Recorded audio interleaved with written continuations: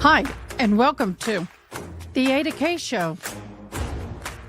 I am Ada K. Brown, and am currently a criminal justice major, and I'm a deaf courtroom commentator. Grab a cup of Java, and let's dive in.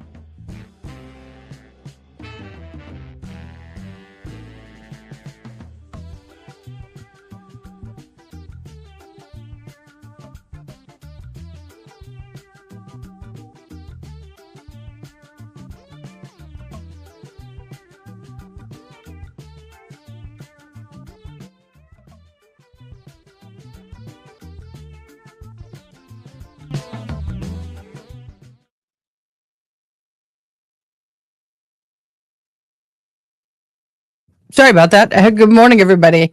Somebody push a button over here. Uh, good morning, oh my lovelies. We are ready for another day of Karen Reed. And yes, there will be another day of Karen Reed. We already have the fans in the courtroom, so we will see what's going on. There has been a lot of crazy talk on X, so we'll see. Today's bingo card is posted. Thank you, June, so much for all your hard work, for our pleasure.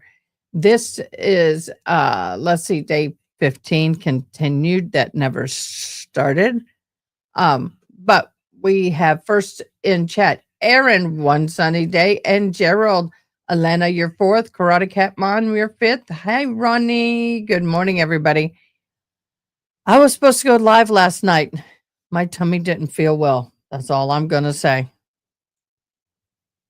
All I got to say. Yeah, up and down all night. It is what it is. But we are going to have my gosh, my brain is cramping. The daughter of where is it? Oh, it's up here. Brenda Deutsch, the daughter of Brenda Deutsch, today at about 3:45 when we're done with today's case. We're going to go into another live. They've got a lot of news, a lot of movement happening. Some of it she can't share. A lot of it she can. So we will be going live with Brenda Deutsch. Trial exclusive one-on-one with her daughter. We're the only channel. Oh, didn't mean to do that. This is not what I meant to do. We will be going live with her daughter. Yeah, yes. There it is. Hey, Elena, good morning. Good morning, everybody. Please share, comment, like, subscribe, become a member, and support this channel. We are a small but very, very active channel. Hello, everybody. We are waiting for the courtroom. Let me get this set up here and get it going so y'all can see.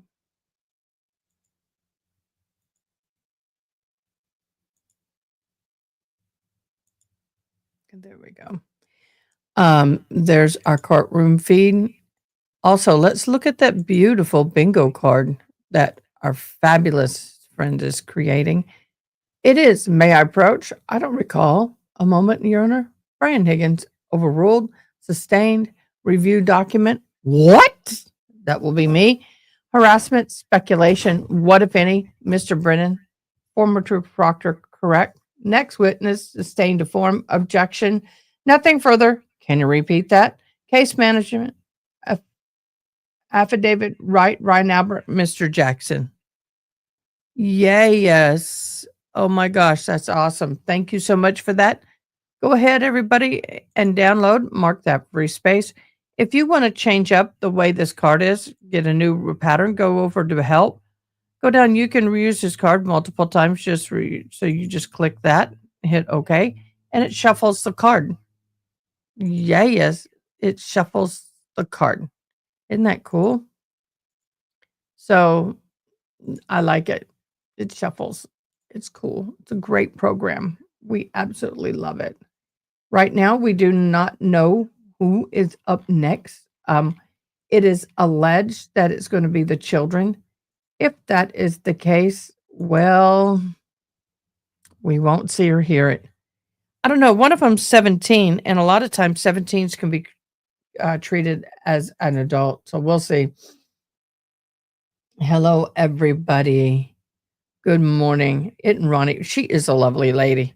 Really love Ronnie. Uh,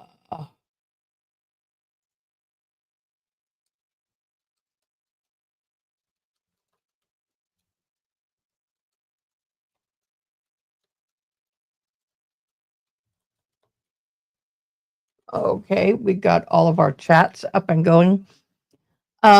X has been a flitter. For those of you who don't know, Aiden Kearney was charged with additional charges for the window taunting. Also, Auntie Bev has 24 hours to change the buffer zone. Yes, she does. That may have been a part of someone may have been sick, but the buffer zone resetment may have been a part for yesterday too. Let me read.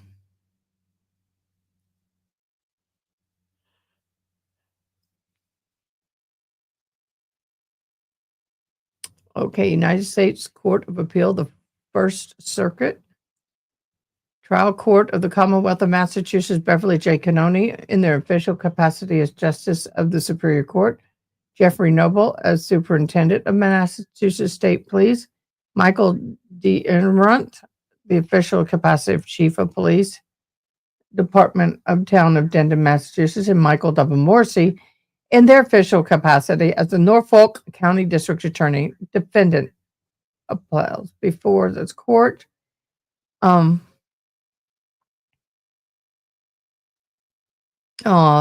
you for that, Elena.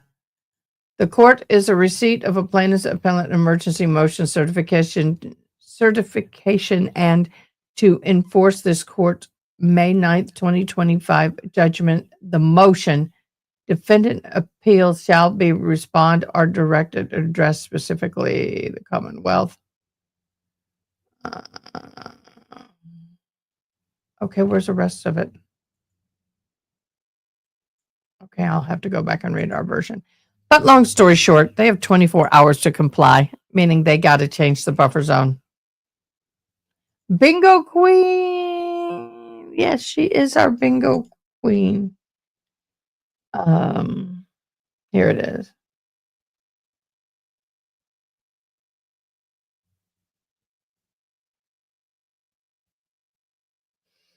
So she has to comply to buffer zone. Okay, now I have to say something. There's a lot of people that told me to follow Jonathan Hall on X for updates on the Karen Reed.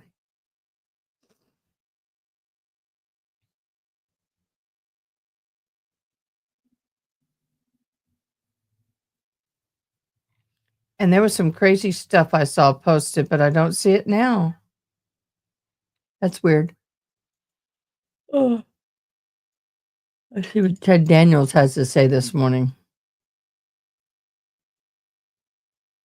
All right, Karen Reed trial. Reed said she is feeling better. She walked into the courthouse short time ago, according to a former coworker of his. John O'Cave's niece and nephew are here. Minors could testify for the prosecution today.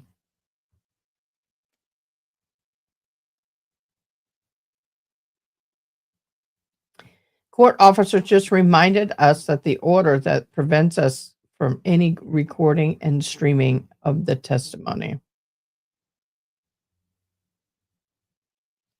So we are waiting, patiently waiting.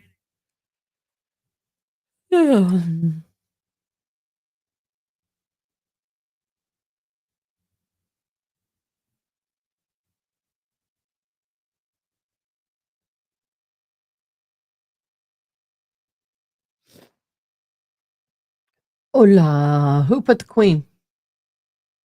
Oh, yep, she is. She's the queen, queen of bingos.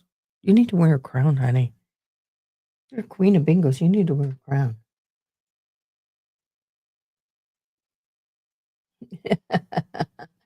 I will try and stay hydrated, Ronnie. I will try. I will try. Breaking news. What are we getting? Breaking news.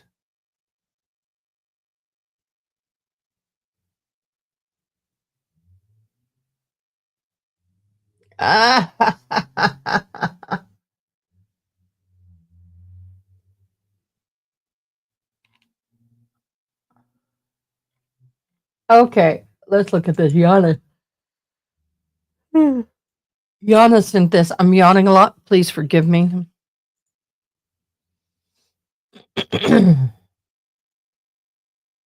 Woodland, Ohio court TV, nearly 2 months after a woman was found unalived in her home under suspicious circumstances.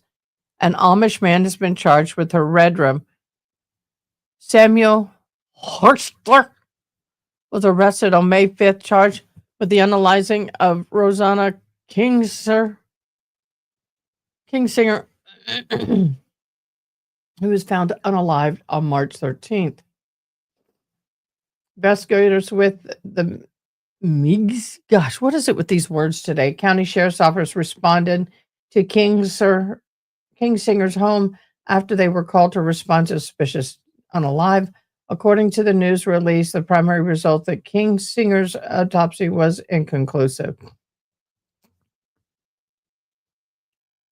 A member of the Amish community where both Kingsinger and Hochstedler, we're just going to go Hoch, lived, that he was the one to find her remains. Moses Troyer said he went to check on Kingsinger after she hadn't been seen all day, was found unalived inside her home with her goat. Was the goat unalive too? Deputies did not release the specific evidence that led them to arrest Hochstetler. I guess that's what it is.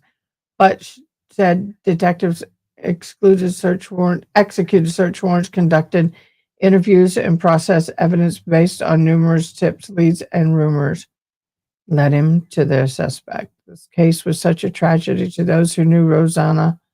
She was a beloved individual in her community. Detectives have worked around the clock searching for answers and were able to get those answers. Hopefully the investigation will help bring some closure to the victims.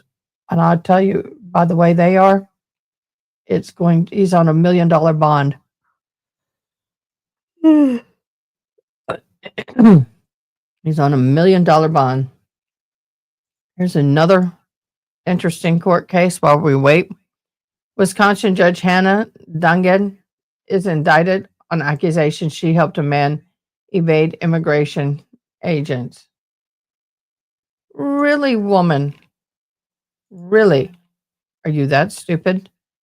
A federal jury indicted Wisconsin Judge Tuesday on charges that she helped a man in the country illegally evade U.S. immigration authorities looking to arrest him as he appeared before her local domestic abuse case.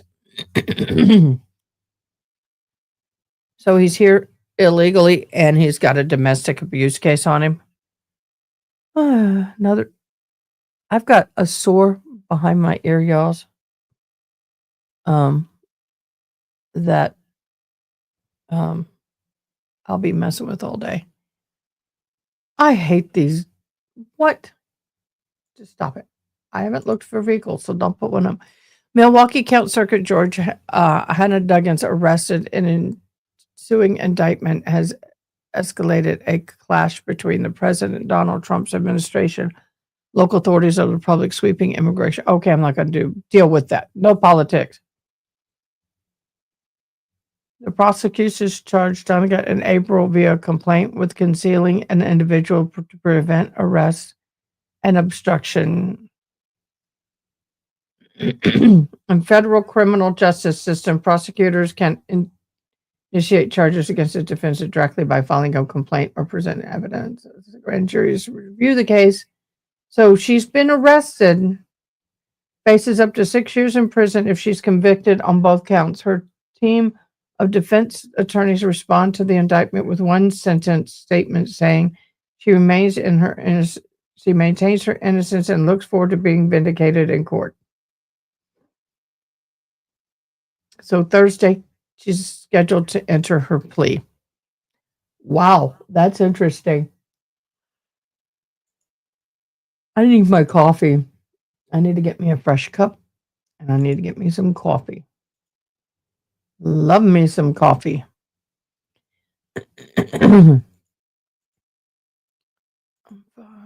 Share. Gerald.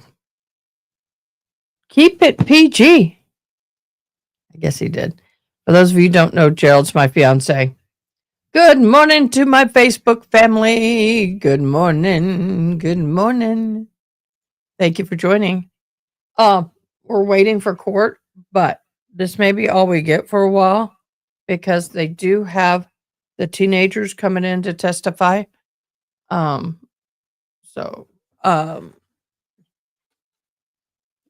don't know. I don't know if I have notes on them. Let me look. Because I know people came out of the courtroom and reported what was said.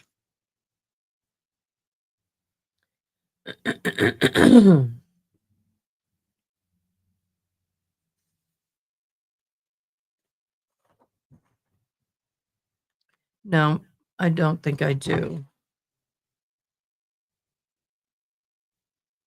I don't think I do.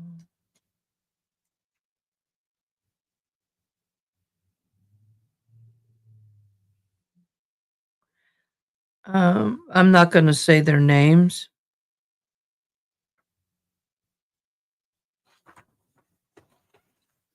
Okay, let me get the update on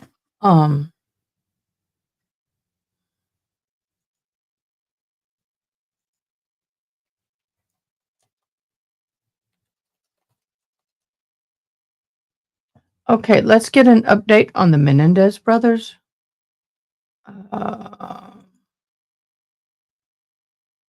11 minutes ago, this came out, almost 36 after Eric and Lyle Menendez unalived their parents with shotguns.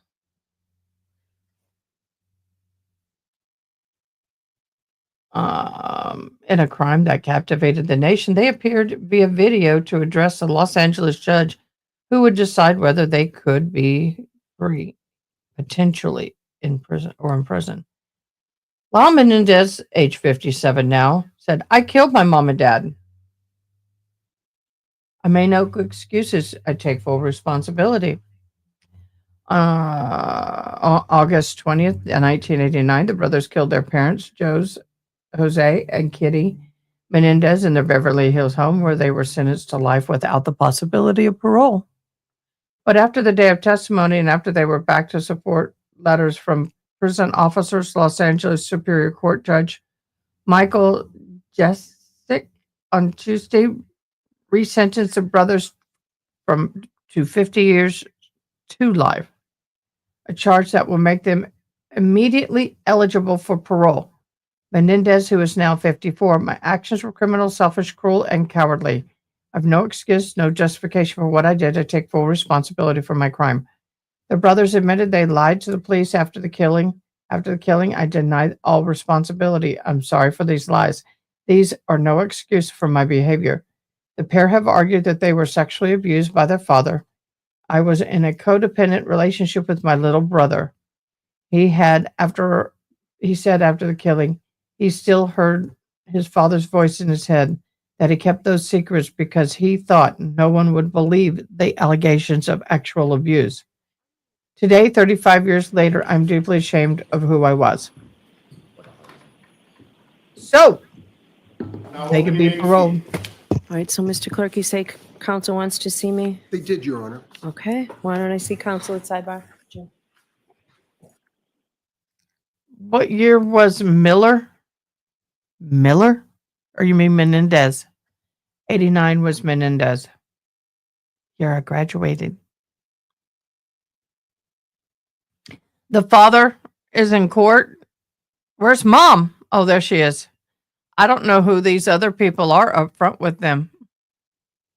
But apparently everybody, it's a full house to support the children.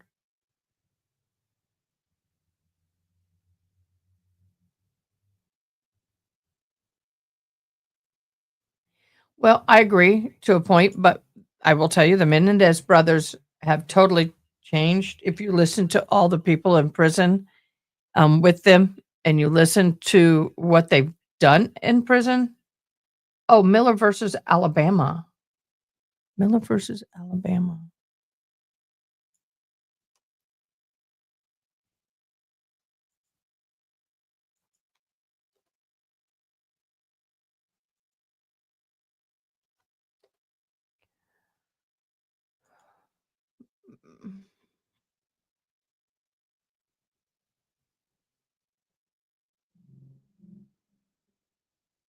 On July 3rd, Evan Miller, along with Colby Smith, killed Cole Cannon by beating Cannon with a baseball bat and burning Cannon's trailer while Cannon was inside. Miller was 14 years old at the time. Oh, okay. Wow.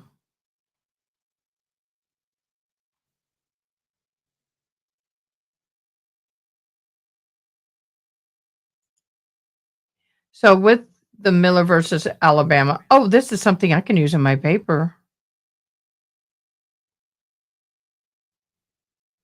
Court struck down status in 29 states providing mandatory life without parole sentences for children.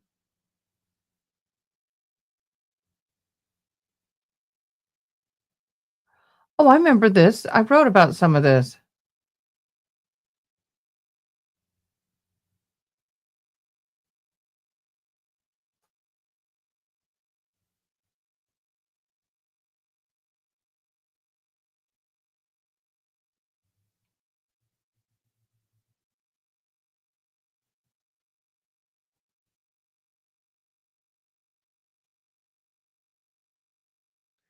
So basically, children oh, sorry, my toe is not happy.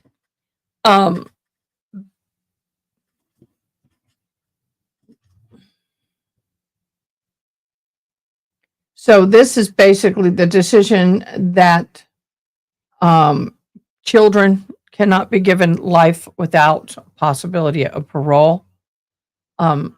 Most states have a adopted this, although some states like Louisiana refuse to apply the Millers to older cases.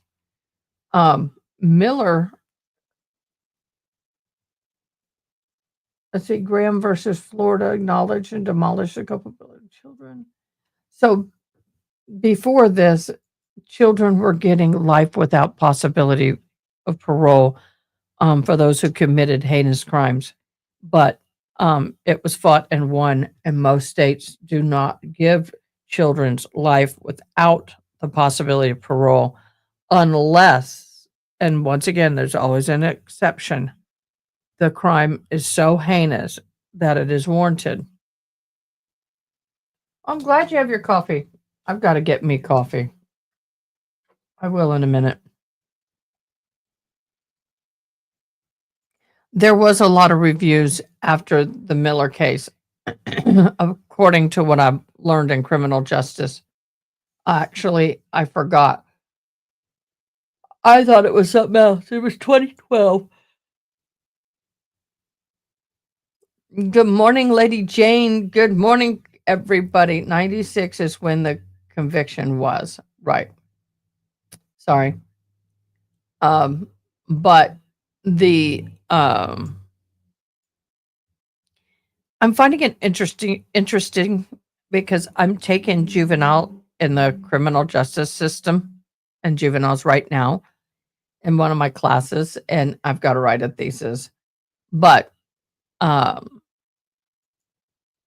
it is quite interesting on what people believe and where people stand with the do we give life without possibility of parole or do we not to minors? And where do we draw that line?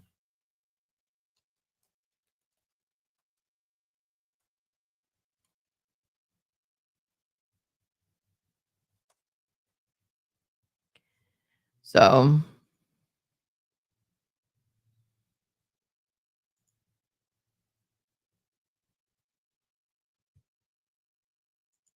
it is what it is.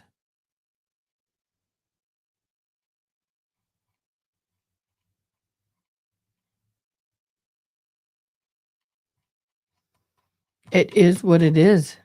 I personally believe that children who commit adult crimes need to be handled on an individual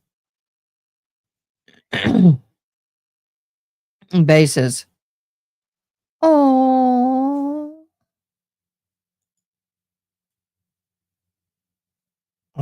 Oh, I don't like this one. We're gonna go something else. Uh, are you kidding? Oh no. Oh no, it ain't.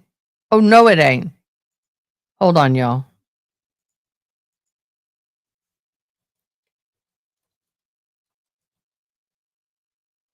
Y'all, it is not. It so is not.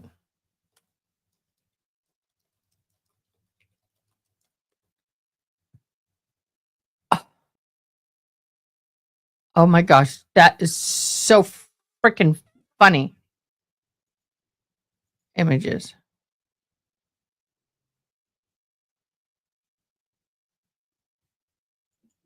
I gotta do this. Y'all aren't gonna believe what today is. Today, guys, is a funny day.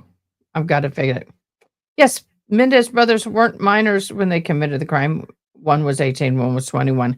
I don't, yeah, that to me is a different story. What bothers me is when you get 12, 13, 14, 15-year-old kids committing these crimes and they are heinous. I will admit they are heinous. But at the same time, their brains aren't developed. They are very, very much easily influenced. So I don't know. I worry about taking a child, especially those who have mental health issues, and um, putting them away for a long time. That really concerns me. Really concerns me. Get out of this. Okay, there we go. What are y'all thoughts about that? Now, the girl that redroomed her mother, that woman, she deserved. Oh, thank you so much, honey boo. I appreciate you. Oh, that rhymed. That rhymed. You're a poet and didn't know it. Oh, I'm a poet and didn't know it. I am a poet and didn't know it. That is so true. Hold on, guys. I'm trying to make something while I'm doing with you guys. No. No, they were 18 and 21. Yeah. Alright, so Karen Reed just left the room. FYI. Quiet to the court, please.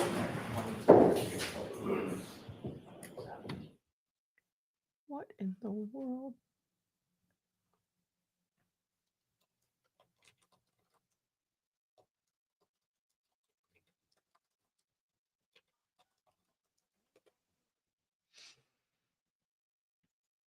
All rise. We'll rise.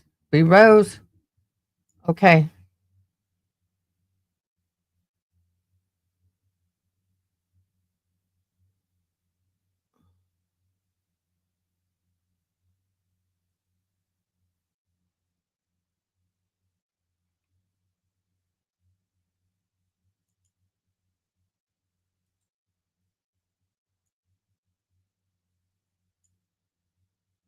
I'm trying to create something fun for us today, and it's not working. I think it depends on the severity of the crime, details that led up to the crime. Exactly. I think they should be given life with parole, but be adults when the case is. Yes. The other thing is that I'm learning. I know it's going to be. It's hot here too, Ronnie. I was like, no.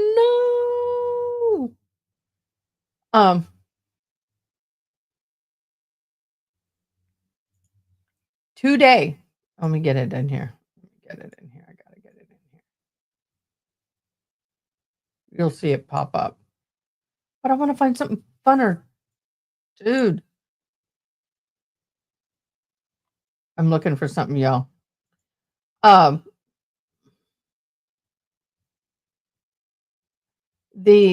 The thing is that bothers me is they are putting these children who have been convicted to lifelong sentences. Okay, I like that one. Lifelong sentences. They are being sentenced like adults, and they are being put in an adult facility. I struggle with that. I do. Let me see back what everyone looks like. I really do. And it bothers me because the facilities are not capable of handling these children. And a lot of the children do have mental health issues. A lot of times that's because that's what they did. So for me, in my humble opinion, I think that they need to have facilities that actually are designed for youth with life sentences. Unfortunately, that is not the case. And a lot of them end up at 16, 17 years old, 15, some of them in an actual adult facility, which is mind boggling to me.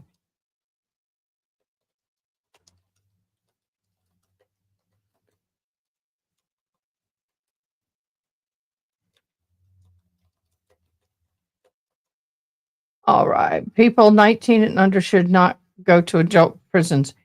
I don't disagree with that. The issue is we don't have facilities, number one. Number two,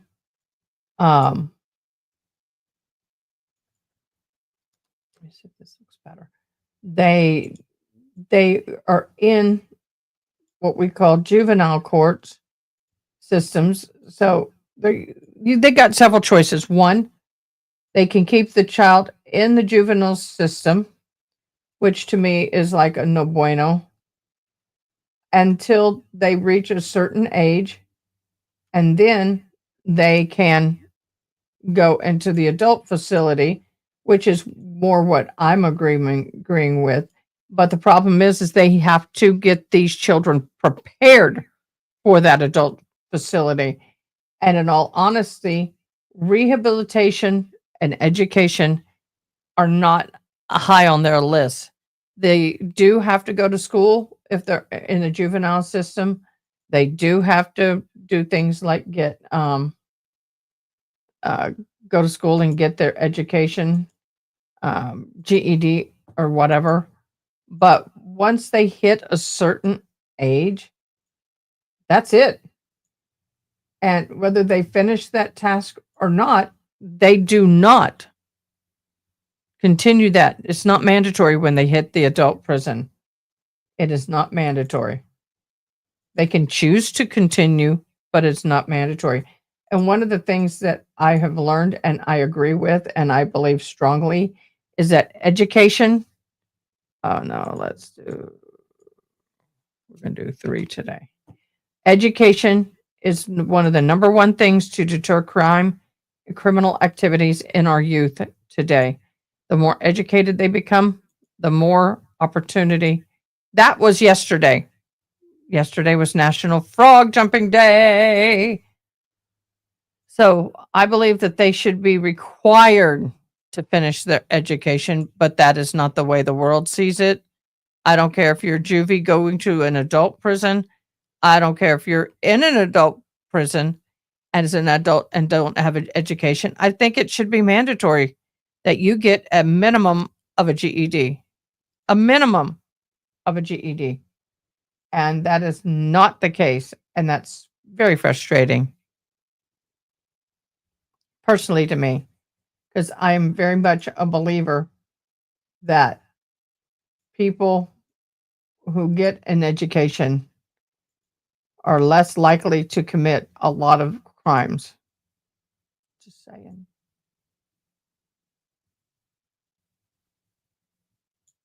I need to do that. Make sure I got that erasement. Oh no, that's going to be above her head. I'm working on something, y'all. For you guys, I'm trying to make something for you guys. By the way, I want to say thank you for everybody for being here. Y'all are amazing. We greatly appreciate you. Look forward to you every single day. Download. Yes, I'm multitasking at the same time. I am multitasking at the same time. Oops, Control Z. Space 3 into you. Yes, I want to use that one. I'm going to replace that one. I'm going to use this. Okay, I'm waiting. Short break while jury enters. Okay, y'all. Today is National Dance Like a Chicken Day.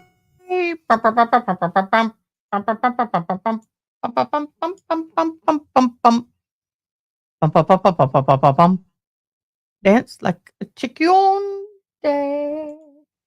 I have to make an adjustment, y'all. I'll refigure it. I always have to pop it up so we can see it.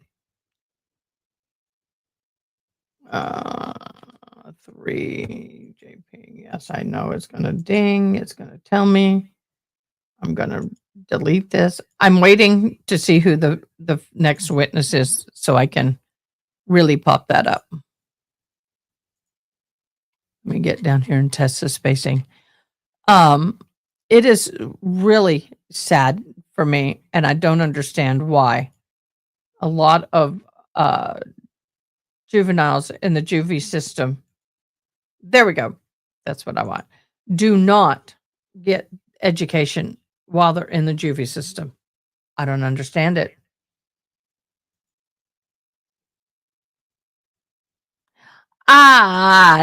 No.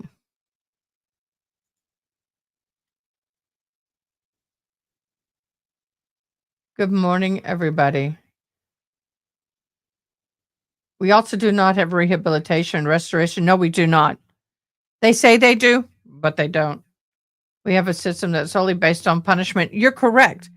And the thing is that it is so difficult because statistically it shows that those who actually go through true um, rehabilitative programs have a lower I can't say it, recidivisness, repeat offenders, um, than those who go through the strict punishment phase. It's interesting that I had to do all this research and read all of that stuff. And but when you look at the theory versus reality, it is so vastly different.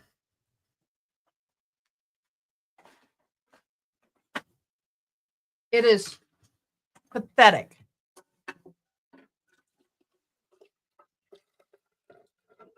Oh, I just poured hot water all over my desk. Here they come, y'all.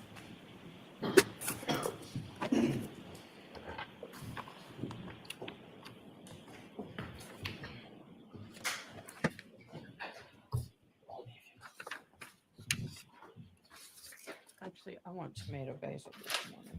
That's what I want.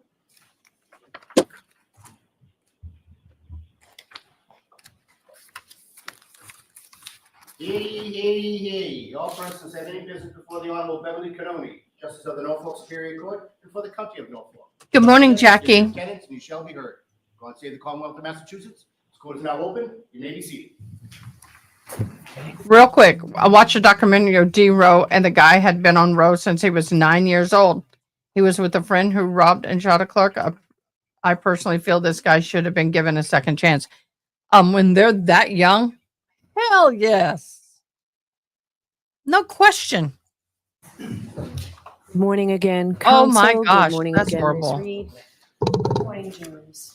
Good morning. Good A couple of things. morning. We appreciate Good your morning. patience this Good evening. morning. I told you the other Good day that morning. we're trying to cut back on sidebar conferences. So we took some time now to address issues that we would have otherwise had to do that way. So we do appreciate your patience. And also, I really appreciate your patience about and understanding about yesterday. Sometimes during trials, things come up that are completely unavoidable. And I tried to cancel you as soon as we could so you wouldn't even have to come to court. So I appreciate that. I do have to ask you those questions. Were you all able to follow? Okay, while she does that, it is quite early for that. But understand, my heart goes out to a lot of these kids because they're a product of their environment. And that is the fault of the parent to a large extent. Not all, but a lot of them. We are a product of our environment. And if we grow up seeing mommy and daddy revolving through the jail system, then that's what we're going to do. All right, can we have our next witness, please? All right, may I? Yes.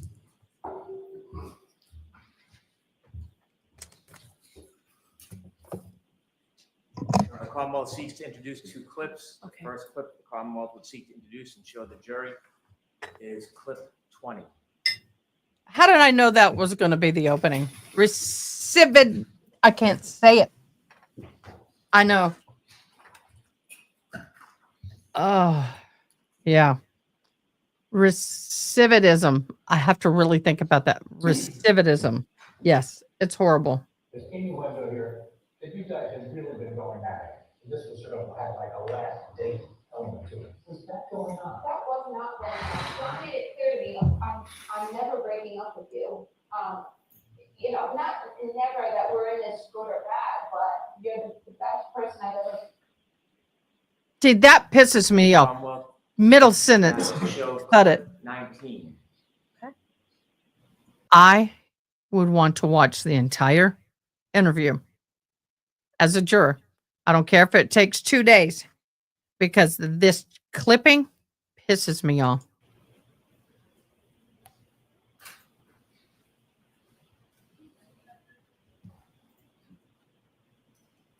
I don't think, I don't see how John would have known about my text with Brian.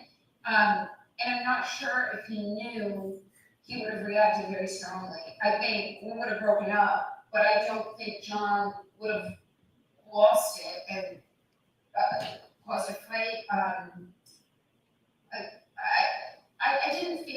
his emotions with me, got really strong. Thank you. I know, but some jurors may say, nah, I'm good. I'm going to go. I'm not. We're watching all of it. All right, Ms. McLaughlin, who is your next witness? Your Honor, our next witness is a juvenile by the name of Miss Kaylee Furbush.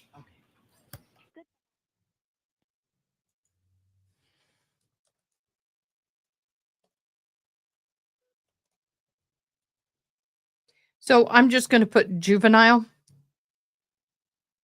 Hopefully I spelled it right. I hope. I hope I did. I'm bad with spelling, y'all. Oh, that is so funny. That's a good one. That's a good one, Gerald. Good. Well, why don't you get dual? Why don't you get dual? You can get dual. Come on. We take you. We take everybody. But we really will take you. No, I say we take everybody. I got to be careful with that. But no, we'd love to have you. You would be a great addition to our country. Yes, you would. Ah! That's funny. I don't know what happened last night, but I came in and everything was shut down. So he was number 21, I believe. Yes. I don't know what was the last name of the girl.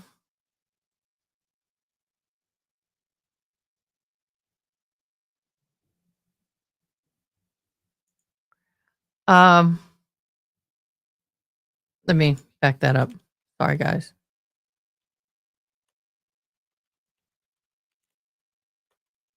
Because I need to put it on the list.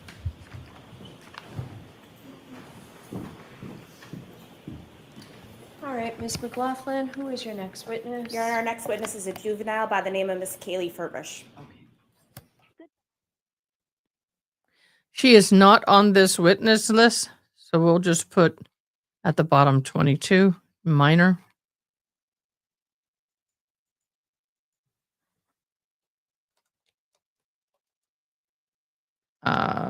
Number 1, minor number 2. Number 2. And then that way I'll put 22 and 23. That way we keep our tallies.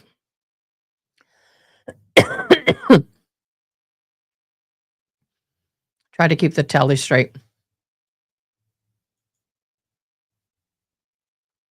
I'm trying hard. There, that's what I need them to leave down. Okay. They named her. I can't believe they did it, but that's where we're going to stay for a while. I don't think they're going to be up there long. They weren't last time.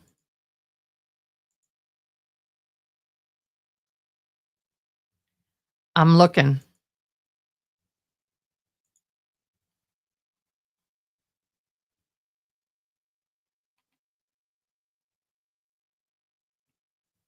There they are.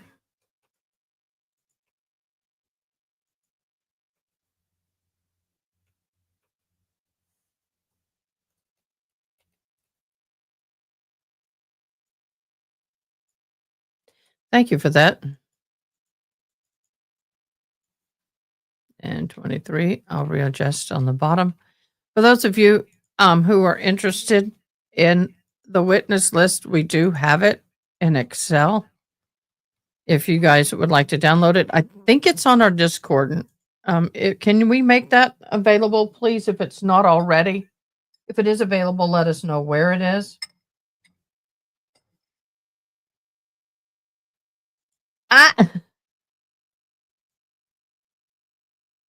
Well, there you go.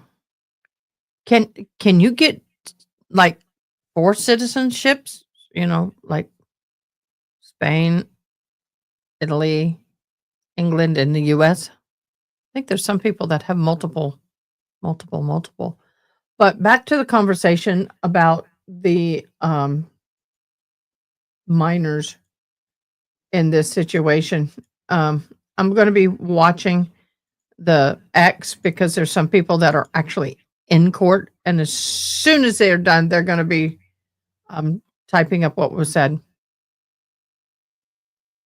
Thank you so much, Ronnie. Go to our Discord. If you have not been to our Discord, please go to our Discord. Here's our Discord. Go to our Discord, log in, register your account, validate your account, and then go into member chat, and it will be a member chat. Member chat's a good place. What? Oh, that was in another program. Okay. So that way you guys can access it in our Discord. I would think you could. I would think you could. But let's go back to this situation with these kids. We have watched several trials with children, and I've kind of held my tongue because I just did. But now that the trials are over, I can say this. The kids that walk into the schools and unalive people, I think that the system needs to create a better punishment platform for them. I really do. If there is true mental health involved, like with the Crumbly child, I think that they should be given a possibility for a sentence adjustment in the future, which means, for example, he's 15 years old. He unalived kids in schools. He deserves to be behind bars for a very long time. But if there's proven mental illness that affected him, oh, no problem. You got time. It affected him and his ability to make rational decisions, then I believe they should go through therapy. They should, and actually go through therapy in the prison system as it sets. I'm Kelly in New York, covering a Diddy sex traffic trial. You're watching Court V, your front row seat to justice. What bothers me with this is that there is no real treatment for these children in juvie or adult prison. I think that they should have special places like a state hospital for these children to go to, and that they can receive the medical help needed. A lot of people think state hospitals don't do anything. I've worked at one. Some of them do.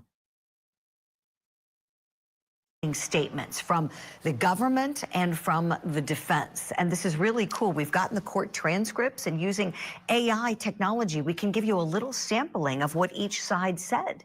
Here we go. Oh, God. This AI is in Sean the court? Combs. To the public, he was Puff Daddy, or Diddy, a cultural icon, a businessman, larger than life. But there was another side to him, a side that ran a criminal enterprise. During this trial, you are going to hear about 20 years of the defendant's crimes. But he didn't do it alone.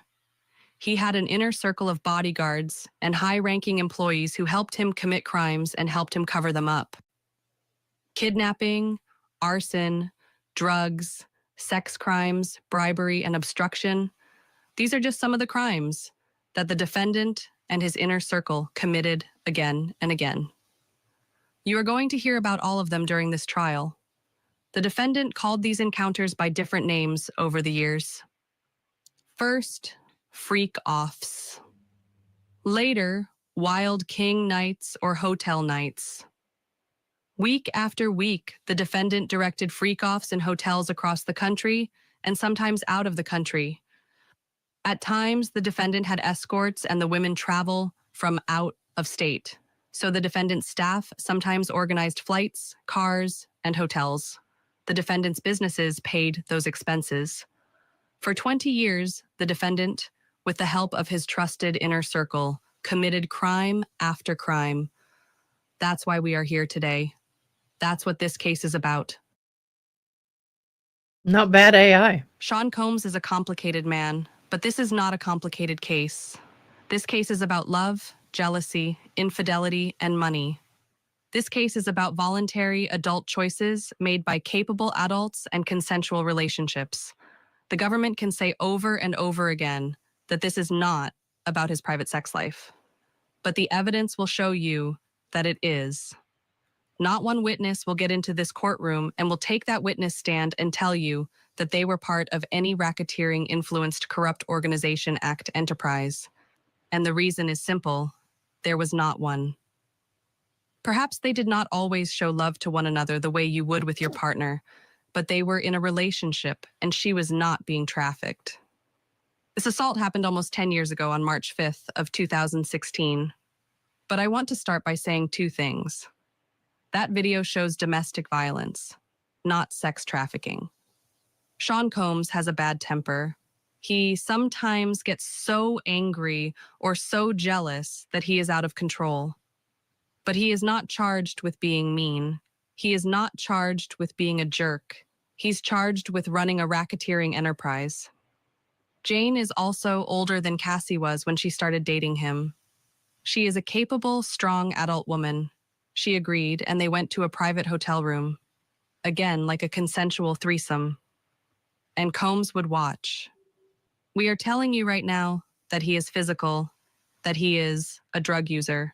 And I'm telling you, he had a bit of a different sex life. Is that a federal crime? When you hear from the witnesses who testify here who will tell you they were victimized, and you ask yourself, what is their motive? For many of them, the answer is simple: money.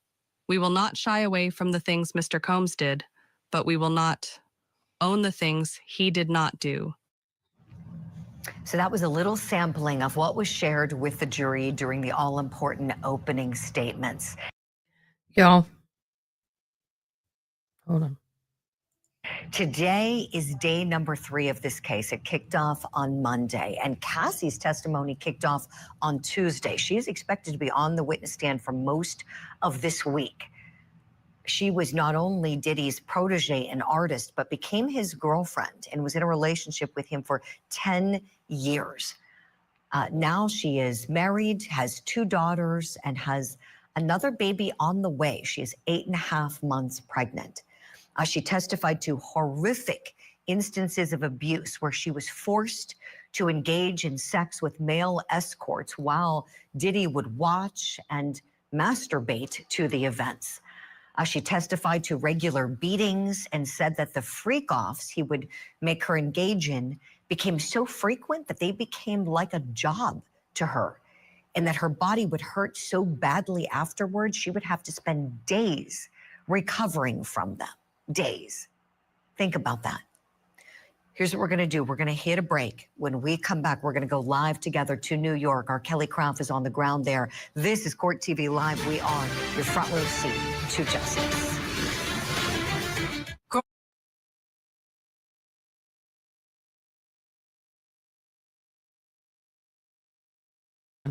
My daughter just called and she told me she finished her final Spanish exam in college, right? You don't have to take how many? And then in high school. She's had 4 years of Spanish and she's done. Now, baby, can you really speak in Spanish? Because I've never heard you. I have someone right now. You won't believe this. I'm not going to put you on the spot. But Elena is from Spain, watching right now. Yeah. Yeah. So you're not learning you're not learning Tex-Mex Spanish. You're learning the Spain Spanish. Oh my gosh. Well, babe, I'm going to let you go. I will go. What's your schedule today? Can I call you this early evening? All right. I'll call you later. Or you call me later before you go to bed. I love you, babe. Proud of you. Bye. My daughter is, oh my gosh, she has gotten all A's in her Spanish, but wow, it has been difficult And she says what's frustrating is that she's loving learning the language. Hold on. Can you open the shop, please? It's 9:00. She loves the Spanish. You dream in Spanish occasionally. Oh, that's cool. She doesn't mind learning the Spanish, but the problem is it's not what's used here in the US or in Texas. So she still she can't understand half of what's being said by her friends who grew up speaking I guess Tex-Mex. I don't know. It's not Tex-Mex. What do you call it? It's the Spanish language, the Spanish that is here in our region. Yeah, that's going to be a concern. That's going to be a concern. Well, and let's talk about Puff Diddy for a real quick minute, and I'm sure I just got me a copyright strike. Let's just talk for a moment about this situation with P. Diddy, and understand I am not going to go deep into this case.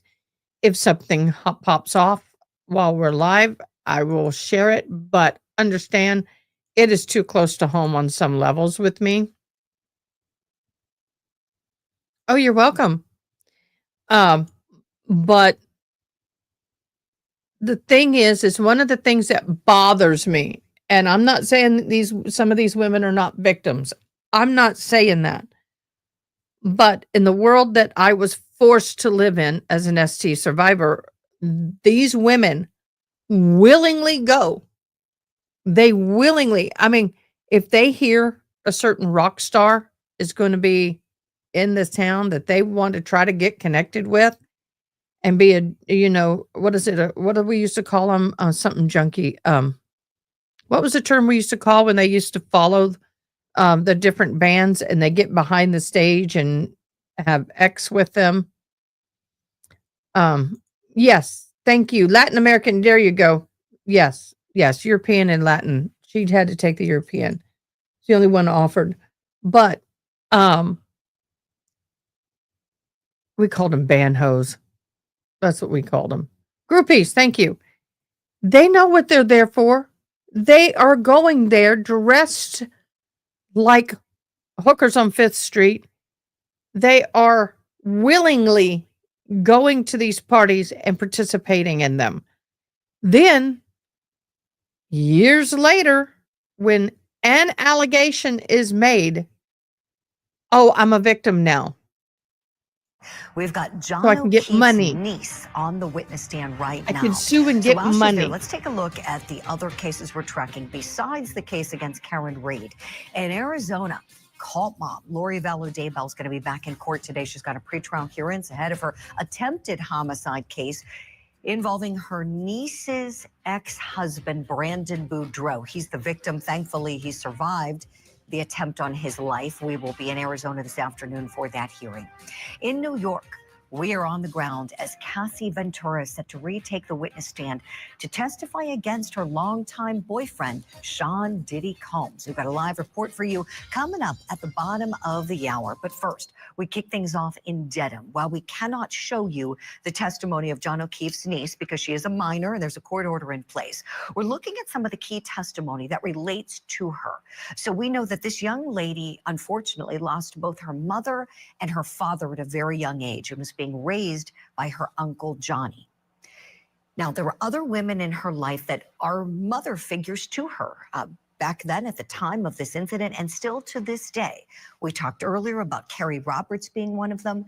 The other one is Jennifer McCabe. She is like a mother figure to this young lady. And she's also a key witness in the case. Why?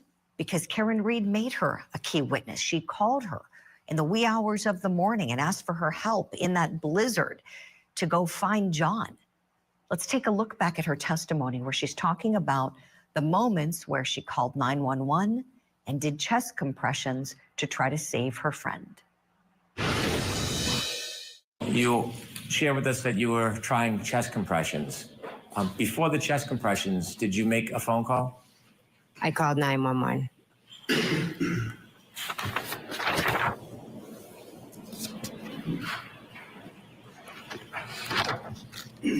I'd like to move to introduce a copy of that 911 call. I'll be right back. Okay.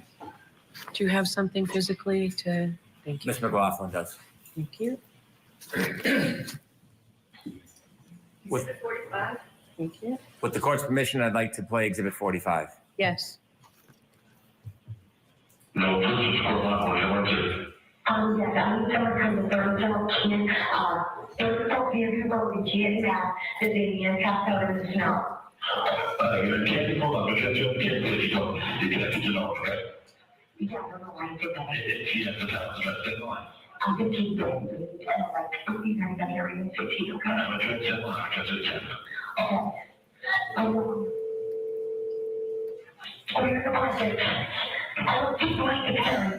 911, what's your emergency? I need someone to talk immediately to Third Floor, Canyon Road, Canyon now. What's going on? There's a guy unresponsive in the snow. Is it still 34? Yeah, third floor, the Alpha resident, yeah, I just pulled up and found it. Okay, 34 Fairview? Third floor, Canyon, Canyon now, yeah. 911, that's under order, where's your emergency? I don't know. Hello? Yes, I'm sorry, can you come to 34, Fairview Road in Kingston? 34 Fairview? Yes, there's a man unresponsive in the snow. Okay, and what else? He's gonna be here, okay? Okay, what's going on? Is he face down? We just switched him over. Okay. And who's that in the background? Is that someone related? That's his girlfriend, he's still on the seat. Okay, how old is he? John is 46 years old. 46, how long has he been outside? I don't know. I don't know. He got out of the car and I could have been a couple of hours. Is he Jerry? Is he? I don't know. I don't know if he women. There are two women trying to. It could be body and then it's circle. Okay, can you just try to ask him? I know it's tough, but we have to get the fact I'm going and then just get it. Is he breathing? It doesn't seem to be breathing. Okay, do they know how to do CPR? Do they want to attempt CPR? Yes, he's got to do CPR. No, I guess he's gone. Okay, they don't feel comfortable doing so? No, I think he's passed away. Okay. All right, we have the fire department and the police department on the way. If everyone's declining CPR, then I'll hang up with you and if anything changes, you can give us a call back. Where are you guys upside? I'm right up front. I know, Mom, I'm home with the injuries. I know.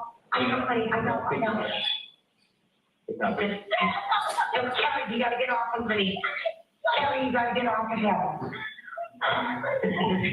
You know if there's any alcohol or drugs involved? He had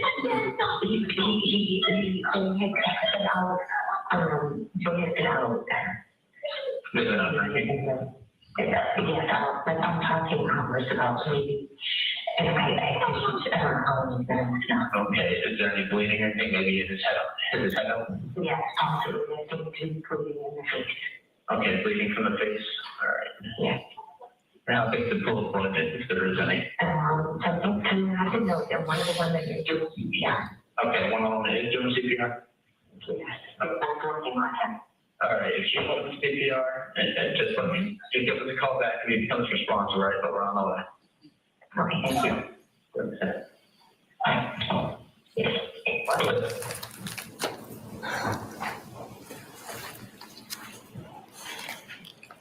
Ms. McCabe, describe your mental state when you were speaking to 911. I guess the best way to describe it was I was in shock. My heart was racing.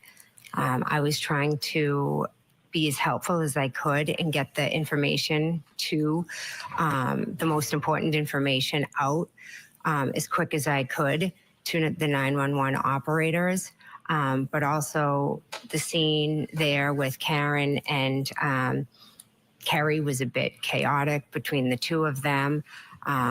So I was just trying my best to be as calm as I could, to get help there as fast as I could, and to answer their questions the best that I could. Before you told the 911 operator John O'Keefe's name and his age, you said there's a man in the snow. Do you know why you chose those words? I think I just wanted to get out the the most specific details. So a man in the snow versus, John O'Keefe and into a story. I think I just get the details to them as fast as possible to get help there to him as fast as possible. When you told the 911 operator that your friend John O'Keefe was the person lying in the snow, how did you know his age? We used to joke because he was a couple months older than me. So I would, say, oh, well, you're older than me. It was a silly little thing between friends. When you called the 911 operator, had Kerry and the defendant already been around or near John? Yes. Do you know if they had begun trying CPR before you called 911? I'm not sure if they had, because Karen had straddled him and was lifted her shirt, was warming him up, and then Kerry was yelling at her to get off. And I think when Kerry got the blankets and was trying to put him under John, I think as she started to move him and wipe him, blood started to come out. And then Karen was afraid that he was going to choke on his blood and wanted to move him on his side. But then Kerry was yelling at her, we can't move him. And this was kind of all going on while I was talking to 911. You described what you saw and you said at some point he was bleeding from the face area. Was that before or after he was moved? After. Before he was moved, did you see any active bleeding? No.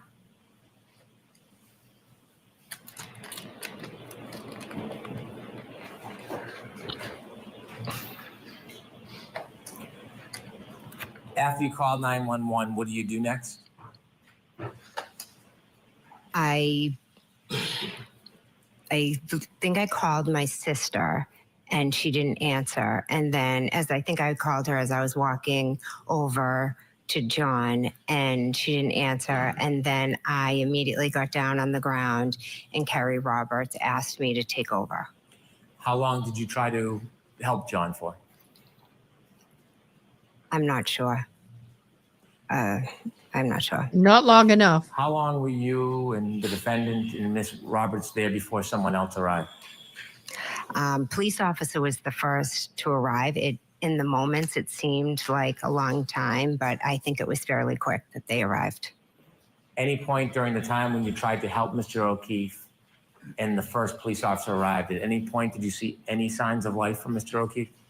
No. When the police officer first arrived, do you remember what happened next? I remember it was very chaotic, but there was talk about a spotlight. And I remember, I think I got up and ran to kind of wave to get the police officer's attention so he could see where we were. And then what happens? The police officer, not sure specific, I do remember him asking about John. I think he said, is he a drug user? He was just asking some basic questions. And what's the environment? What's going on around you? Karen's just running around crazy, like just yelling, screaming, kind of like a ping pong. What are you trying to do? I was just trying to talk to the officer. I guess I just went into this like type of mode of, all right, I have to just talk to him, get the information out, figure out like how we can best help John and like what happened to him and try to save him ultimately. And what happens next? More officers begin to come, fire and EMT. So the scene becomes active with a lot of different presence. John, I think they lift John onto a board at one point. The officers are asking us questions. Karen's kind of coming over, talking to the questions, and then kind of just running away. And then she just runs back over. She's doing a lot of screaming, a lot of repetitive, is he dead? Is he dead? Is he dead? Could I have hit him? Did I hit him? Kerry, I think, Kerry's off kind of making phone calls, I believe, to John's family. All right. And as I noted, Jennifer McCabe has been somewhat of a mother figure to John O'Keefe's niece and nephew. She's been a dear friend, a family friend for an awfully long time. And she was at the time of this incident, still continues to be today. Remember, these children have suffered immeasurable losses in their life, losing their mother, their father, and then their other father, their Uncle Johnny. What kind of weight will the jury give their testimony? John's niece is on the stand right now. Let's bring in our legal analyst this hour. He's a practicing criminal defense attorney and a former prosecutor. He's also been a professor too. Franz Borghardt is with us. Franz, let's talk about the kids who are now teenagers. What kind of weight do you think the jury is going to give their testimony? So kids generally have credibility. That's not to say that they don't lie. It's not to say they don't make up things, but generally they have credibility. And by the way, these kids have and I say kids, these young folks have no reason to lie. Now, I know that there are some Karen Reed supporters that would probably disagree with me on that point, but I think that they're going to give them a lot of weight. But that also makes the defense cross-examination a landmine, because if they come across too aggressive with these kids, I think the jury will sympathize with the kids and alienate and be alienated from the defense. So, at the end of the day, this is not the nail in the coffin for the defense, but they just need to be very cautious and careful with these witnesses. Right, Franz, I'm with you. I've been thinking a lot about it and how I wish we could have the benefit of seeing it in some way. I certainly appreciate that we need to protect these minor children. We would not broadcast their testimony. In fact, there's a court order in place that we can't. I didn't watch it, hon. It would be you want to great catch to this see up? it. Of course, we want to see it to just understand the story, their perspective, the trauma they've been through. Tell me, Franz, if they don't offer anything that chips away at the defense theory, and let's say the testimony is more strictly focused on things that don't deal with the incident in question, how might you handle that if you're the defense lawyers? Well, you don't have to cross-examine every single witness. There are times in a case where, in fact, if it doesn't hurt me, I'll just say thank you for being here and we'll move on to the next witness. I suspect they won't do that, but here's the thing. Not everybody who is a witness for the Commonwealth is a villain. And if you try to make people who are not villains into villains, again, you're gonna alienate the jury and you're gonna come across a way that is not beneficial to Karen Reed. So, ultimately, if these aren't really witnesses that are gonna hurt, leave them alone. Now, I suspect what we will actually hear happens is any way the defense can use these witnesses to create contradictions with Jim McCabe or any other witness, that is the way to utilize them, right? Because contradictions is sometimes a pathway to reasonable death.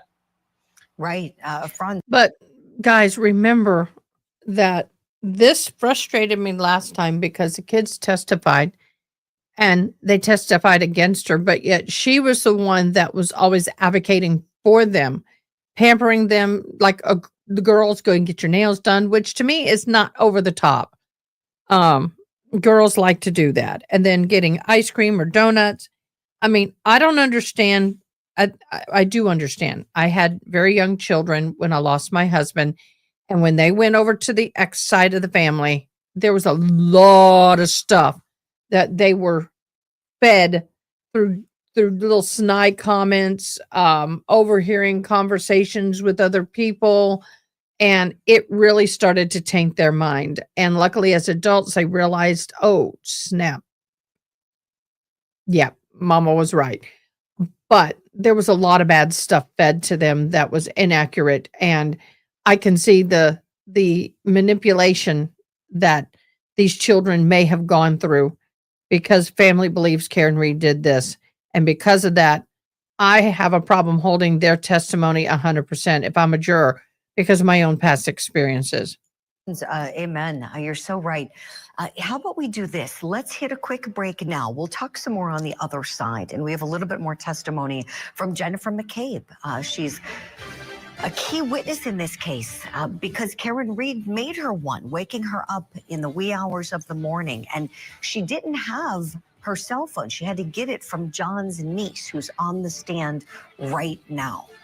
This is Court TV Live. We are your front row seat to justice. Is Karen Reed a killer girlfriend? She's guilty. Or the scapegoat in an elaborate cover-up? Karen Reed was raped. Karen Reed is accused of murdering her police officer boyfriend. And stated repeatedly, I hit him, I hit him. She may end up taking the stand. Her first trial ended with a hung jury. They haven't proven anything. Will a jury finally agree on a verdict? We know who did it. I'm not saying they're going to lie. I'm not saying they're going to lie at all. What I am saying is adults have the ability, especially with young children, to alter what their reality is based on what we tell them and how we behave and what we feed them. Children, we all have our memories, but we can shape and form those memories and manipulate them in ways that benefit us in these situations. Yeah. And it's not that they're lying. It's just they don't know they've been manipulated, or they believe they take on memories that aren't actually there because an adult has said it over and over and over again. So example, kid walks in the kitchen, takes out a cookie, leaves the kitchen. Mama comes back, the cookie jar's broken. She blames the child. She tells the child, I saw it, whatever. When you ran off, you knocked it off, you didn't know it, blah, blah, blah, blah, blah, blah. And over the years, that child really believes that they're the one that broke that cookie jar, and they take on, oh yeah, I remember. Yeah, it fell off when I left. I grabbed a cookie and ran, and it knocked it off.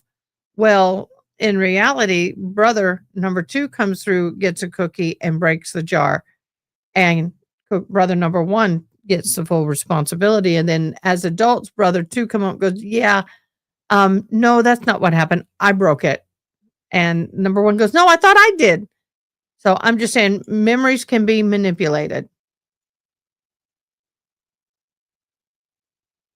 What they've seen, heard, or been told. Just saying. Of Boston police officer John O'Keefe. We just played some testimony from witness Jennifer McCabe, one of his dear friends and someone who's been a mother figure to his niece and nephew since the passing of their parents and since John was taking care of them. Live right now in the courtroom is John's niece on the witness stand. We just can't broadcast her testimony. So we're looking back at Jennifer McCabe's testimony. And this is a live look at the courtroom. So we have to be directed there to the ceiling. We cannot show these minor children, but our team is there and we're getting notes on their testimony. So we'll have notes, we'll have an update from our Matt Johnson, who's in the courtroom, and we'll share with you all of the details that John's niece is sharing. Now, let's go back and watch a little bit more from witness Jennifer McCabe. This next clip that you're about to see is from some of the cross-examination done by Karen Reed's attorney, Alan Jackson. There's also a connection to Canton Police Department through Kevin Albert. Is that right? Object. Can you answer that? Is there a connection? Do you have a connection with the Canton Police Department through Kevin Albert? Not with the police department, but Kevin Albert is Brian Albert's brother. Right. And Kevin works for whom? The Canton Police. Thank you. So you've been interviewed many times by different law enforcement agencies, be they Massachusetts State Police, Canton Police, or otherwise, correct? Yes. Okay. Those interviews have not just been over the period of weeks, it's been over the period of weeks and months and even years since this occurred, correct? Yes. You were contacted by another law enforcement agency that was not Massachusetts State Police and not Canton Police Department at one point in April of 2023. Do you remember that? Yes. I want to talk for a second about that series of interview, or that interview. You were contacted at your residence by these members of this law enforcement agency, correct? Yes. All right. Later that same day, you did sit down with those same law enforcement officers for a formal interview. On that same day that you were contacted by them, they also went into your home and actually interviewed you, correct? Yes, it was brief. All right. Those law enforcement officers identified themselves as being associated with an agency that is not Massachusetts State Police. You understood that.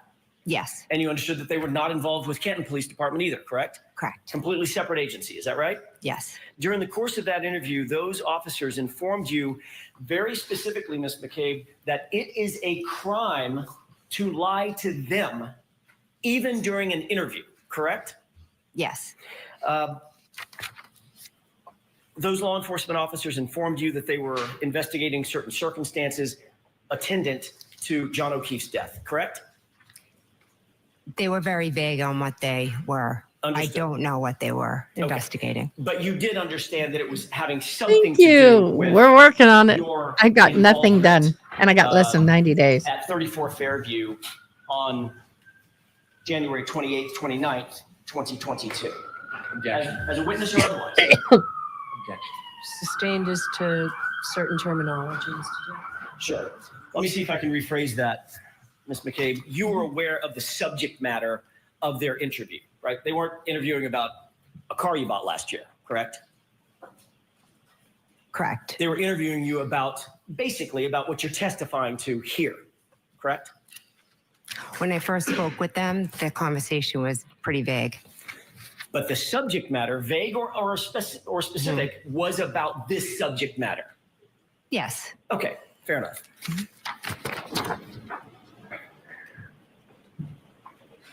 They first contacted you telephonically, called you on the phone. Is that right? Actually, they walked up to my car. They walked up to your car? Yes. Okay, that was the very first introduction, correct? Yes. At that point, they had not identified themselves, correct? They didn't know. All right, and at that point, you told them that you were not Jennifer McCabe. They asked you who you were, and you said, I'm Nicole. I thought they were like selling something, so I was like, oh no, I'm not the homeowner. Fair enough, fair enough. However, after you said, I'm not Jennifer McCabe, you walked into the house, they then called you on the phone. Yes. They were still sitting outside your house. I don't know where they were, but they did call me. They were close by. I'm not aware. Well, the call came almost immediately after you walked back in the house, correct? I'm not sure how much time had passed. Give me an idea. It wasn't an hour. It was No, it was 5 or 10 soon minutes. after. I'm just not sure. I can't tell you where they were located. I'm sorry. Okay. They told you that they would, at that point, they identified themselves as being law enforcement agents, correct? When they called me, yes. And they told you at that time that they were not with Canton Police. You knew at least they were not with Canton Police Department. They were not troopers with Massachusetts State Police, correct? Yes. Okay. And they told you that they would like to have an interview with you. They'd like to have a sit-down talk with you, correct? Yes. You told them that you would be willing to submit to an interview, but you needed about 10 minutes to get ready, correct? Yes. You ultimately did allow them into your home, and you did sit down for a formal interview with them, correct? Yes, brief, but yes. And it was during that formal interview inside the home that it was explained to you that it would be a crime for you to lie to them on any material issue, correct? Yes.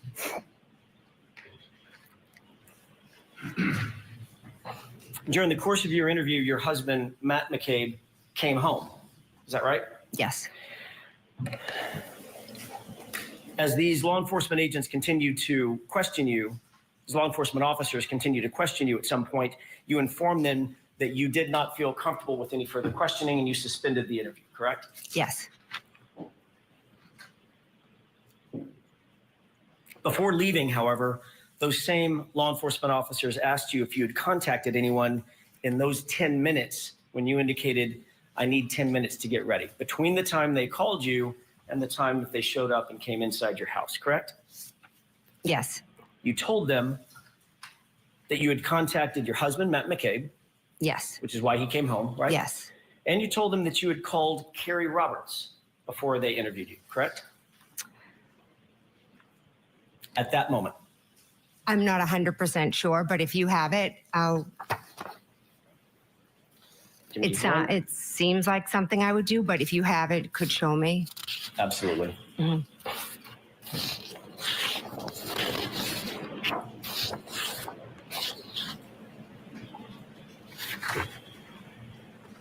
I may have just a moment, Your Honor. Okay.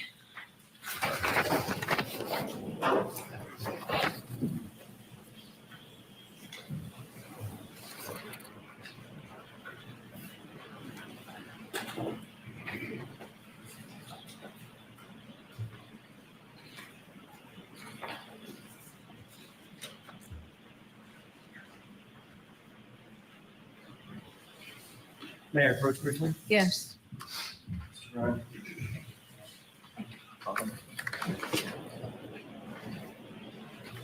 First, I'm going to ask you, Ms. McCabe, if you recognize that as being a report of that interview, just generally. Yes or no? It appears to be, yes. All right, we're going to step aside from Dedham, Massachusetts, hit a break as John O'Keefe's niece is on the stand right now. We're monitoring that courtroom and another one in New York City. Diddy's federal sex trafficking case in day number 3. And Cassie Ventura is back on the witness stand. We'll have a live report for you next.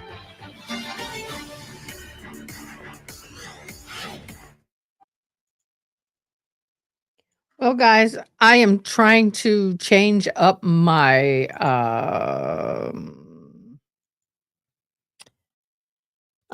what's the word I'm looking for? Styles on my thumbnails, because some people are like, Bodeaux.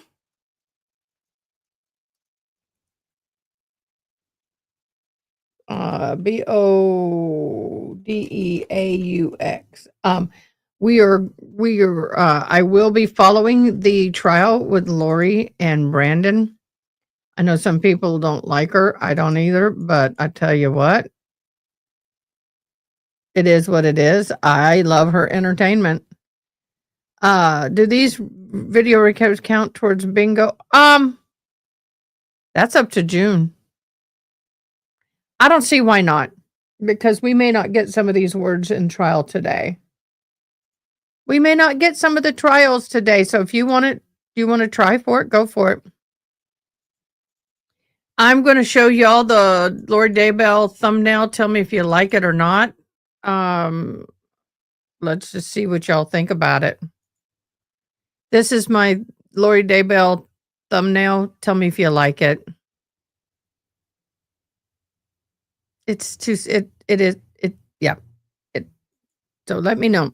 By the way, happy Chicken Dance Day. I want to find the music and play it, but I don't know if I'll get copy stricken. I don't want to get copyright stricken. So if I can find royalty free, I'm looking for royalty free chicken dance music. Let's see if I can get it.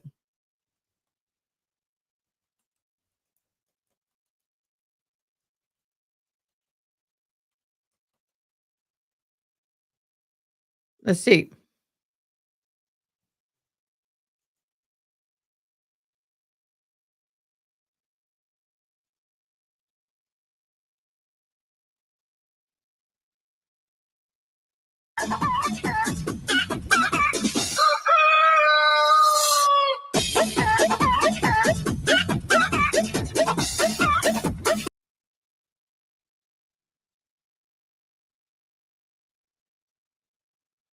Not what I was expecting.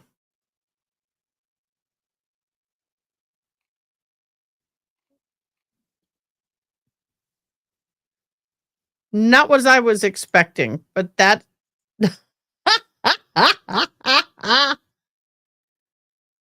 Oh, well, they can't be videoed. If they are videoing and producing and selling, yes.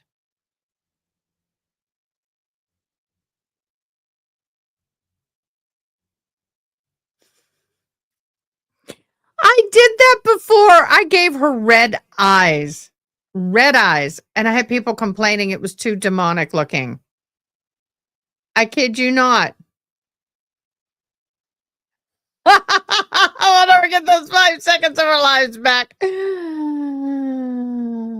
Oh, y'all. Well, here's the one I used last time. Let me pull up the last time one. This is the last one I did. That was the one I used last time. But all of my thumbnails that I've had saved in Canva, so I could just go back and manipulate them, have all disappeared.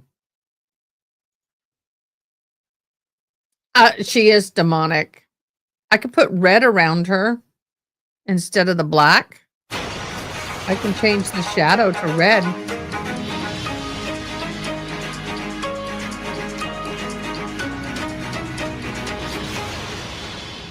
Welcome back to Court TV Live. We want to take you to New York City as testimony is back underway in Sean Diddy Combs' federal sex trafficking trial. Our team is on the ground there, and in the witness box, again, Cassie Ventura. She started her testimony on Tuesday. It continues today and may last for much of the week. Let's get you the very latest and take you outside of the courthouse where we find Court TV legal correspondent Kelly Craft standing by for us. Kelly, good to see you this morning. Tell us a little bit about what we can expect for this morning and this afternoon in that courtroom. Well, good morning to you, Julie. Nice to see you. A rainy day here in New York City, so that makes everything a little more difficult because there's lots of chaos surrounding this case. So many people want to come out and see if they can get a glimpse of everyone who's arriving to take part in this trial. So I want to just get you caught up on what's taking place so far this morning. So before the jury was brought in, before Cassie Ventura was brought to the witness stand, there was a conference of sorts between counsel as well as the judge, making certain that privacy screens had been installed on the jury's monitors. So there has been some discussion in this case. When we had opening statements here, we had heard that we are going to see the video of these freak-offs. Well, there's been a change to that. And so now only the jury is going to be able to view those freak-off videos. No, we don't want to see the freak-off videos. Absolutely not. View the videos and then report that back to everyone else. The judge did not agree with that. So now we're in a situation where no one in the public is going to be able to see those freak-offs. They will have privacy screens. The jurors will on their computers, on their monitors in front of them. They will be the only ones that get to view that. The direct examination has begun already this morning. So this is a continuation of yesterday of Cassie Ventura, the government's star witness. Some of the things that have been discussed already this morning in regard to that video, that terrible video at the Intercontinental Hotel in Los Angeles, California, in which Sean Diddy Combs is seen dragging Cassie across the floor. She was asked why she didn't fight back. She said that she had learned that it's best just to cower in place because if she had fought back, it would make things worse. We did catch up with Cassie Ventura's attorney as he was making his way into the courthouse this morning. Let's go ahead and play that for you. He has a bit to say. Okay, from somebody who's been through what I've been through, I don't disagree with what that young lady said. Sometimes fighting gets you hurt or killed, or cowering, and surviving is better. I'm just saying. I don't either, Jason. You're a bit anxious. You get into the water, it's cold, and then you start to feel comfortable in the water. You start to have that comfort. You get on the bike, you start moving fast. And then you get off the bike, you start to run, and you know the finish line is in sight. And I think we're at that point where the finish line is in sight, where Cassie's friends and family are on the other side of the finish line, and that her training, her truth, will get her through to that point and prevail. Okay, I got another one for you. Video of Sean Combs. I'm just going to mute this because I'm really not interested in him. Look, this is with the red eyes. The red eyes. I got the red eyes on it, y'all. Red eyes versus no red eyes. What do y'all think? What's your humble opinion? Yeah. Yep. I won't listen to his either. Yeah. They get to watch the freak offs. So enjoyable.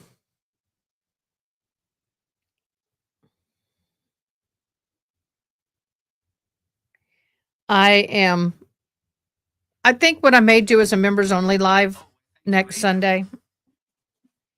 Depending on what's going on in court, the next members only live, I will share some of the detailed information about that stuff as I understand it, but I'm not going to do it here.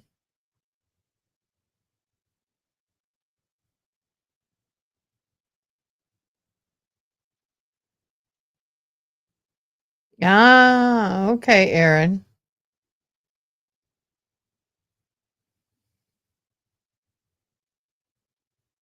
Yep. We got it. So what's gonna happen is after this evening, vampire fangs. This is not easy. It's not easy to make these. Lucy, this ain't easy to do. Oh, snap. Control Z. I just moved it. Lucy, it's not easy. We're going to change the transparency to much more transparent.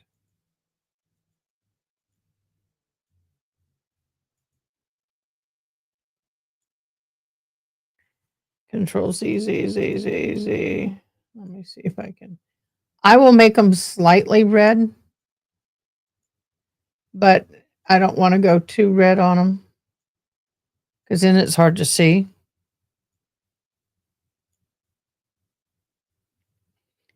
And I got to change the size.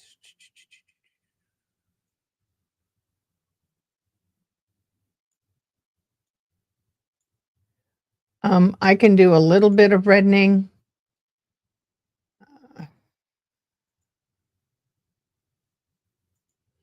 Well, but if I do the white and try to make the fangs, I can't. No, doesn't work. I'm not going to put fangs on her. But let me get this down a little bit more and see how that looks. Yeah, we'll share. Let y'all look at number 3.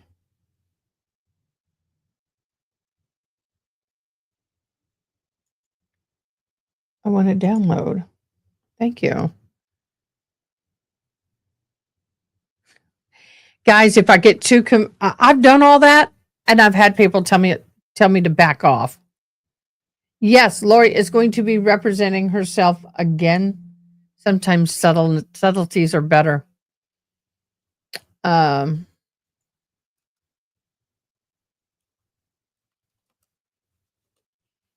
Subtleties are better sometimes.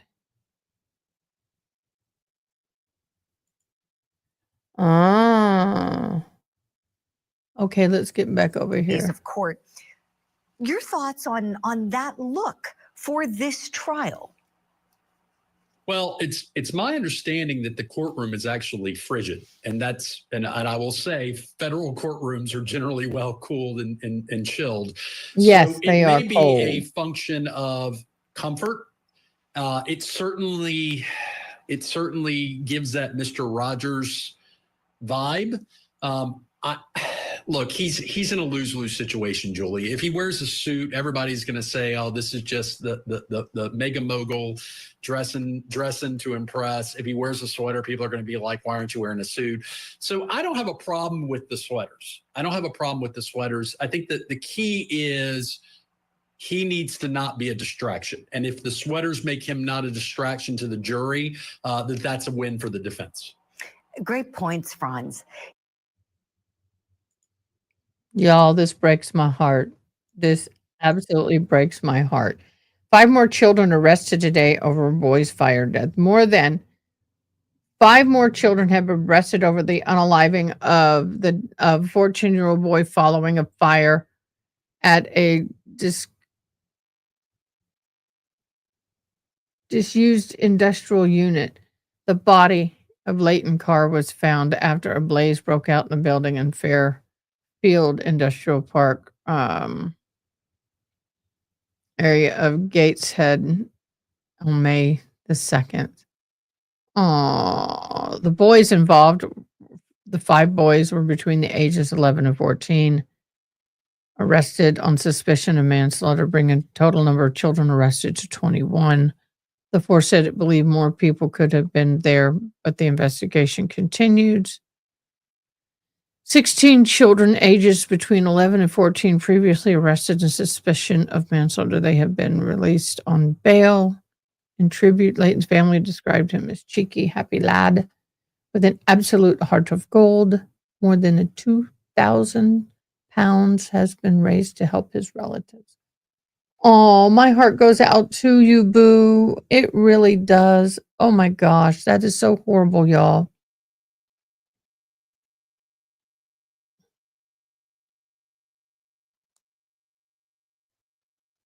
I would say Weinstein. Oh, most certainly. Most certainly. Excuse me.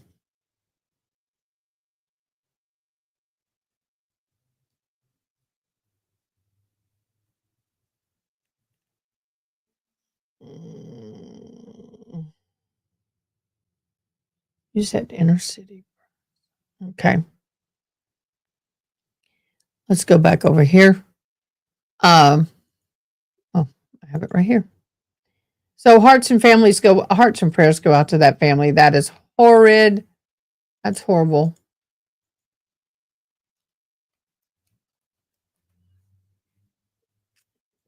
Um,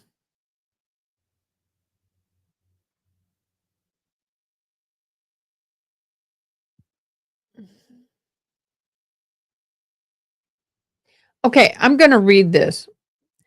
AUSA, any other use of candle wax? Ventra, a few times poured on my body. Who set the temperature of the room?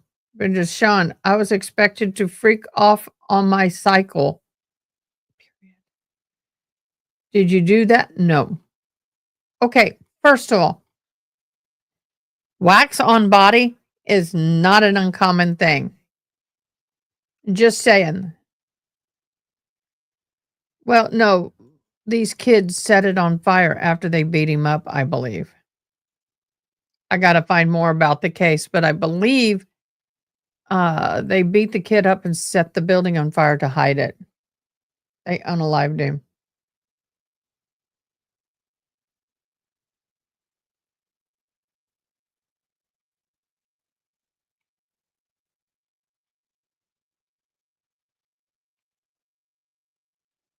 So I'm not going to look at everything on him. He's a sick MF. That's what somebody said. You lock him up and throw away the key. But it is what it is, y'all.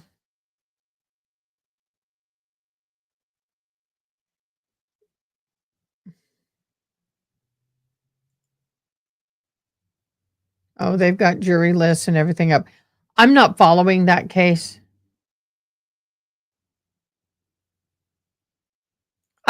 Jason, you need to put dads in there too. Don't claim just mamas, daddies too.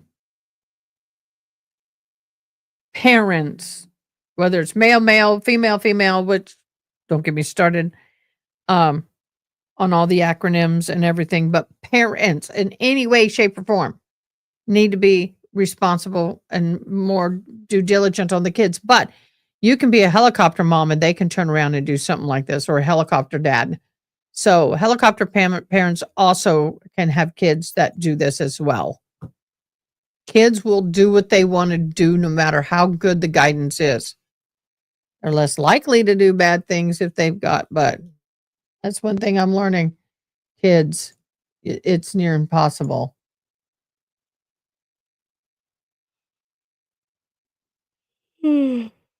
Thank you for that, June. I'm not going to be, I can't read docs.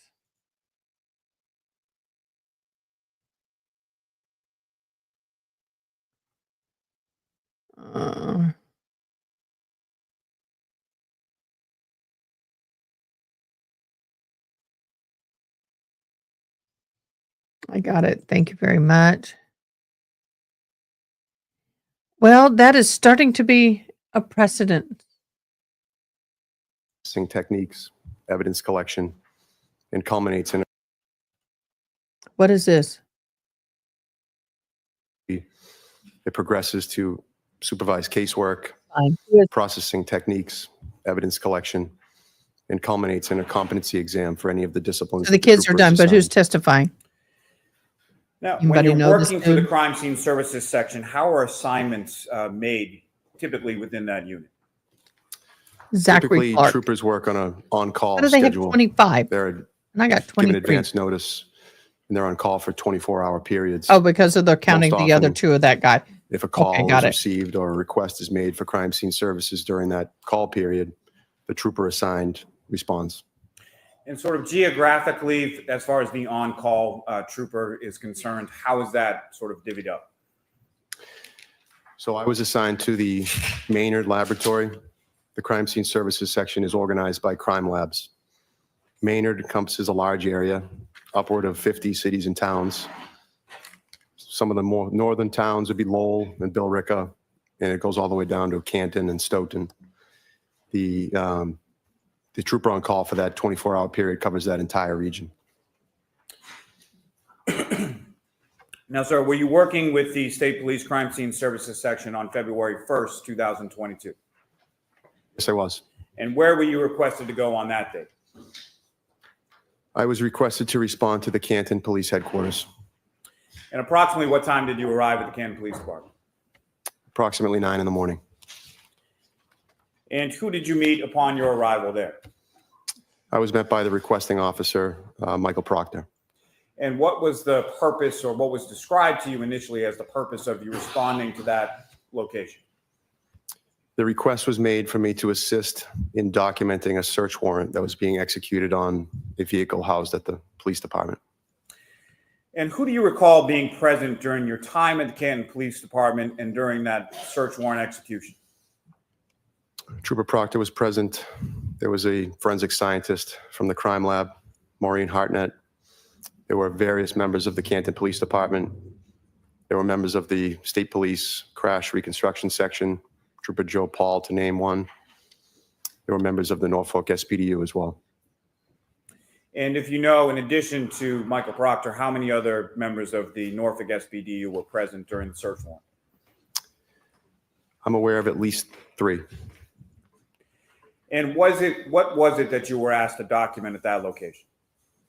Namely, it was Karen Reed's vehicle. And where was that vehicle located within the Canton Police Department? It was in the garage bay. Now, can you describe? Okay, Mods, just a reminder now that we're live, if you need anything, if you put anything in Discord, anything that happens, please go to live communications and inform The jury, me. the process of your Don't forget the bingo documentation cards. or memorialization of that vehicle that morning. Yes. Typically, upon arrival, I would consult with the requesting officer to determine the scope of the search warrant. In that case, it was Michael Proctor. He described that the vehicle was being searched for a variety of things, to include biological evidence, communication devices, alcohol containers, receipts, infotainment center data, etc. He asked me to document the vehicle with digital photographs. I then consulted with the forensic scientist who was present as well to determine the order in which the vehicle would be documented and processed. I began by documenting the vehicle's exterior with photographs prior to any manipulation or movement, and then proceeded to document the interior and its contents. Now, any items that were seized during the execution of that search warrant, how were they photographed prior to being seized? They're photographed in place prior to being moved. Now, what kind of instruments or tools do you use typically while photographing items for crime scene services? The main piece of equipment we would use is a digital camera. We wear protective equipment, namely gloves and a mask typically, often a scale so that the images can be calibrated to true size upon examination later. Sometimes placards or ruler tape we placed on items of interest or items that will be collected. Now, on this occasion, you mentioned Maureen Hartnett from the crime lab was present there as well. That's correct, sir. And what did you observe her doing as far as any sort of documentation with relation to certain things or items or areas of the vehicle? My recollection is that she was chiefly concerned with the exterior of the vehicle, namely the rear right corner, looking for DNA and trace evidence, I believe. And as far as, was there any delineation that you saw her place on the vehicle with respect to certain areas of the vehicle? Yes, she marked various locations on the vehicle with ruler tape. And is that something that you would photograph both prior to and afterward when she would place those stickers or labels on the vehicle? The area would be documented during my overall photographs prior to her placing any placards or ruler tape. And then once those placards are placed, they would be photographed again. Now, in addition to the photographs, what else did you do with respect to the vehicle? I was also asked to process the front right passenger compartment of the vehicle for friction ridge impressions. Now, what is a friction ridge impression? A friction ridge impression is it's a replica or an impression of the friction ridge skin on the hands or the feet. Friction ridge skin is an evolutionary adaptation on human beings that allow for better grasp of objects. What makes it unique and significant to policing is that that friction ridge skin has unique patterns. They're formed through ridges and furrows or hills and valleys, and they're unique to every individual. In the hundreds of years that fingerprints have been studied, no two individuals have ever been determined to have the same fingerprints. Analysts are trained to examine these patterns, more importantly, the individual ridge events, and conduct examinations that can lead to identifications or exclusions. Now, just briefly, can you describe for the jury that process of how you do that? I would document the vehicle with photographs first, and then determine what medium would be used to process the vehicle. In this case, white fingerprint powder was selected. The particular area processed was relatively small. It was the front passenger compartment, interior and exterior. I focused on surfaces that were more conducive to friction ridge impressions. Certain surfaces are far more conducive than others. Typically, non-porous surfaces like glass, polished metal, dash surfaces are better for impressions, more likely to yield impressions than porous surfaces, which is items like paper or unfinished wood. The area was processed with white fingerprint powder, examined, and no impressions of value were determined to be present. Now, just briefly, Trooper Clark, when you say no impressions of value were determined, can you explain to the jury a little more, expound upon what that means? Analysts are trained to determine during the analysis phase if an impression is of value for comparison. What that means is whether or not the impression, if any, has enough quantitative and qualitative detail where it could be compared to a known impression or an exemplar and make a finding. In this case, there were no usable impressions. Now, upon that initial documenting of the vehicle, were you asked to go anywhere else? Yes, I was also requested to respond to 34 Fairview Road in Canton and take overall photographs of a scene. And when you say overall photographs, can you describe to the jury what your understanding of that term is? Overall photographs are essentially just like they sound. They're typically taken from a distance. They're not examination level photographs. They're general area photographs. This particular case, it was an outdoor scene. I was directed where to focus my attention, and I took a series of photographs of that area. Now, did anyone go with you there? Not that I recall. And when you say your attention was directed to certain areas, where was your attention focused? The requesting officer explained that upon my arrival, I would see an area in the front lawn or close to the street at that address where a significant amount of snow had been partially cleared away near a flagpole. He asked that I take overall photographs of that area, given the lighting was preferable, and to focus on the front of the residence, that cleared area, and the street around it. And Trooper Clark, what do you recall in reference to the snow accumulation on the area of the lawn near the flagpole at 34 Fairview Road on that date of February 1st? My recollection is that there was a significant amount of snow present. Snow banks were apparent from what I presume to be plowing. There was an area that did appear to be cleared and heavily trodden by footwear and tires. Still, even in that area, there was a significant amount of snow with certain spots of grass showing. Now, while you were there, sir, did you or anyone else do any sort of excavation of that front lawn area? I'm excellent today, darling. No. With a side of coffee. Now, following that, where did you go? I returned to the Canton Police Department. And why did you return to the Canton Police Department at that point? No nephew. I had finished my assignment with 34 Fairview, and I was asked to Interesting. return. I believe the forensic scientist was continuing to process the vehicle. At that time, I would re-encounter her and determine if there was any additional photographs required. Now, in addition to the photographs that you took initially at the Canton Police Department, what else did you memorialize with reference to the vehicle that day? They took general photographs of the vehicle, the contents. At one It's on point, the screen, a Boo. bag was presented to me with Should be on the evidence by screen, one of the Gabby. Canton officers. Sergeant Jackery Let me ask Clark. it this way, sir. At some point, you mentioned there was a reconstruction trooper who was present at the Canton Police Department, correct? That's correct. And so what, if anything, did you document with respect to that reconstruction trooper outside of the Canton Police Department? Trooper Joe Paul asked while I was there to document a series of brake and acceleration tests with digital video that he was performing with the same vehicle. I was also asked to take photographs and video of the vehicle's backup warning system, which was activated as they performed some tests.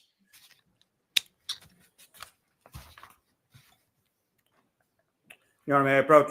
Yes.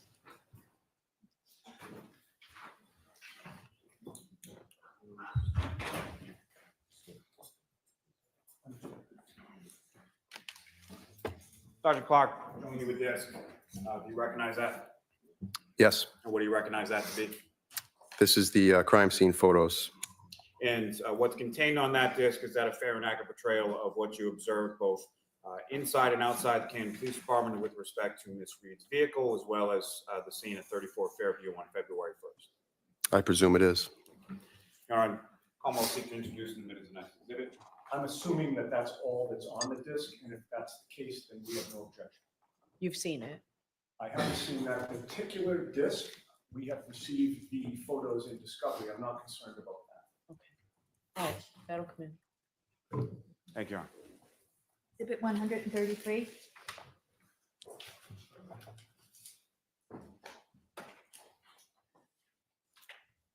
Your Honor, may I have one moment? Yes.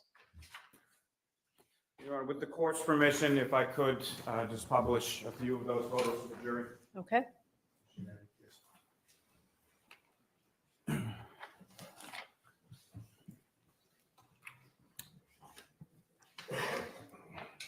I'm sorry, Your Honor. May I approach the witness Yes. just briefly?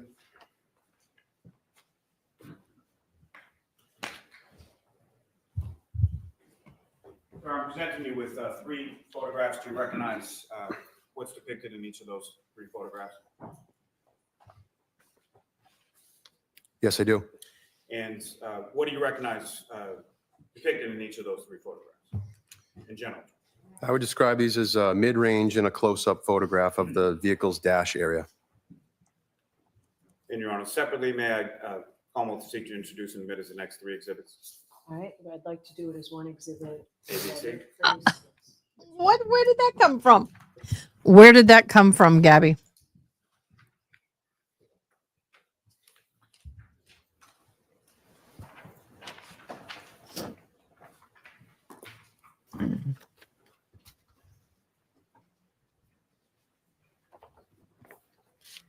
Exhibits 134. We can Google it. Through 134C. Amazon. And my apologies, Your Honor. With the court's permission, may I now publish some of those photos? Yes. Thank you. Ms. Gilman, if I could have photograph Oh. 616. Ah. She wishes it plumped her lips. And Ms. Gilman, if I could ask you to zoom in on the steering wheel just above the L for the Lexus sign.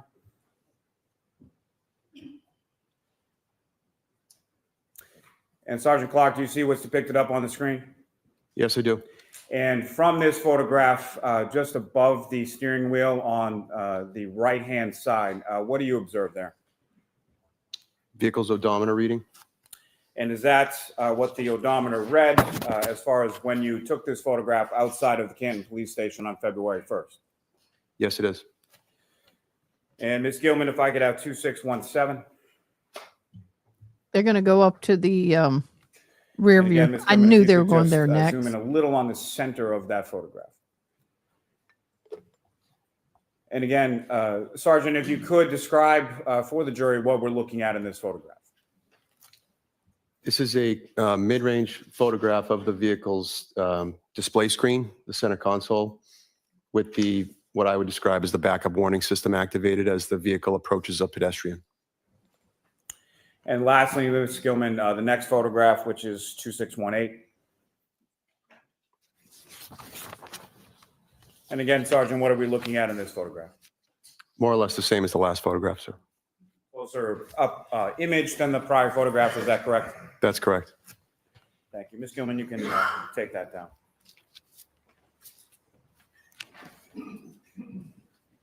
Thank you, sir. I have nothing further for this witness, Your Honor. All right. Mr. Giannetti? Thank you, Your Honor.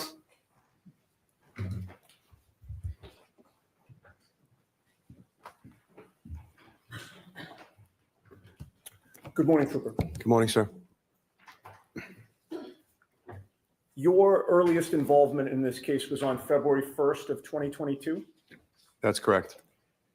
You ended up, and by the way, at that time, you were a trooper assigned to the crime scene services section. That's correct. And that was in which town in Massachusetts? Where I was assigned, sir? Yes. Maynard. Maynard, okay. About a year later, you actually joined the Norfolk CPAC unit or the Norfolk Detectives Unit, correct? That's correct. And when you joined the Norfolk CPAC unit, Lieutenant Brian Tully was the supervisor of that unit, was he not? Yes, he was. You are still with that unit, correct? That's correct. So you've been there for approximately 2 years, a little bit more than 2 years. That's correct. And so you were there when Can someone give me a Lieutenant Tully bingo was update, removed please? as the supervisor of that unit, correct? That's sustained, and folks should to disregard that. Now, if I could request an instruction. Jurors, pay no attention to that question or answer. That is not properly before you with this witness. Is Lieutenant Tully still the supervisor of that unit? Yes. I'm going to see you at sidebar for just a minute, please.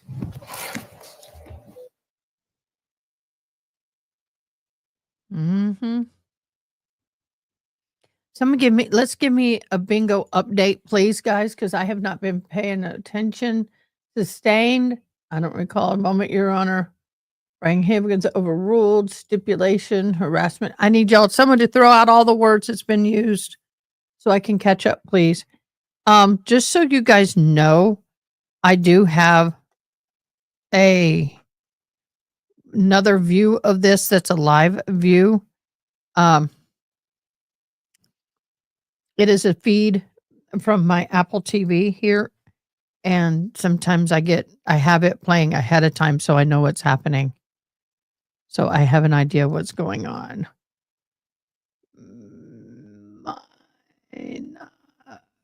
What? Hi, Gabby.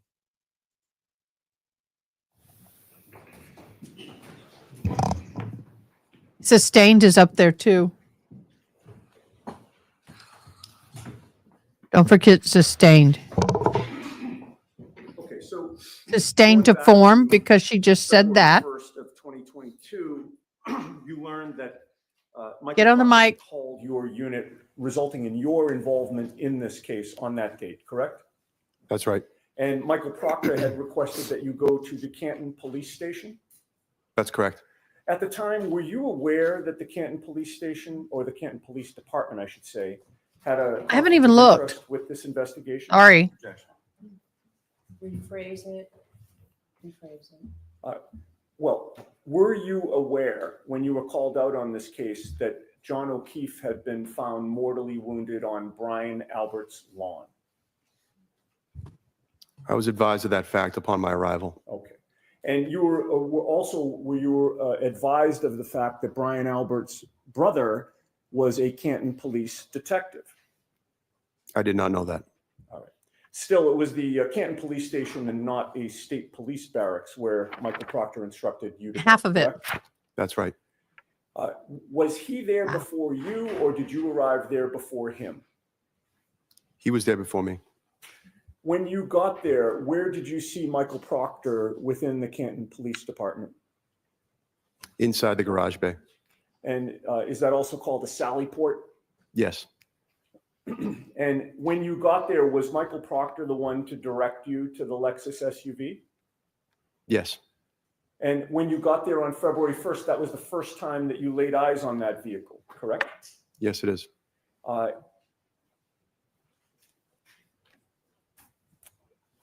There was no other investigator from the State Police Detectives Unit or the CPAC unit there with the Hey, babe. Lexus SUV except for Michael Proctor, correct? There were other investigators from the Norfolk District Attorney's Office present that morning. In any case, you had no personal knowledge prior to your arrival of how long Michael Proctor had been with that SUV before you got there, correct? That's right. You have no personal knowledge about whether anyone was monitoring Michael Proctor while he was near the vehicle before you got there. That's correct. And before you got there, you had no idea how much access Michael Proctor had to that vehicle, right? Correct. Your assignment was to take photographs and to process the passenger's compartment in particular for fingerprints. Correct. And you did that. Yes, I did. Bless you. About a year and a half after that, on July I don't see 18th, 34 Fairview on this 2023, bingo card. you participated in this investigation again, did you not? Yes, I did. And that was because, in part, you had now joined the Norfolk CPAC unit, correct? Correct. And you participated in an interview of Colin Albert at the Norfolk DA's office, right? That's right. You knew at the time that Colin Albert was the nephew of the homeowner, Brian Albert? Brian Albert. Ding, ding, ding, ding. I'll allow that. Did you know that at the time? Could you rephrase the question? Sure. At the time that you were called in for this interview. Can you repeat and that? We'll be told close enough that to can you would be rephrase? Participating in an interview of Colin Albert, you knew that he was Brian Albert's nephew, correct? I was advised that prior to the interview, yes. You conducted that interview along with Michael Proctor, correct? Correct. At the time, Michael Proctor was a state trooper in that unit, correct? Yes, he was. And you knew he was also the lead investigator on the case, correct? He was the case officer, yes.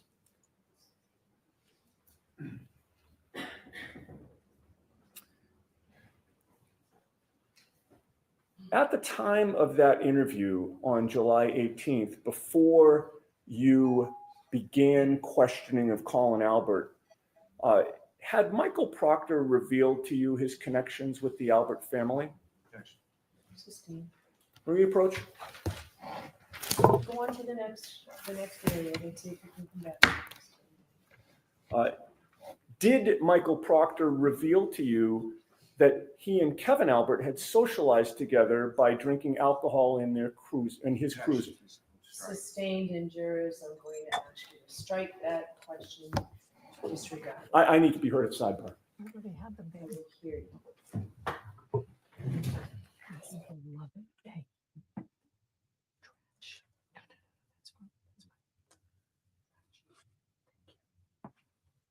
I got such a sweetheart. Y'all know that? I'm not used to having people help me.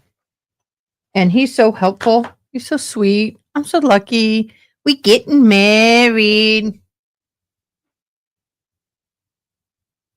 No, we can do exact words on there. That's fine. I was asking, we'll play bingo the right way. No more cheating. Take off. Can you repeat that? Me sorry.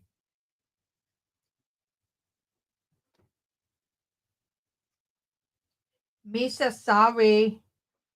Misa sorry.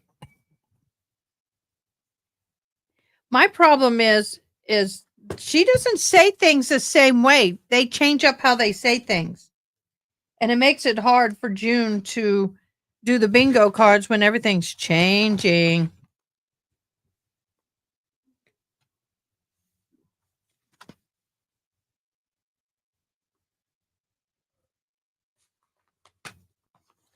All right, Ronnie, we play straight.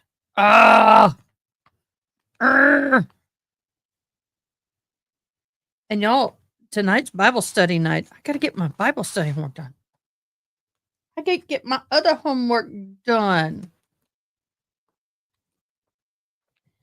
Oh, A good time to take our morning recess. We'll see you in about 20 minutes. And Sally, you can just follow out. okay. By the way, y'all, this breaks my heart. I'm going to bring it in front so I can read it. Sorry, guys. They took my life away for nothing. James Carver spent 36 years in prison after he was convicted of setting one of the deadliest fires in Massachusetts history. But after reviewing new scientific evidence, a judge has set him free. It was early morning, July 4th of 1984. Beverly police officer was driving down Rantall Street when he heard the owner of a Sunray bakery screaming to get his attention. The officer turned his cruiser around and came to a stop. The owner pointed out the room of the house a few blocks away. It was burning. The inferno killed 15 people, making it one of the deadliest fires in Massachusetts history. What's going on with Massachusetts, y'all? Eventually, a young man would be convicted of setting the blaze and sentenced to spend 2 consecutive lifetimes in prison for what Beverly Times described as the worst mass murder in Massachusetts history. But that man, James Jimmy Carver, insisted on his innocence. After Carver lawyers presented a new scientific evidence at the hearing last spring, the judge agreed that he was entitled to a new trial in December. The judge ruled that the trial prosecutor relied on junk science to show the fire was arson and unreliable eyewitness testimony to place Carver, I guess, at the scene. In February, the judge vacated Carver's sentence and released him without bail, finally freeing him after more than 36 years of incarcerations. Oh my gosh. At 4:18 on July of 84 morning, Beverly, a patrolman radioed the police station to say that he was investigating a fire in progress. He then raced a half mile to the source, Elliott Chambers' rooming house. The 3-story building located on the corner of Rantall and Elliott Street had commercial space on the first floor while residents lived in the upper 2 levels.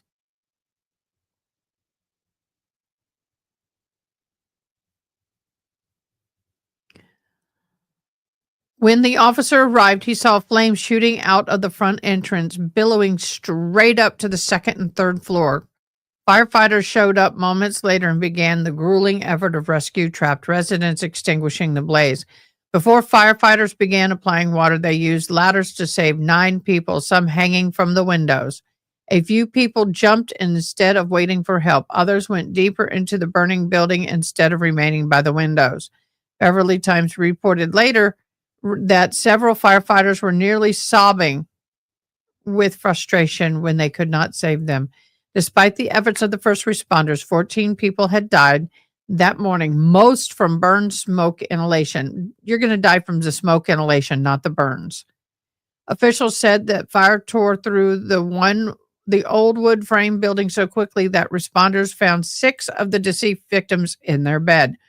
One man jumped from the 3rd-story window, hit traffic control box, landed on the pavement right in front of the officer who called in the fire, was pronounced dead on arrival at a local hospital. A 15th victim passed away from respiratory failure months later. Day after the blaze, the state and local officials told the media that they believed that the case was arson. Within days, anonymous tip led Beverly, Mass. State PD focused on Carver, a 20-year-old who lived with his family in Danvers and worked for a taxi company and a pizza place in Beverly's. Well, most people will die from the actual inhalation in the overall statistically. Burn injuries will definitely kill you. I'm not disagreeing with that. But okay, give me your input, Karate Cat Mom. However, it was nearly 4 years, and Essex County prosecutor obtained indictments against Carver for arson and 15 counts of second-degree murder. When police arrested Carver in May of '88, he was 24 years old, working as a truck driver, and had moved to, is that an Ipswich? Oh my God, what is it with these towns? He also was just starting a family. He lived with his then wife. Quit doing that. Who had given birth to the couple's daughter about 7 weeks prior. Oh my gosh. When the case went to trial in '89, the prosecutor alleged that Carver caused the inferno by pouring flammable liquid onto a bundle of newspaper and burning it outside of Elliot's chambers door. The prosecutor said that Carver set the fire because he was angry at his ex-fiancée who dated the man who lived in the rooming house. However, Carver's parents testified that he had been sleeping at home in Danvers when the fire started. After 3 weeks of testimony, the proceeding justice declares that a mistrial when it came to light that the prosecutor withheld reports showing the witness had made contradictory statements to the police. Later in '89, the prosecutor tried Carver a second time before different judge and jury, and secured a conviction. According to the Salem Evening News, Carver's wife screamed as the verdict was read. No, no, no, no, no. He didn't do it. Yeah, I've been there, done that. They said it, my newspaper, the newspaper that reported with me said it was like a bolt of lightning had hit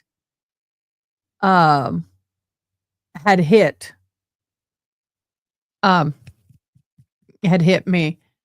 Today is the funeral, and I'm watching it right now, of the 3 deceased motorcyclists who were killed by a drunk driver from San Antonio. He came up here and was driving when a family was killed. It was horrible. So that is going on right now. Okay, Carver 61, difficulty standing, requires a wheelchair to get around, is an innocent, is incontinent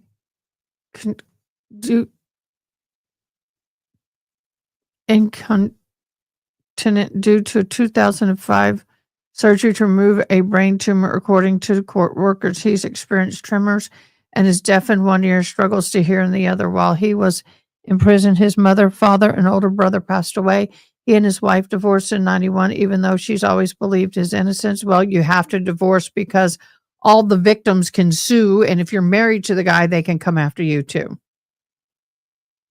Even though she's always believed in his innocence, he couldn't see his daughter except in a visitation room. They took my life away for nothing. I've always said I'm not the person that was involved in the fire. I meant it. I believe that if you did something wrong, you plead guilty to it. I believe you're innocent. You fight all the way with everything you got.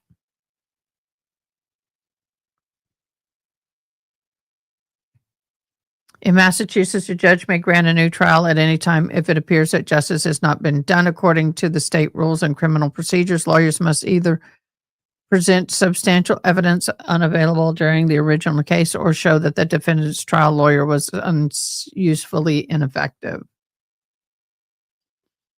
March 22, Carver's lawyers filed a motion to overturn the conviction, argued that new scientific evidence proved his innocence and there was no conclusive evidence that Elliot Chambers' fire was arson in the first place. The Carver's 5th attempt to overturn the conviction, but it was the first attempt by his current legal team.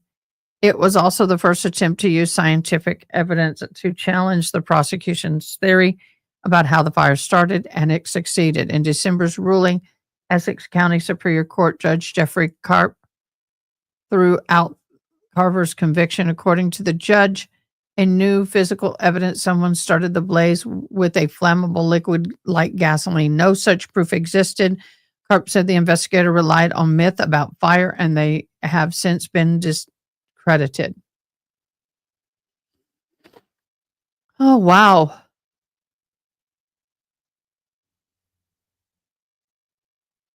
The investigator and deputy chief of Marshall, Nassau County in New York also brought assistance. Local investigator blaze must started at ground level where the newspapers were discovered. He said the location was the lowest point of the burning, claimed the flames can't spread downward. He also testified that alligator charring mark, swirling smoke stain left the fire proved that it started using flammable liquid, even though the lab test did not detect a trace of any substance on the newspaper. So they're saying it started with someone doubts gasoline or flammable liquid on newspapers, even though that there was no such flammable substance found. A lot of debunking is going on.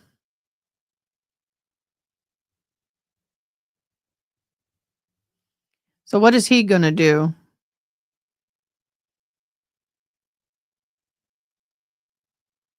Hold on one momento. Give me 1 second.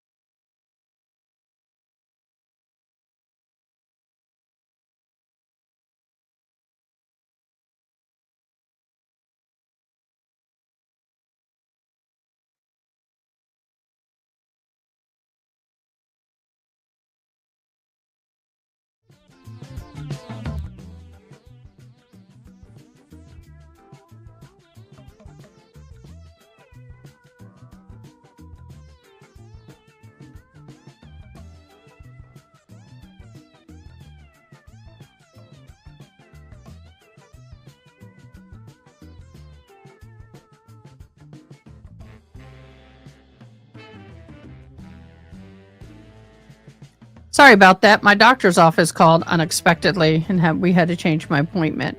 So that is what it is. That's life. That be life. Let me get back to this. So unfortunately, this poor man has spent all of his life behind bars.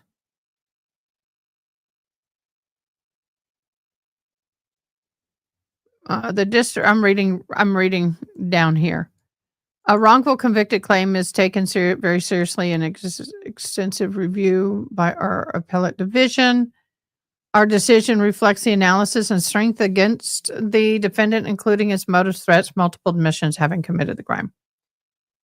Now retired Assistant District Attorney Robert Weiner, who prosecuted the case at 9, answered his phone the day after Connor was released. After the report introduced him, Weiner immediately ended the call without saying anything. He did not respond to any voice messages.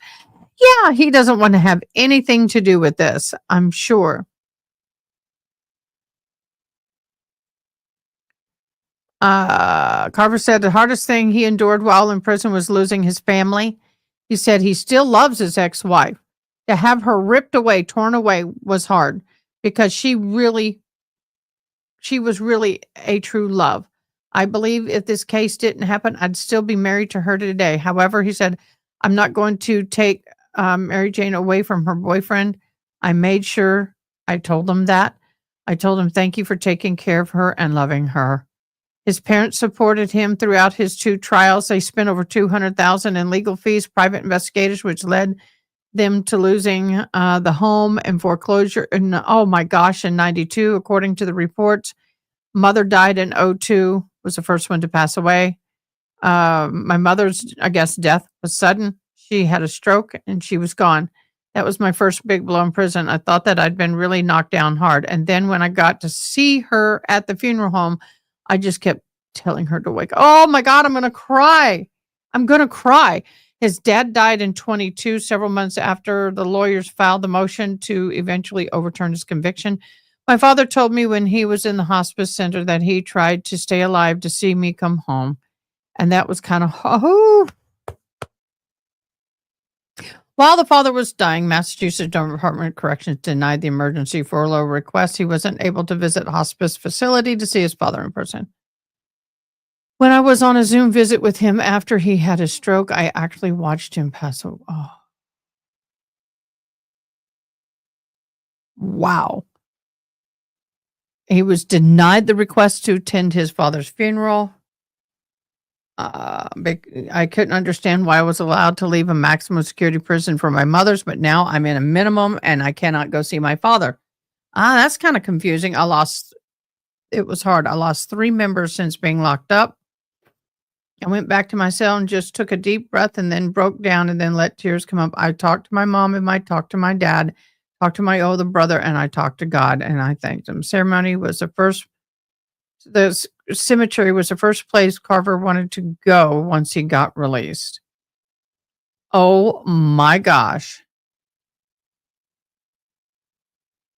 Okay, Carver says, I was born very premature and was a sick baby for a long time. So my father's memories of me being with me were of me being hooked up to ventilators, heart monitors, and being early untouchable. Oh, this is his daughter. My parents had just brought me home from Mass General. Were out getting my medication to keep my heart going when he was arrested. This is his daughter.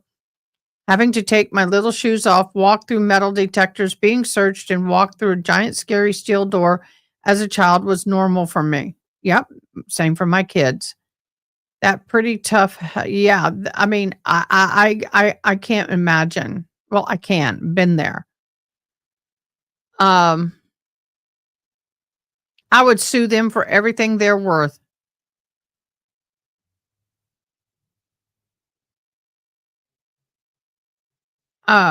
So he is going to, is he free? This is a long article, y'all.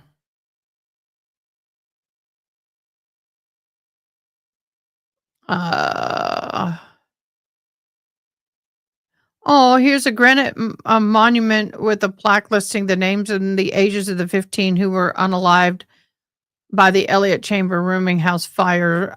Sits outside the CVS location. It's now a CVS store where the fire happened. I'm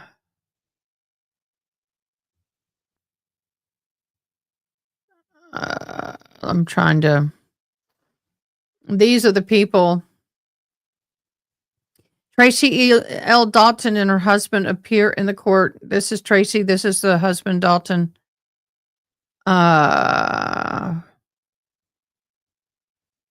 George Flynn, one of the 15 killed by the fires. I feel bad for them too.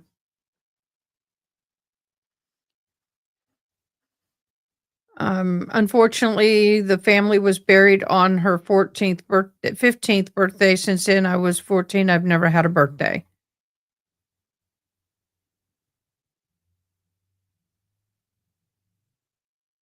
Wow, there's the fire. There's the picture of the fire.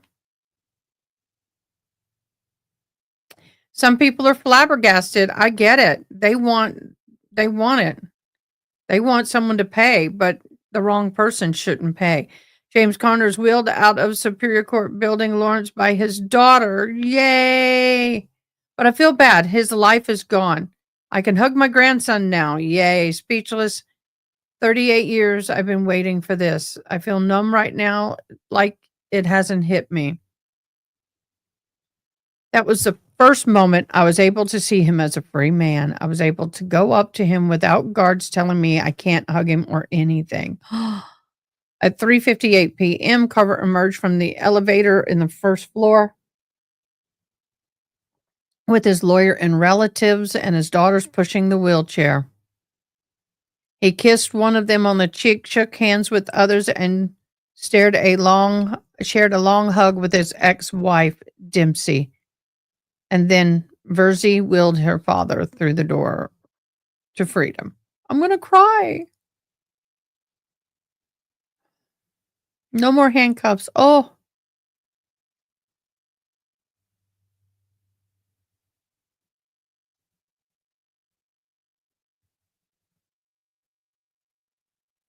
I just can't.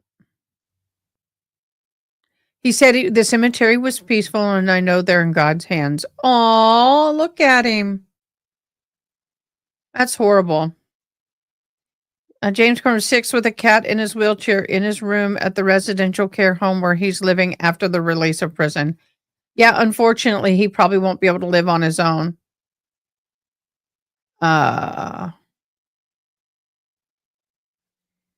Okay, almost a week passed before Carver left the residential care home by himself. He wheeled himself down the hill while on the way to CVS to get medication and worried that he wouldn't be able to get back up. Once he got to the store, he felt disoriented. I'm looking at stuff on the shelf, but I'm not seeing the stuff, if you know what I mean. And finally, I just got to ask somebody what aisle. Oh, yeah. I mean, can you imagine the changes that have happened in those 36 years? Just think about the cell phone in and of itself. Oh, at some point, I want to be up in New Hampshire with my family. I'd love to be able to go out and see my brother Bill in Michigan, go to Henry Ford Museum and things that he showed me on the phone and spend as much time with him. Oh my gosh, y'all. That is mortifying. Yes, dear. Okay. Guys, I got a client. I'll be right there. Go tell him, Dave, I'm on my way. On my way. I thought that was you going outside.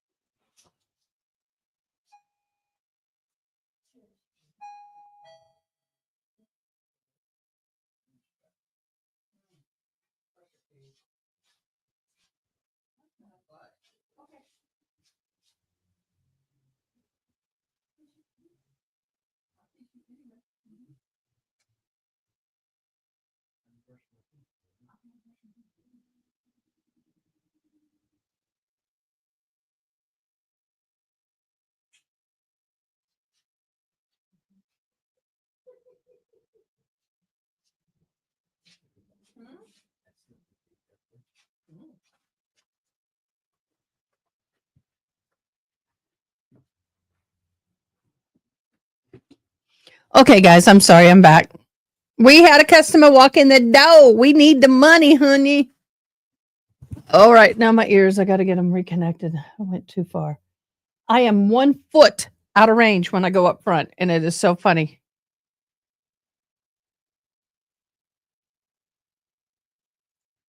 Oh, wow, that's crazy, Gabby.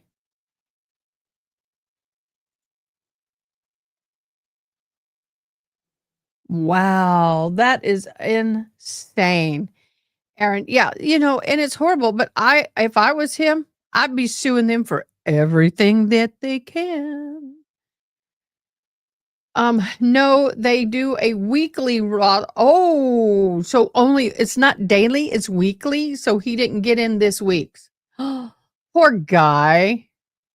One sunny day. One sunny day. Well, I- there are innocent people in prison and it's horrible. I just don't want to see this one go. Right now, I actually did some soul searching last night, y'all. And I was really searching for the facts, thinking, okay, I need to set aside my personal opinions and look at this case. And in this case, I'm looking and I'm like, okay, trying to get my microphone set. Has the evidence that's been presented this far shown me that she's guilty beyond a reasonable doubt? And I really actually just went through the notes. Ronnie, are y'all doing notes? I haven't got notes from y'all in a couple of days. But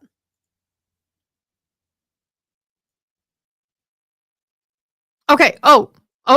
Testimonial. JLK needs complete media restructured, lifted. Product did not call the nephew at this time. Niece testified the relationship between Karen Reed and John O'Keefe deteriorated after the New Year's Aruba trip. Duh. I remember hearing Don O'Keefe say the relationship was good, but had to run its course. She was very upset. Okay, let me get this up where I can read it. I remember hearing John O'Keefe say the relationship was good, but it had to run its course. Quote, she was very upset by it. Quote, she was yelling louder than JJ. Then she said Karen Reed woke her up at 4:30 a.m. on the 129. The defendant's name came into my room. She told me my uncle never came home. She was like frantic. These are quotes. Quote, the defendant was asking what could have happened and asked, could I have done something? Got hit by a plow? I don't know about that. We need to look at last trials. Thank you, Elena. Oh, thank you. The decedent asked if she could have happened. Okay, sorry. Later that same day at One Meadows, Karen Reed, said to myself and my grandfather that she thought she was in a living nightmare. That is a living nightmare, biatch. Oh, I shouldn't call the child that. I'm sorry. Sweetie pie. What she just experienced watching your uncle die after finding him pretty much dead in the snow is a nightmare. The Cross niece told David Yannetti Karen Reed watched her play sports, took her to visit a private school, helped her plan her birthday in 21. DY Karen, David Yannetti, Karen would help you with school projects. The girl, a couple of them, maybe, yeah. ADA Lally calls MSB Sergeant Black. So that's it. That be all, y'all. That's all that was said. Nothing traumatic, nothing major.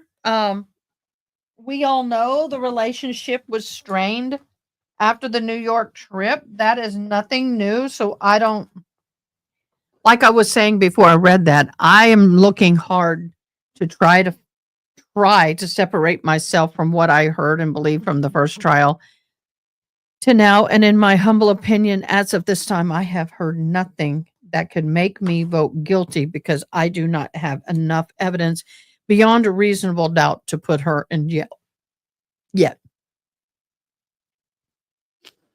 Thank you so much, guys. Please don't forget to like.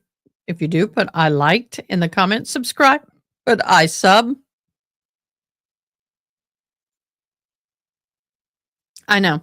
And then if you get a bingo, put I bingo all in comments. Please don't forget to hit the little dollar bill sign and help support this channel. We are a very small channel, and I do need to keep the electric and internet going, and it's been very hard. Mhm.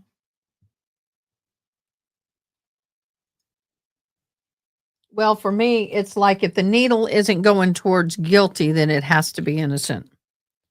I'm just saying. Has to be proven beyond a reasonable doubt. That's my humble opinion.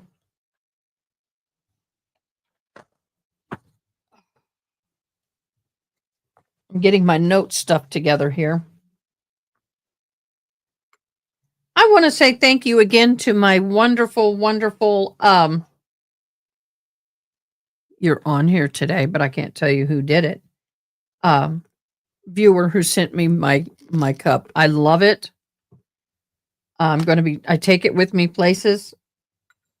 It's awesome. Thank you so much.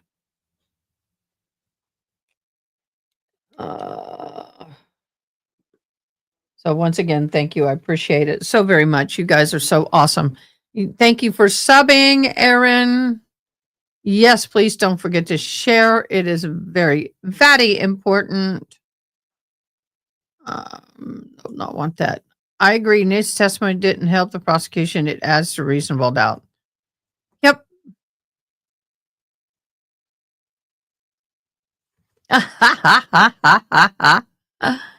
Okay, we are still waiting. They said a 30-minute break, and we have been gone for over 30 minutes, par as usual.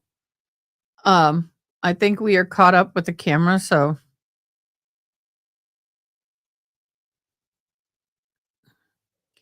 You know, you Google wedding dress once, and every time you open up something, you got stuff for weddings. But I don't like anything I'm seeing, y'all. It is so frustrating. It is so frustrating. I got to go wedding dress shopping in a week or two. I'm trying to lose a little more weight. Today is expected only 98. It was supposed to get to like 104 today. Oh, wow. Thank you, Jesus. All right, so I'll see counsel at sidebar.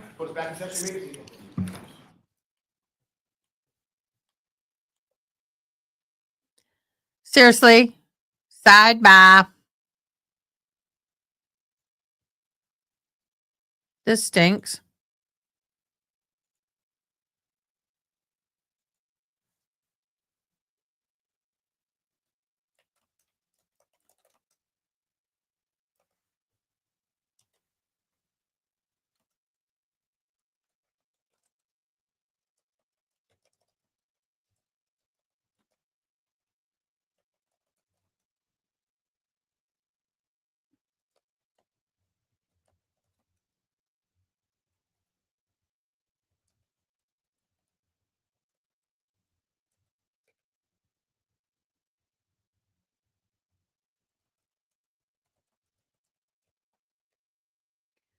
All right. New tab, delete. Put this down. Put this. Oh, it won't do that. I'll put it over here. How'd you know I sneezed? How did you know?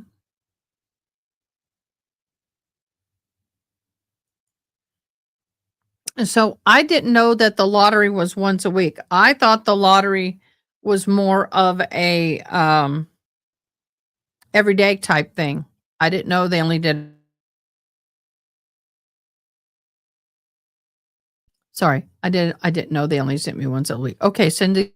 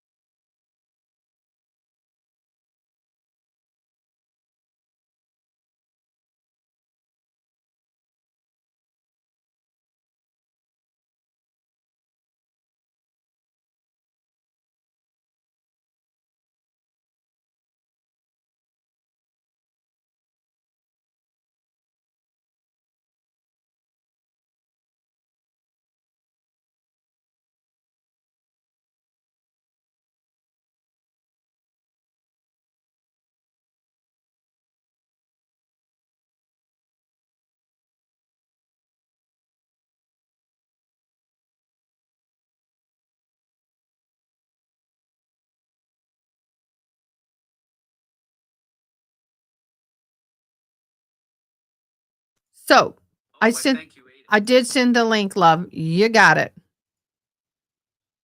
And right now, we're waiting. Oh, let's catch up on the bingo card, y'all. Here's my bingo card. I have, tell me if I'm wrong. It's okay. Tell me if I'm wrong. May I approach? Moment, Your Honor. Sustained. What, if any? Former Trooper Proctor. Correct. Sustained to form, which she did say. Brian Albert. Let me know if there's anything else. Once again, jury's leaving. They came in, they left. This is ridiculous. We are back to sidebar.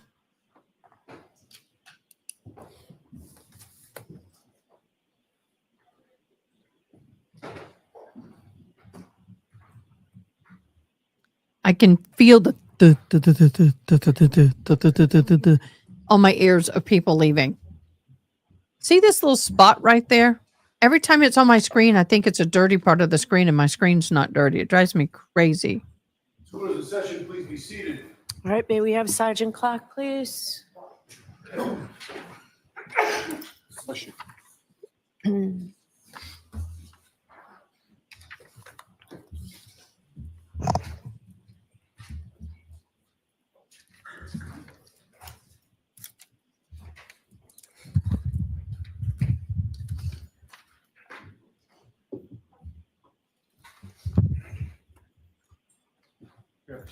Yes.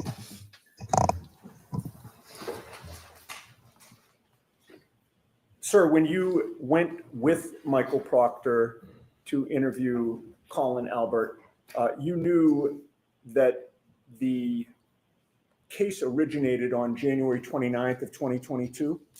I was aware of that. And the date that you conducted that interview was Really, Diane? July 18th of 2023? That's correct. Did you ever ask Michael Proctor why he waited a year and a half to interview Colin Albert? I did not. Once that interview was concluded, one of the two of you had to write a report to document what Colin Albert had told you, correct? That's correct. And Michael Proctor, as the lead investigator, was the one to write the report, correct? Michael Proctor wrote that report. You did not write it. Correct. He chose the language to use in that report, correct? Correct. And you weren't standing over him while he was typing it up, correct? Correct. And he wrote that report to his supervisor without running every word by you, correct? That's correct. Did you ever review that report to check whether it was accurate? Not before it was published. And the only other thing I have for you, sir, is you were called to photograph evidence on February 1st. Were you ever asked to go to 34 Fairview Road on February 8th to photograph and document evidence supposedly found on that day? No, I was not. Were you ever asked to go to 34 Fairview Road to document any evidence on February 10th? No, I wasn't. How about February 11th? No, sir. And then on February 18th, nearly 3 weeks after January 29th, Okay, did Diane, anybody it's emailed. contact you to ask you to come out and photograph and document evidence that was supposedly found 3 weeks later? Ask it differently, Ms. Yes. Giannetti. Were you called out to 34 Fairview That's a good Road one for the on next February bingo. 18th Ask of it differently. 2022 to photograph and document anything? February 1st was the only date I was called to 34 Fairview, sir. So the answer to my question is no, correct? That's correct. Thank you, sir. Is there any follow-up, Mr. Lally? No redirection. Sorry? No redirection. Okay, thank you. All right, you're all set. Thank you, Your Honor. Thank you, folks. Next witness, please. Yes, Your Honor. The Commonwealth called Evan Brent to the stand. Okay.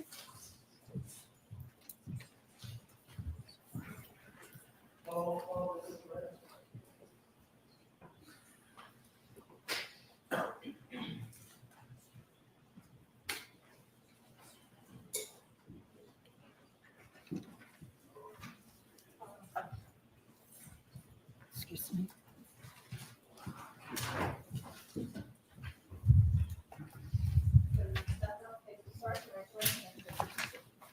Shall we swear the evidence to the court and jury in the case down here and to the truth, the whole truth, and nothing but the truth, so help you God? Yes. Good morning. Good morning. All right, go right ahead, Mr. Lally. Thank you, Your Honor. Good morning, sir. Good morning. Could you please state your name and spell your last name for the jury? My name is Evan Brent, B-R-E-N-T. And what do you do for work, sir? I work for the Massachusetts State Police. And how long have you been a trooper with the Massachusetts State Police? For just under 8 years. And in what capacity do you currently work with the State Police? Currently, I am a sergeant and I'm assigned to the Leominster Barracks. Now, going back to when you initially joined the State Police, did you undergo any training? Yes, I did. And could you please describe for the jury, generally speaking, what that training consisted of? I went to the State Police Academy in New Braintree. I attended the 83rd Recruit Training Troop from August 2017 until January of 2018. And I learned about different topics that you would expect to learn about at an academy, such as criminal law and procedure and motor vehicle law, to name a few. Now, when you joined the State Police, where were you initially assigned? I was initially assigned to the Holden Barracks. And how long were you at that barracks? For about 3 or 4 months.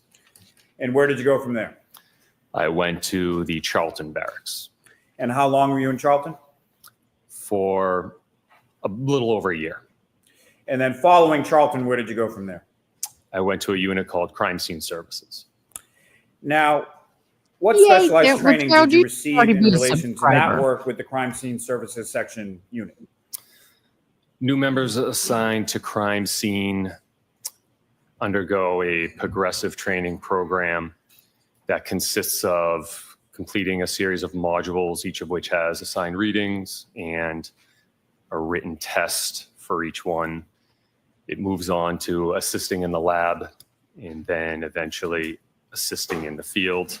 There's additional assigned readings, classroom instruction, and it concludes with a series of competency tests that must be passed before you are assigned your own casework. Now, when you're working for the Crime Scene Services Section, how are assignments or how are you assigned to a particular case or investigation? As cases come in, if you're on call, you would own that case if it's your call day, if something comes into the lab or something you need to respond to. And how long do those on-call periods typically last for? Typically, when I was there in Maynard, it was 24 hours. So you would own a day starting at 7 in the morning, and it would go all the way until 7 the next morning. Now, how big of an area does that particular unit, the Crime Scene Services Section, how big of an area does it cover? The Maynard lab covers somewhere between, I think, 50 and 55 different municipalities. Now, sir, were you working with the State Police Crime Scene Services Section on February 3rd of 2022? Yes, I was. And where were you requested to go on that date? I was requested to respond to an address in Canton. And do you recall what that address was? It was 34 Fairview. And approximately what time did you arrive at that location on Fairview Road? It was about 9:45 in the morning. And who did you meet upon your arrival there? I met with several members of the State Police Detective Unit for Norfolk County. And do you recall specifically who those members of the State Police Detective Unit were? Yes, there was Lieutenant Tully, Sergeant Buchanan, Trooper Proctor, Trooper DeChico, and Trooper Moore. And when you arrived there, what were you asked to document on that occasion? There was a search effort digging through some snowbanks that they were looking for some items. They wanted me to document it with photography. Now, during that search effort, were items located and recovered? Yes. Now, can you describe for the jury the process of item recovery that you observed there on that day? So once an item was excavated, I would be alerted. I would come over, I would document the item in its place, and then one of the detectives would use a gloved hand, and that item would be bagged and documented on the bag. Was that the same with respect to each item that was photographed by you and then bagged by the State Police Detective Unit? Yes. Now, if I could just ask you, if you could expound a little, when you say excavated, what do you mean by that? What did you see being done that day? They were digging with shovels. And as far as the items that were recovered, do you recall where they were in relation to the snow pile and the ground itself? Some were on top of the snow. So there was some significant snow melt. I think that day it was raining out and it was much warmer than it was the previous 3 days. So some had been revealed by this melted snow, so they were on top. Others were under a foot and a half of snow. Now, what kind of instruments or tools do you use in addition to your camera when you're photographing items? So items of interest would be documented with a scale, so that way it would show how big the item is. And why is it that you use a scale as far as photographs are concerned when it comes to certain items? Because some of the photos, you wouldn't be able to tell how big the item is or proportionally what it looks like. So it has the scales, just a little ruler that shows exactly how big the item is. Now, sir, upon your completion of documenting recovery of items at Fairview Road, were you asked to go anywhere else? Yes, I was. And where were you asked to go?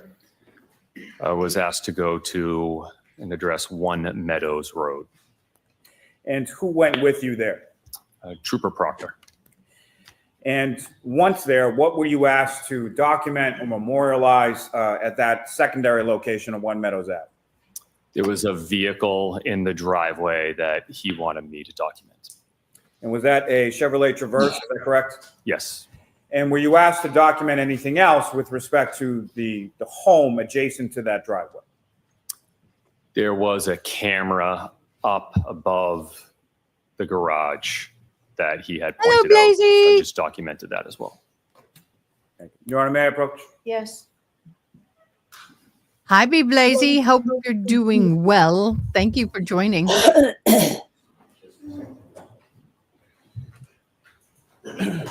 Showing you this. Hey, babe. You recognize that? Yes. So what do you recognize that to be? It's a disc of crime scene photos. And the photos on that disc are those the photos that you took at each of those respective locations on February 3rd, both 34 Fairview and 1 Meadows Ave. Yes. And what's contained on that disc and those photos, is that a fair and accurate portrayal of what you observed at each of those respective locations that day? Yes, it is. Your Honor, I'll seek to introduce in the minutes the next exhibit. And same caveat, as long as that's all that's on that disc, we have no objection. Okay. Coming in. Exhibit 135.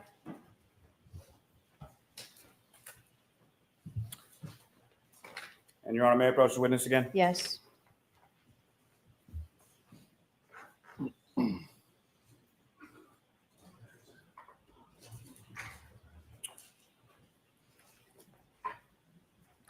Ada, I have to leave at 1. Margie has an appointment, 1:30. Okay, no problem. Sir, I'm handing you a series of 7 photographs. Do you recognize generally what's depicted in those 7 photographs?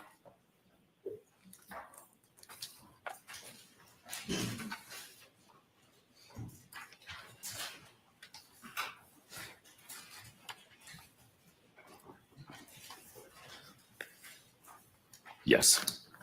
And in the first 5 of those photographs, is that essentially taking photographs as you walk around the Chevrolet Traverse in the driveway that day? Yes, that is correct. And the last 2 were of the garage doors at 1 Meadows Ave, is that correct? Yes, sir.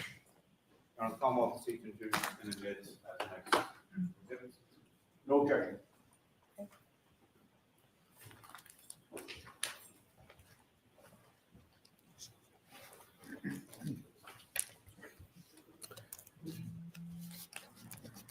Exhibit 136. And Your Honor, with the court's permission, may I publish those photographs in relatively short fashion with the jury? Sure. Ms. Gilman, if I could have photograph 7749.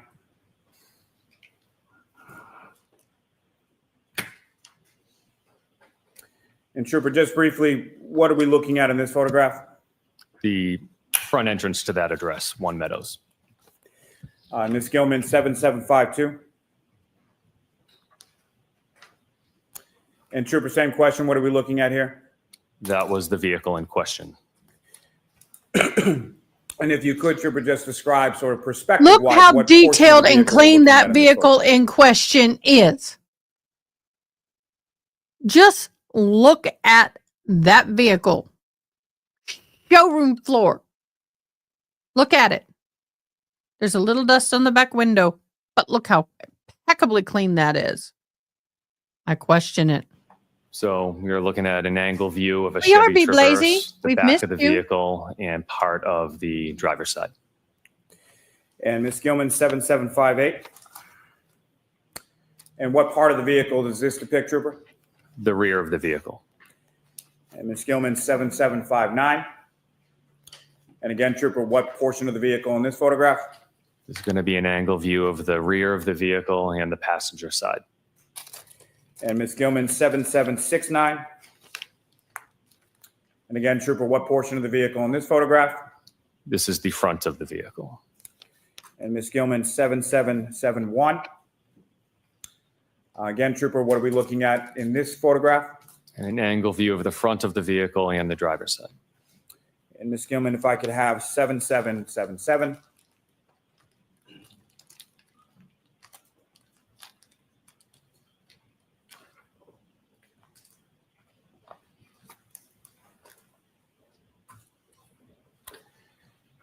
And again, Trooper, what are we looking at in this photograph? This is the driver's side rear quarter panel. And Ms. Gilman, 7791. Now, you also took photographs of the garage doors at 1 Meadows Ave, is that correct? Yes, sir. Okay, and how many garage doors did you observe there that day? 2 garage doors. And which of the 2 is this? This is going to be the right garage door. And Ms. Gilman, if I could have 7795. And which of the 2 garage doors is this, Trooper? This will be the left garage door. Thank you very much. Ms. Gilman, thank you very much. You can take those down.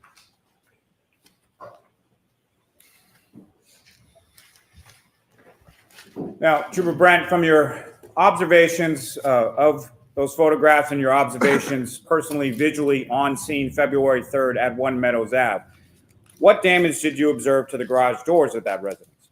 I did not observe any damage to them. And again, both from your view of those photographs and your in-person visual observations of the Chevy Traverse from all angles on that date of February 3rd, what damage did you observe to that Chevy Traverse? I observed no visible damage. Thank you, sir. No further questions, Your Honor. All right. Any questions, Mr. Yannetti? Yes, Your Honor, thank you.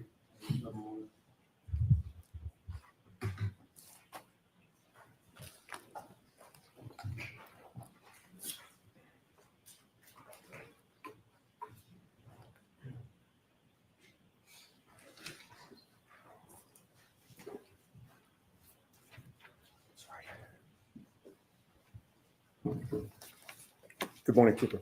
Morning, sir.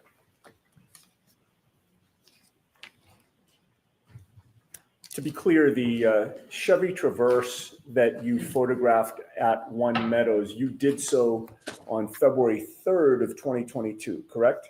Yes, sir. And you realized at the time I know that it was does, 5 doesn't it? days prior to the incident in question, which was January 29th of 2022? 5 days after, not prior. Did I say prior? You did. Thank you for correcting me because you're right. You were photographing it 5 days after January 29th, correct? Yes, sir. And it's fair to say, sir, that your earliest involvement in the case was February 3rd of 2022, correct?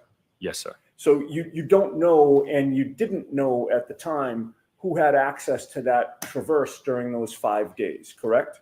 That is correct. Now, as of February 3rd of 2022, you, I believe, testified you were part of the crime scene services section of the Massachusetts State Police, correct? Yes, sir. You met former Trooper Michael Proctor on February 3rd at 34 Fairview Road in Canton. Yes, I did. At the time, did you know you were at the home of a Boston police officer named Brian Albert? I did not. And February 3rd was the first and only time that you responded to 34 Fairview Road, correct? That is correct. With regard to anything that you saw on the lawn or on the snow that day, you have no personal knowledge as to how any of those items got there, correct? I do not. And 5 days after January 29th, you had no personal knowledge at the time of who had access to that front lawn during those 5 days, correct? That is correct. You had no information that a guard had ever been posted near that lawn? Not that I'm aware of. And when you got there, there was no crime scene tape, correct? No, there was not. There was no tent? No. Other than the police officers standing there on February 3rd, the lawn was open to anyone who wanted to look at it, just like any other lawn on the street, right? I'm unaware of that. I don't know. Now, in terms of your actions that day in documenting the scene with photographs, you did not write a report on what you saw and what you photographed, correct? I took notes of what I saw and what I photographed. Michael Proctor was the one to write the report in which he reported that you were the photographer on scene, correct? I don't know what Michael Proctor did for a report, so I can't testify to that. Okay, but you didn't write a report. I wrote a report of what I did, showing up at the scene and taking photos and then submitting those photos to the Norfolk County Detectives Unit. You knew at the time that Michael Proctor was the lead investigator on the case, correct? Yes, I did.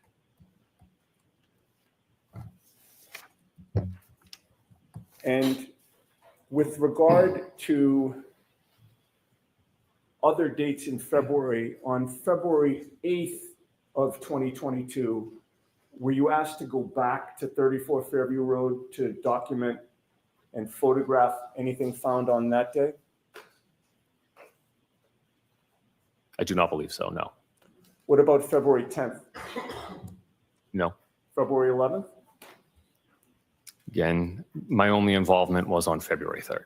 So that means that on February 18th, nearly 3 weeks after January 29th, you were not asked to go back to 34 Fairview to document or photograph Don't order that lady's shots on the lawn that day, correct? Correct. I have nothing further, sir. Thank you. Any questions, Mr. Lally? Very briefly. Okay.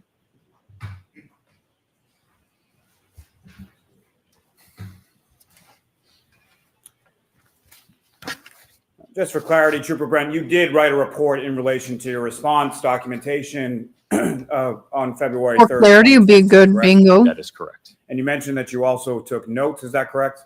That is correct. And what did those notes entail? It detailed several items that were collected, my response times, and who else was there on scene. Now, when you were there on scene, as far as 34 Fairview on February 3rd, what did you observe as far as these? You mentioned that the weather had gotten warmer, some snow had melted. What did you observe specifically as far as the snow accumulation on that front lawn area in the area of the flagpole of 34 Fairview? Objection beyond the scope. Sustained. Sustained.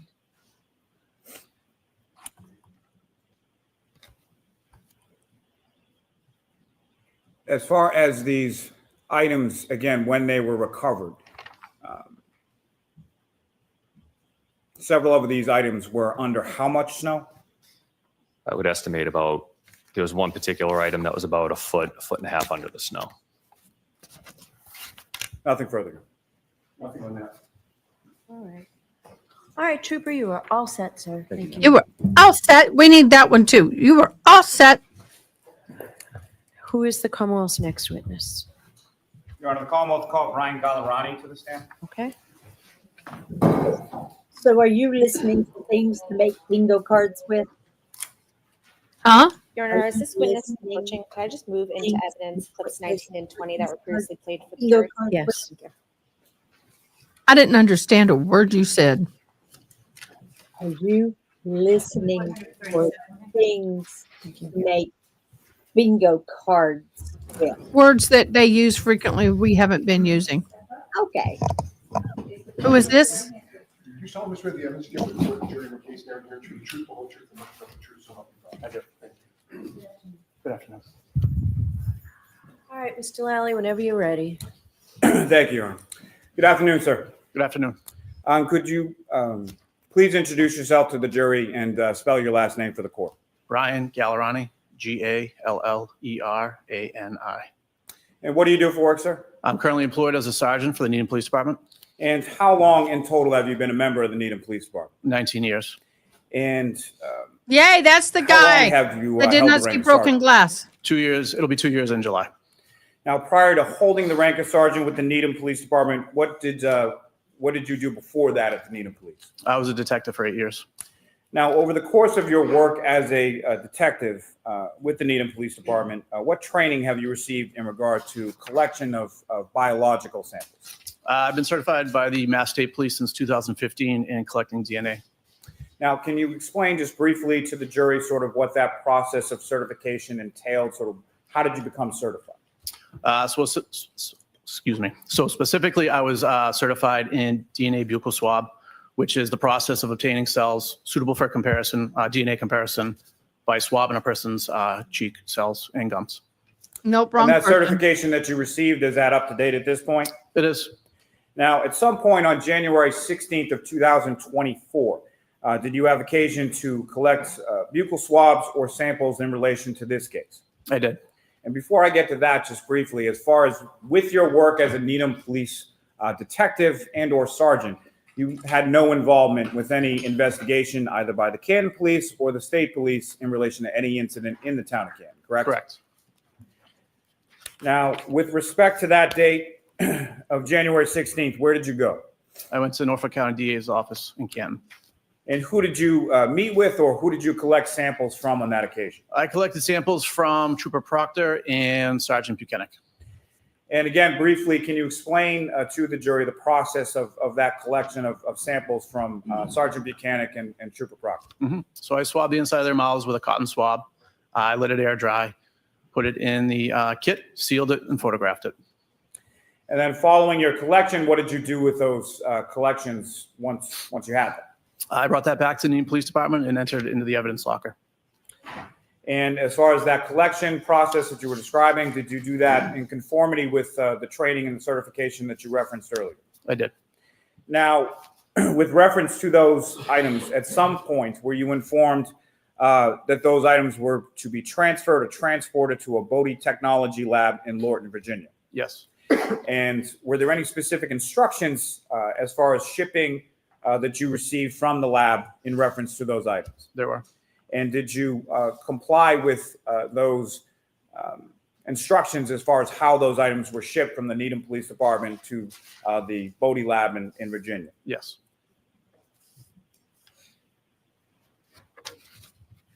I have nothing further. Thank you. Any questions from the defense? Very briefly, Judge.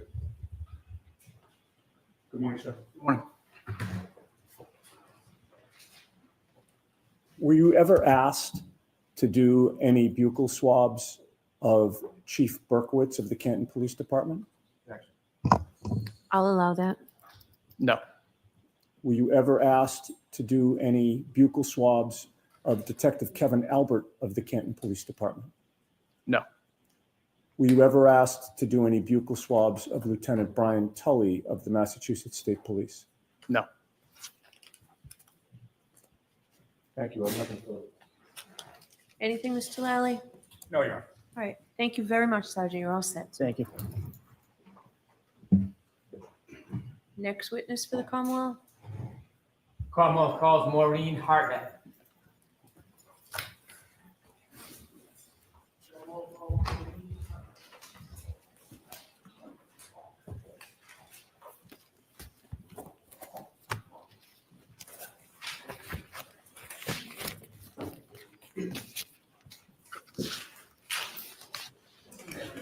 Follow me, ma'am.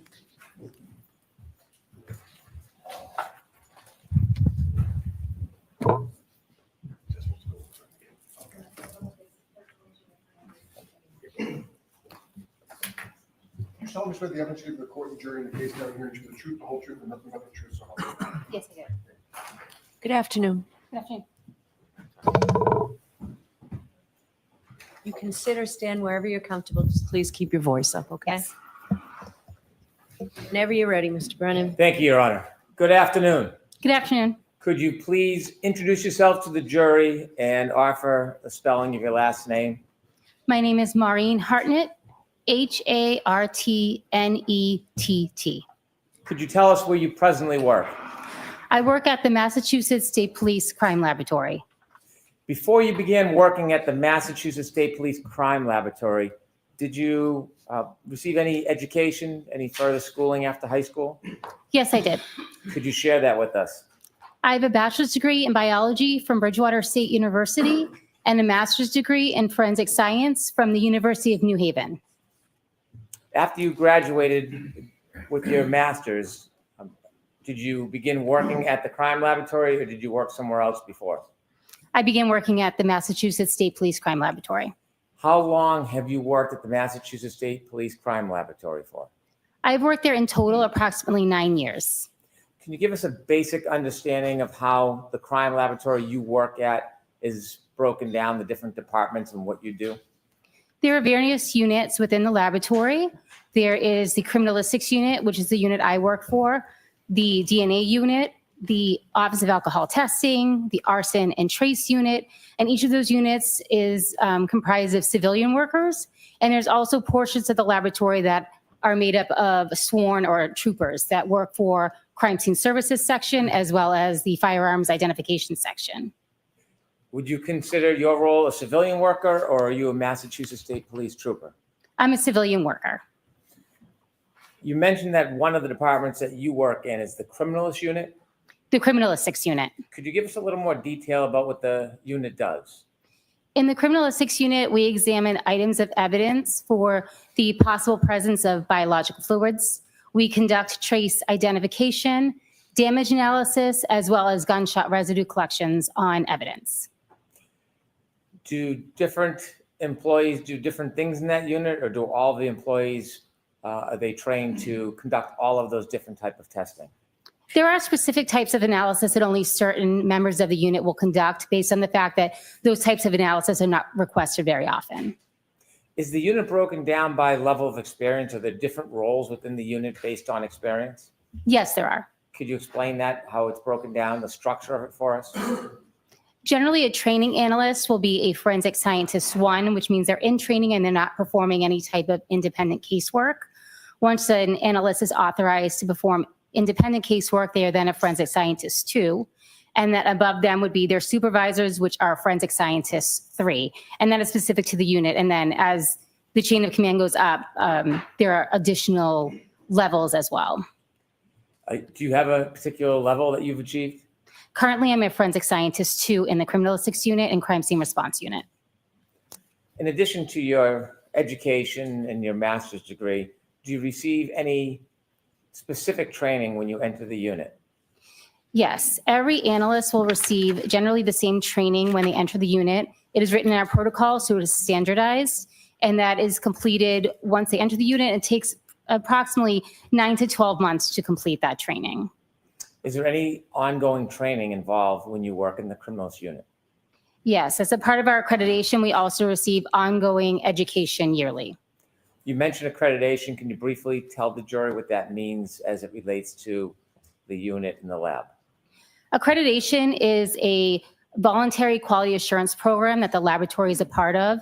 And basically their role is to ensure that our protocols, our procedures, our equipment, and our personnel are held to a certain level based in the scientific community. In your role, do you do all of your testing at the office or in the lab? As part of the crime scene response unit, I will respond to crime scenes and I will perform some testing and collection at crime scenes as well. How long have you been involved in the crime scene response unit? I've been involved with the crime scene response unit the same amount of time I've been in the criminalistics unit, which is approximately a total of 9 years. As part of crime scene response, do you actively go to an ongoing developing scene or do you arrive somewhere after the event? It depends on the circumstances. Oftentimes we are called out to a scene directly after the incident takes place. There are times when we also will examine additional items or additional scenes after the fact. How many scenes have you responded to as far as crime scene response where you were the person who was in charge? I would say approximately 300. When you are asked to or assigned to go to a scene, a crime scene, whether it's active or whether it's later in time, do you make an assessment when you get there, or is there a plan developed before you leave your office and get to the scene? I'm sorry, can you be more specific? Sure. How do you decide what you're going to do before you get there? Generally, when I arrive on scene, I get a brief description of what they think may have occurred. Of course.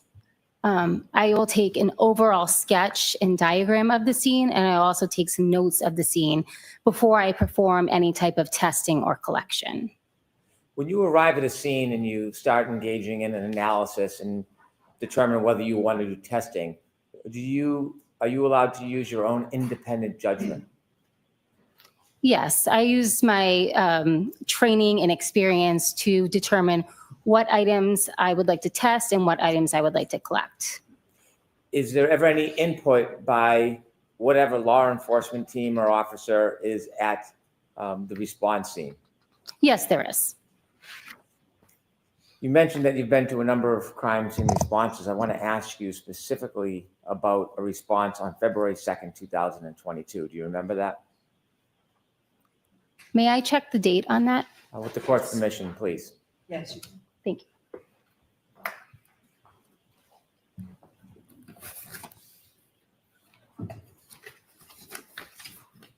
Sorry, Lady Jane. Thank you so much for joining us. We appreciate you. Love having you here. The chicken brings me joy. So I responded to a crime scene on February 1st. That day. Dance like a chicken day. It's 2020. National Dance Like a Chicken Day. It is. It is. Know that. Me too. My apologies. Where did you go on February 1st, 2022? I was dispatched to the Canton Police Station in their garage area. When you went to the Canton Police Department, did anybody else from your lab go with you? There was a crime scene services trooper that also responded at the same time, but there was no additional crime scene responder from my unit that responded. Did you arrive at the Canton Police Department? Yes, I did. Is there a garage that you were directed to? Yes, I was.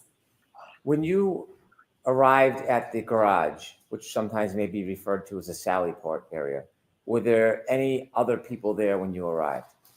There were Massachusetts State Police troopers as well as some Canton police officers. Did you know who they were?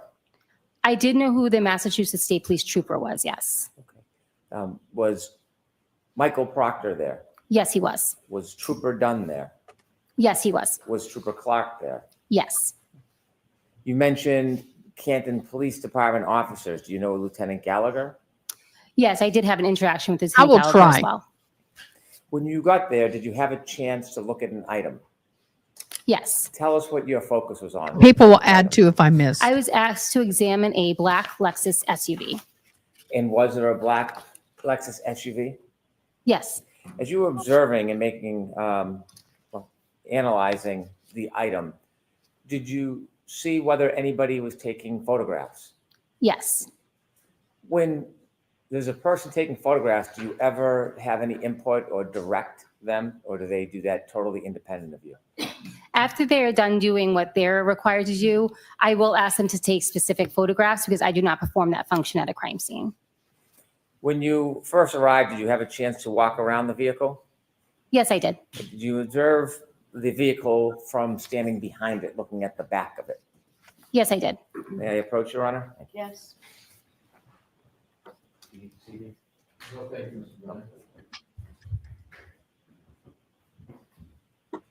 I'm handing you a document. Do you recognize that? Yes, I do. And what is it? This is the rear of the black Lexus SUV. Does that photograph, does it appear to be substantially accurate to what you saw that day? Yes, it is. Is it a fair and accurate depiction of what you saw? Yes. May I approach again? Yes. I will move this into evidence, please. No objection, Your Honor. Exhibit 138. Comfort break. With the court's permission, I'd like to show P145. Okay.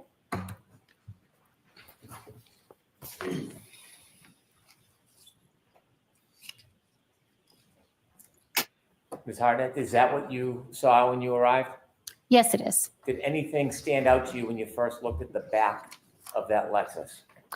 I noticed there was some damage to the rear passenger area of the vehicle.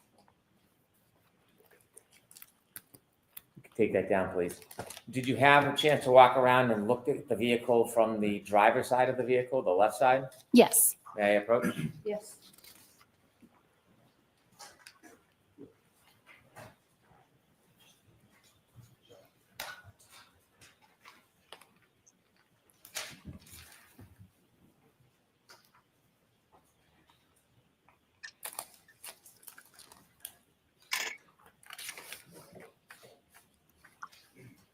Thank you, Mr. Chairman.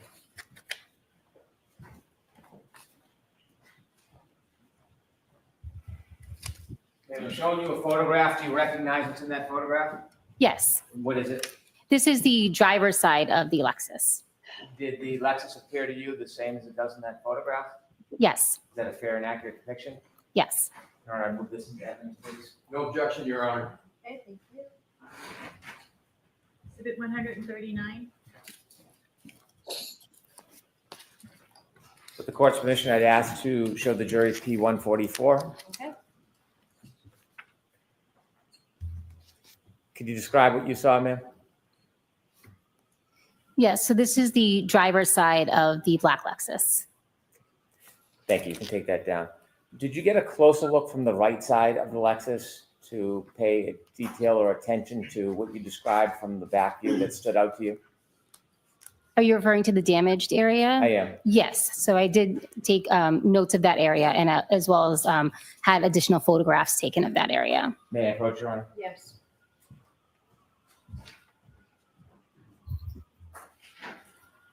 I'm showing you a photograph. Do you recognize it? Yes. What is it? This is a close-up photograph of the rear passenger side tail light area. Does that photo depict what you saw that day? Yes, it does. Is it a fair and accurate depiction? Yes. With the court's permission, I'd like to use that as an exhibit. No objection, Your Honor. Okay. Thank you. Exhibit 140. May I show it to the jury, Your Honor? Yes. P161, please.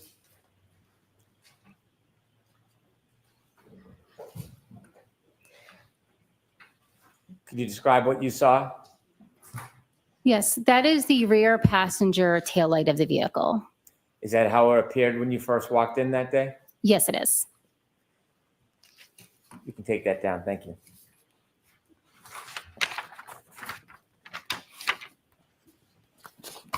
When you examine an item like a car, do you take any type of efforts to protect from contamination? Yes. What do you do? Before processing or touching any item of evidence, I'll put on gloves. I use disposable instruments whenever possible, or if I need to use reusable instruments, I will spray them with a 10% bleach solution prior to use. I also change gloves often while I'm examining a vehicle and keep my notes and my pens that I'm writing my notes with. I don't put on gloves when I touch those, and then when I go back to examining the vehicle, I will then re-put on gloves to protect the evidence. If you see something of note, something that stands out to you, do you have any way of marking the item? Yes, I take diagrams at the scene and note on my diagrams anything of note. And as I had said, if there's anything that I also want close-up photographs, then I will request the crime scene services trooper who's assigned to crime scene to take those photographs. Do you ever put any type of markers on the item itself? Yes, generally I will mark the items with either a letter or a number so that I'm able to refer back to them both in my notes, and I'm able to refer to them when I look at the photos. When you mark different items or observations that you make, do you give a specific number to each item for to memorialize it? Yes, I either use a lettering system or a numbering system. And how do you memorialize it? Do you put it in writing? Yes. What do you do? On my diagram, I will refer to something, for example, as letter A, and then I'll also mark that item using a marker on the item Thank of you. I think evidence we with got the 'em all. same letter so that I can connect and associate the photograph with my notes and anything that I collect as well. In addition to the broken taillight that we just looked at, did you make observation of any other things? And I'm just asking generally, not asking you to specify. Yes, Were there other things that stood out to you? yes, Did you take any swabs, to see if there was any biological evidence? yes, I did. Where did you take swabs from as far as trace for blood? I screened for blood on various areas of the undercarriage of the vehicle. And what was the results? Those were negative. What does negative mean? It means that there was no blood present in that area, or if there was, it was below the level of detection of our test. Did you make any observations where you saw items or marks of interest? Yes. I want to ask you about any observations you made of the back bumper. Was there anything significant that you saw relative to the back bumper of that vehicle? Yes. And share with us what you saw.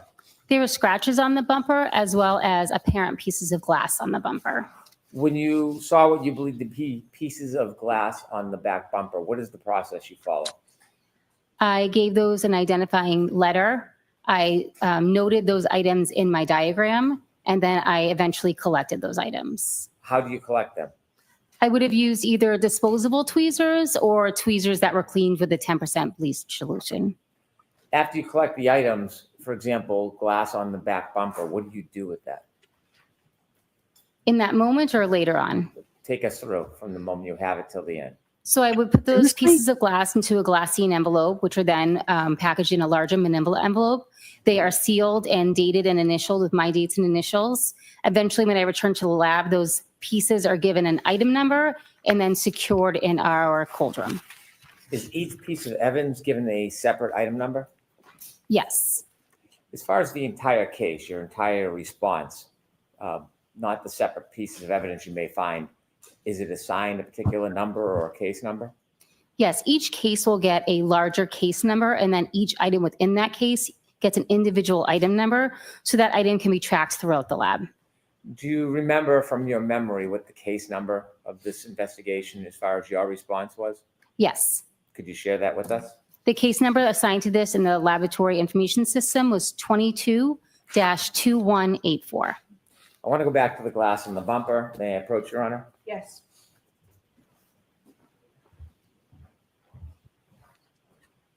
I'm showing you a photograph. Do you recognize what's in that photograph?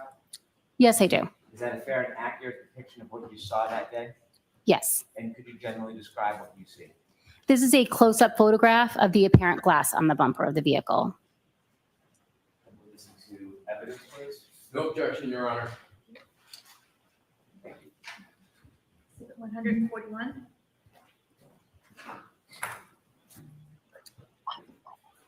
With court permission, I'd like to show P167 to the jury. Okay. There are 2 pointers in front of you. Would you mind pointing out for the jury what stood out to you? And Ms. Gilman, could we get a little bit of a close-up on that bumper, please?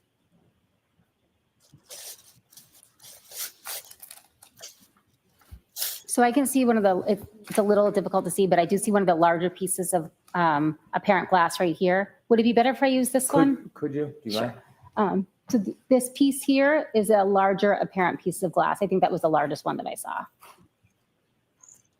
And those 2 white stickers, could you tell us what those are?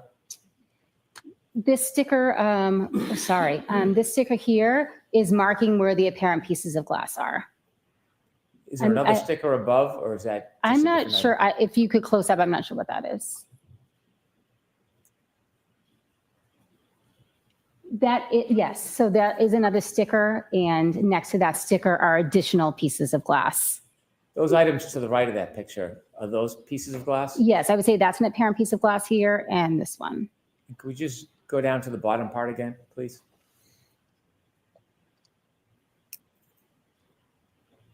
Thank you, Ms. Gilman. You can take that down. Did you collect what appeared to be items of glass? Yes, I did. Okay, yeah, I think we Did heard they that assign a too. particular number? Yes. Do you know that number offhand I would have to refer to my notes. with the court's permission? Yes. Thank you.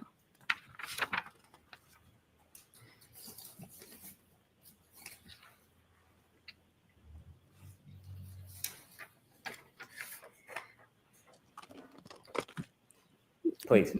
Those items were given the item number 3-3.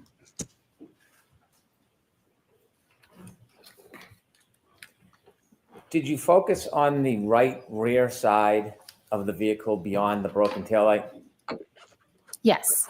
Did you notice any damage, any scratches to the right quarter panel or the right side of that Lexus? Yes, I did. I noticed some scratches as well as a dent in the rear door in that same area. Let's start with the scratches first. When you notice scratches, is there a way you marked them? Yes, I would have given them a letter. And did you do that? Yes. May I approach, Your Honor? Yes.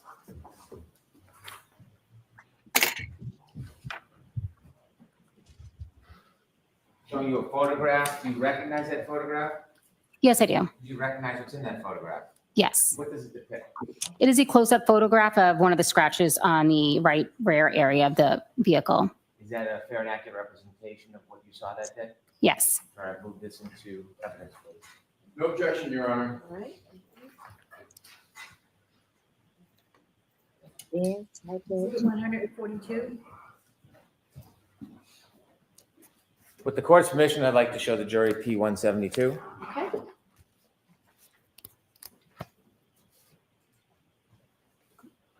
Could we close up just a little more, Ms. Gilman? Thank you.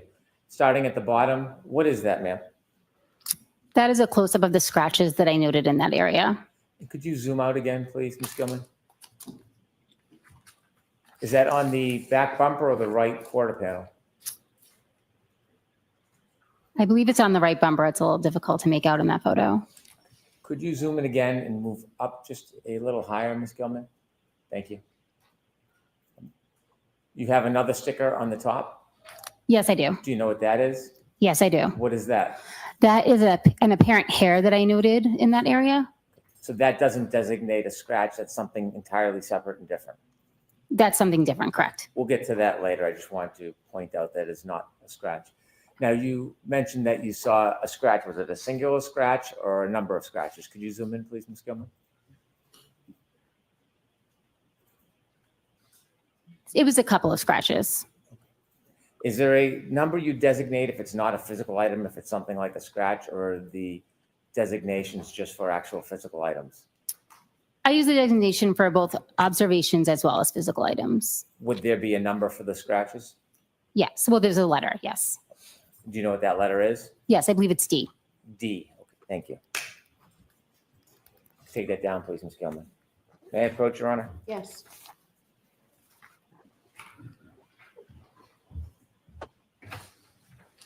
I'm showing you another photograph. Do you recognize what's in that photograph? Yes. What is it? That is damage that I noted on the rear trunk door of the vehicle. Is that a fair and accurate depiction of what you saw? Yes. When you say damage, what type of damage did you notice? There was some scratches as well as a dent. I'd like to move this into evidence. No objection, Your Honor. Exhibit 143.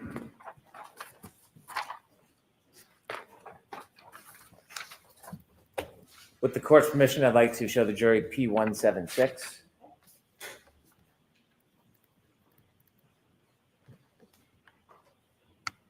Can we zoom in just a little bit more, please? You told us that you saw both dent and scratches. Starting with the scratches with the pointer on the TV to your right, could you show us where you saw further scratches? So the scratches are up above, and then down here there's chipped paint and a dent. And where is the dent in relation to the scratches? Just below it. Could we zoom in a little more if we could, Ms. Gilman, please? Can you see in this photograph the dent that you saw? Yes, I was referring to this area here as a dent. Okay, I got to say this, and I'm trying to keep my cool. But that said, every scratch and dent on this car are being documented. But they can't say when, where, how, and who made those dents and scratches. So to me, I have a problem admitting that as evidence because they have no proof that that was not there prior to the night in question. And that's my humble opinion, and I'm going to stand by it. But that frustrates me because they're acting as this is the gospel truth of this vehicle. This is what hit. I mean, all this happened that night. If you go through my car and you see all the scratches and dings on my car from other people at the grocery store, and you want to turn around and say it happened on a night that somebody was unalived, boo, you got a rude awakening. I laughed because Margie, she backed into mine with a U-Haul. And one man said, it looks like somebody tried to open that car with a can opener. My door. So I wonder what they would make of that one. Still waiting to get it replaced. Yeah, I'm just saying you have no proof. Sorry, my eyes got stuff going. You have no proof. How in the world are you going to prove that that happened when you say it happened? You don't. Let's keep going. Oh, come on. I pushed the button. Allergy season. Thank you. You can take that down, please.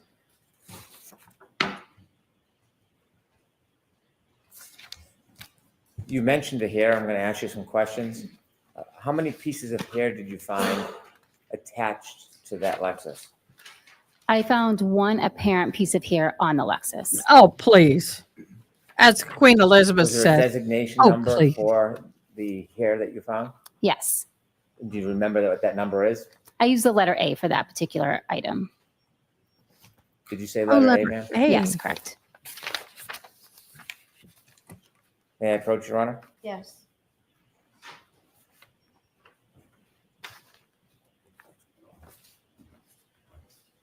I'm going to show you two photographs.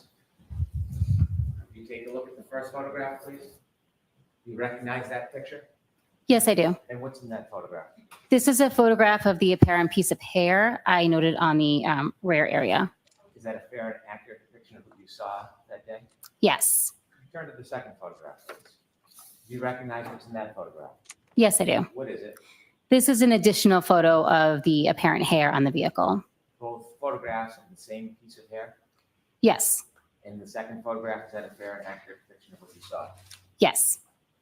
I'd like to move these two photographs into evidence, please. No objection, Your Honor. Okay, is A and B, please. 144A and 144B.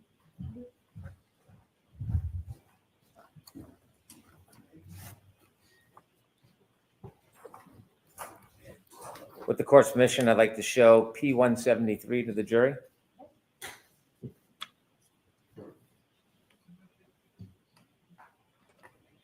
If you could get in as close as possible, Ms. Gilman. Do you recognize what's in that photograph? Yes, I do. And can you share with us what you saw?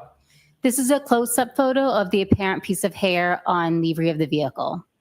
What did you do when you saw that, what you thought to be a piece of hair?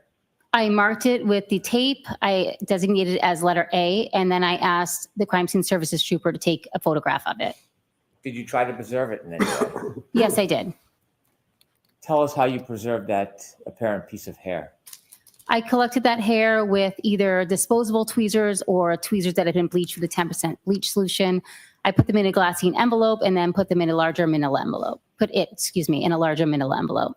What happens to that larger manila envelope? It is returned back to the lab. It is submitted under the same case number and given its own individual item number. Did you bring it personally back to the lab? Yes, I did. When you brought it back to the lab, do you remember where you brought it when you got back to the lab? After it was entered into the computer system, I then sealed it, I initialed and dated it, and then I would transfer it to the crime scene response holding area in our cold storage room. When you pass it along, is it to protect it in evidence, or is it for a purpose of further testing? At that point, it's just to store it in evidence, and then it will make its way into whatever unit needs the piece of evidence first. And you did all that with that piece of evidence? Yes, I did. I'd like to show the second photograph that you identified. I believe it's P165.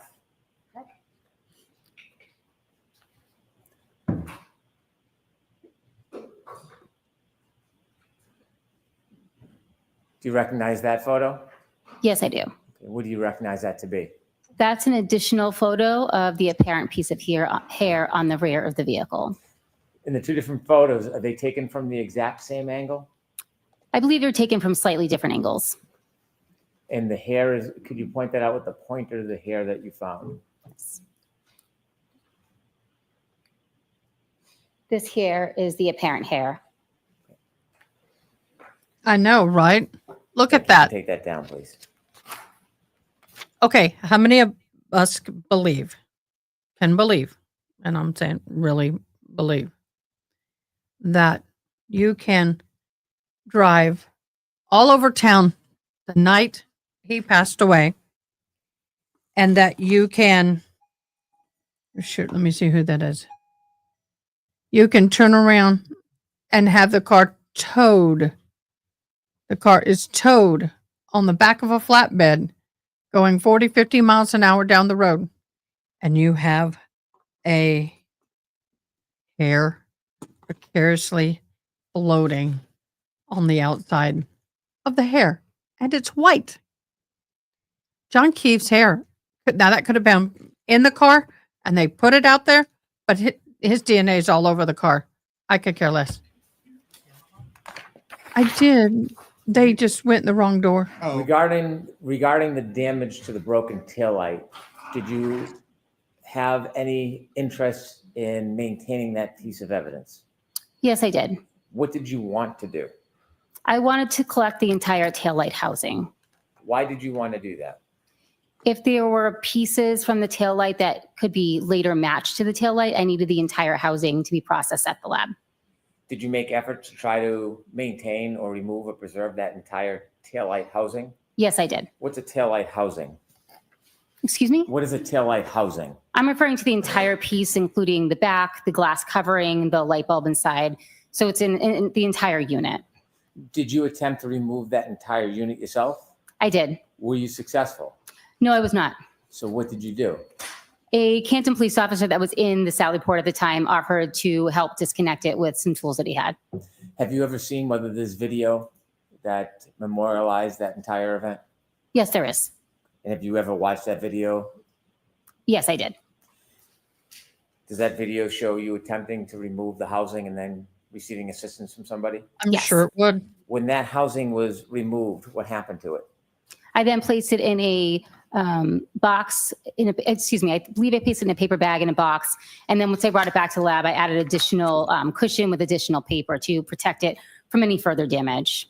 Were you going to keep that housing, or were you going to put that in evidence for other reasons? That was put into evidence storage for the time being. May I approach, Your Honor? Yes.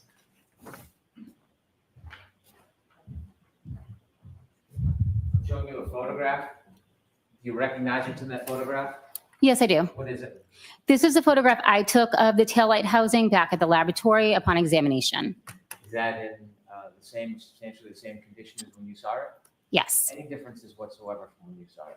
Not that I noticed, no. Is that photograph fair and accurate of what you saw that day? Yes. All right, move this photograph into evidence. No objection, Your Honor. That was sturdy. No objection, Your Honor. 145. 80K, I've got to go because I got Court's to. permission, I'd show a photograph. Bye, beloved. Love you. P187 to the jury, please. Okay.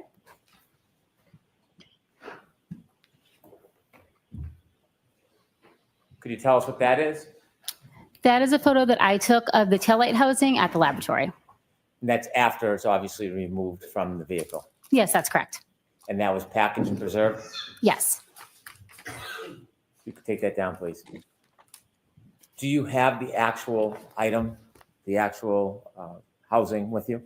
I believe it is here, yes. With the court's permission, I'd ask the witness to be able to open the item, show it to the jury, and then I would move it into evidence. Okay. Thank you. If you would you please remove the item from that box? Yes.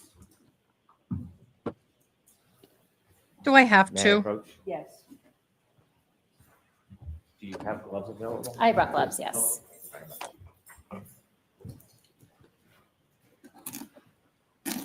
Of course she's got gloves. She's a professional.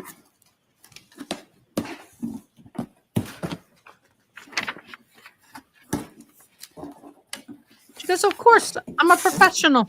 I got gloves. We're good, boo.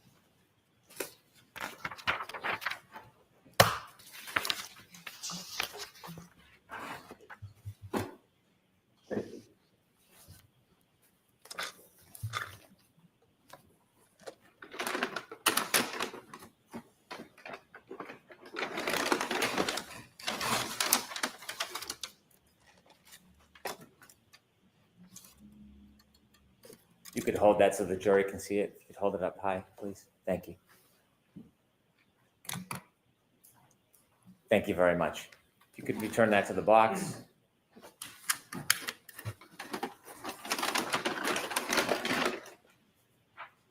I would move this item into evidence, please. No objection, Your Honor.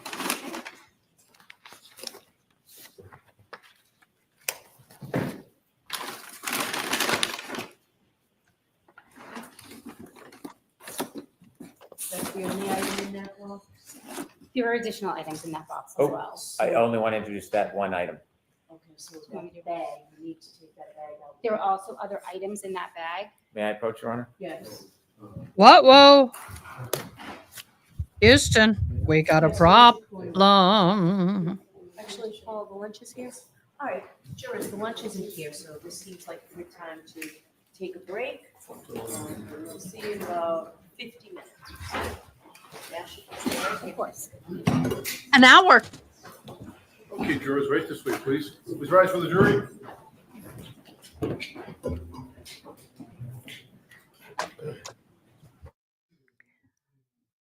Bye, Diane. It doesn't snow here I live, so I'm not familiar with snow stuff. Yeah, me neither. I don't think that bumper was covered in snow. If that hair was tied in with the snow, I would think, because they had a video of it last trial, you could see it shaking from the AC. That hair was so precariously there. I'm shocked it didn't fall Quiet, off. folks, still on the record. Thank you.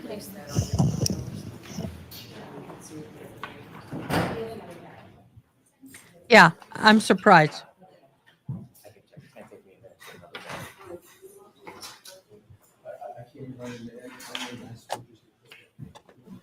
Getting organized. Somebody asked, what am I doing? I'll explain in a minute.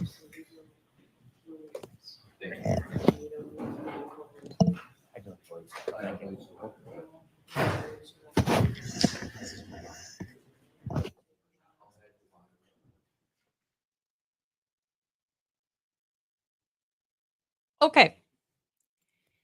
I really struggle with purses. And I have a purse that I absolutely love. But it is a freaking bottomless pit from hail. Everything disappears. Everything gone. So I am in the process of putting everything in bags because I was at church and I couldn't find the simplest of things in my purse. So I have a ton of these Vera Bradley bags that my sister and I bought when we were there together. We love Vera Bradley, and I love the black and white pattern. And I am putting all of that in a bag.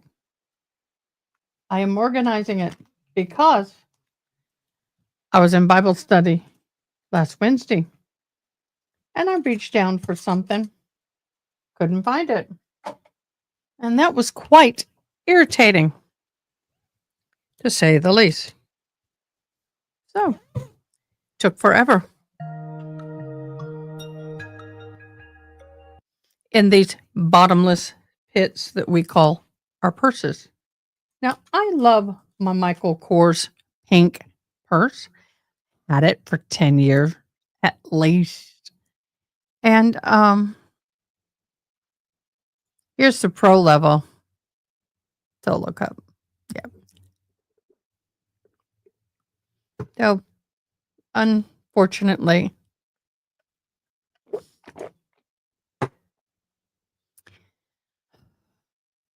I'm tired of hunting and pecking for everything. So, all right, bingo card. I got a bingo. Oh, we do have objection. We did get objection. She's not said overruled, but she says, you may answer. Or is that your answer? Stipulation, harassment, what? I don't recall. Did they say I don't recall? Case manager, affidavit, right? Mr. Jackson.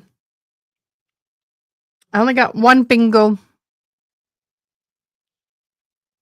I'm sure they're going to bring up the solo cup. Okay. So we are going to take a quick lunch rest.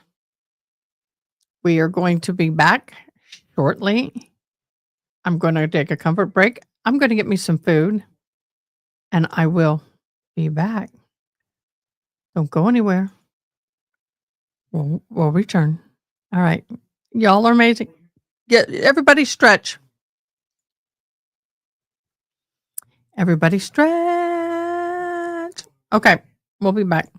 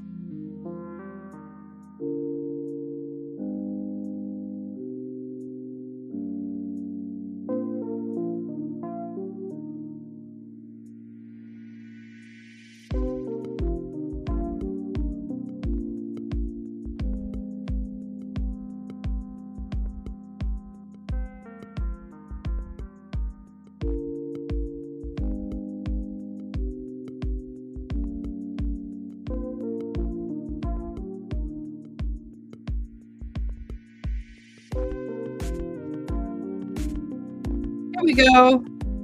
I'm back. Obviously, something happened if Miss Haley Mouse was here. Let me get my ears back connected. Yay.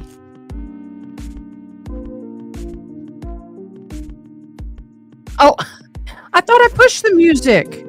It wasn't playing? My bad.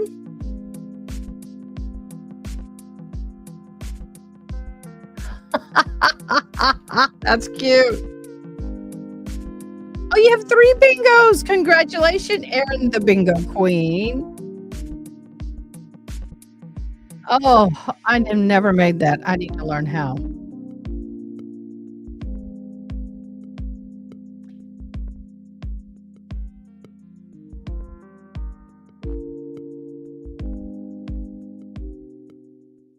Well, thank you guys for hanging in there. We are still awaiting. Everybody's awaiting. I had to go get some medicine. I have had a very difficult stomach the last night and a half, or last night and today. And everything is just, I'm just, ugh. Y'all know how that goes. So luckily, I was able to go get something for my tummy, and we had nothing here to eat.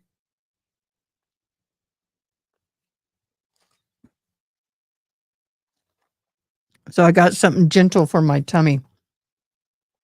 Yay. Oh, that's fine. That's fine. I thought I hit the music. I normally do. It's easy listening. Okay. We had the Lori Daybell. Is that there? Okay. The Lori Daybell hearing, and I believe there were issues in the court. Oh, I didn't mean to click on her screen. Oh, there it is. Video is unavailable. This video is private. How do you mark a Karen Reed video? I mean, not a Karen Reed, a Lori Daybell hearing. Okay, here's court feed for Lori Daybell. We'll just hop in over here for a minute. Oh, they just started. Oh, wonderful. Let's listen to these people for a little bit. Did you wish to strike or withdraw that? Correct, Your Honor. Okay, so that's withdrawn. Let's get back and see what is withdrawn. There was some glitchy issues in. Hi, Chris H. Is that Chris Hansen? To establish conspiracy, premeditation, and/or establish motive pursuant to Rule 404B.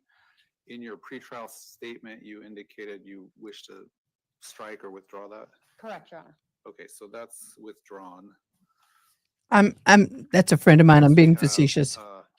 States request to preclude the media from showing the face of a testifying witness, one of the witnesses. I'm assuming you don't really have a dog in that fight. Oh. Or do you have a response? I don't have a dog in the fight, but I haven't had a chance to read over. I just got a bunch of this stuff, so I'm not really sure what they're asking for. Well, one of the witnesses also works in an undercover capacity, and showing that witness's face could compromise other investigations or things. Yes, come back. Doing. So it's a request to not broadcast his face through the media out into the public. And is this witness FBI or something to that effect? It's Nicholas Balance. I think he is an FBI agent. Correct, he is an FBI agent. And he's a relevant witness because of why? According to the state's notice, he created a PowerPoint regarding some of the Wi-Fi or cellular data Cellular location. and Wi-Fi use, yes. I have no real objection to him being obscured. I don't know how they'll do it, but. All right, so I'll direct the media during trial when witness Nicholas Balance is called to testify. They can't broadcast his face out. They can focus the lower part of the witness stand or something like that, but his likeness or image or face should not be broadcast out to the public. So I'm essentially granting the state's request in that regard. Next, we have state's amended request for Rule 609 hearing and the defendant's response. When I read the amended request, you're simply adding the most recent conviction, correct? Correct. Yeah. You didn't really respond to that in your reply. You kind of just talked about the previous reply that you had made about Did you notice that she had asked to basically add your most recent conviction? I saw that, but I didn't know what the law was since I wasn't sentenced for that yet. So I wasn't quite sure where to go on that. So I left it off. Okay, Orange so is if the it's new similar- I Lori. think similar to the last trial, I'll put that off. And depending on if you testify or not, it only really becomes relevant if you decide to testify. So we'll table that for the time being. Next, I have the state's motion limiting to preclude inadmissible evidence relating to Tammy Latchik, who is a evidence scene technician type person from the, I think it's city of Chandler. Did Gilbert. you, or I'm sorry, Gilbert, did you have a chance to review that? I just got it and I am in the middle of responding to that. But I do have a request in that regard Which is? from the state, since it was, just given to us, and I'm sure that the state had that information clearly before now. We need additional information, and due to that late disclosure, I was going to ask the state if they could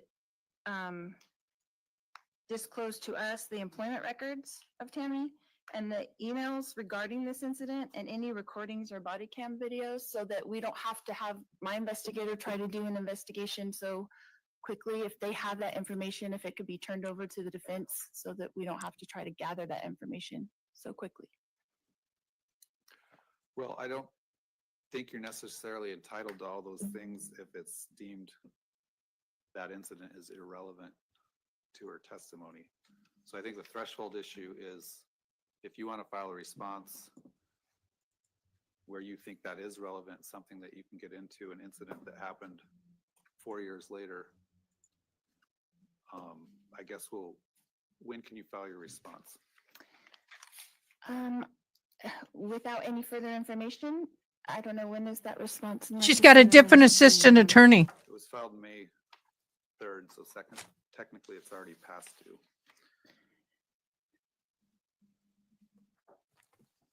So can you file it by next, you have a copy of it now? I just got a copy, correct. All right, how about next Wednesday, the 21st? Yes, I can do that. All right, so we'll. And I set have a that aside. question on that as well. Can I make an objection on the sealing? Can I ask under what law or rule or statute that this motion was sealed under? They've requested to file it under seal because of the nature of the motion and the contents of what that incident is, not needing to necessarily be in the public eye. So if you want to include in your motion an objection to it being filed under seal, you can do that as well. Okay. So you'll file that no later than May 21st. I don't need a reply on that. I'll deal with that, I guess, probably our first day of trial or so. So you're not going to set a 609 hearing? This is not a. Oh, not the 609, but a hearing for Tammy Latchik? I can listen to oral argument when you filed your reply, but I don't believe I needed any sort of hearing on it. So I'll deal with that May 29th or 30th, I suppose. Oh, no socks. That's unusual. All right, then we have the defendant's motion for no restraints in trial dated May 6th. I don't know, in your motion, I don't know where you get the idea that the sheriff's office recommendation ever was that you have no restraints at all. Their minimum recommendation was that you wear a rack belt. Well, I have it right here and I copied it verbatim. Yeah, you Okay, said, what it said was my recommended minimum requirements as listed above, and those were to wear a rack belt. It said, or the recommendation of MCSO was that they could have a unarmed detention officer and an armed deputy sheriff if I was to not have any restraints. Right, but that wasn't their recommendation.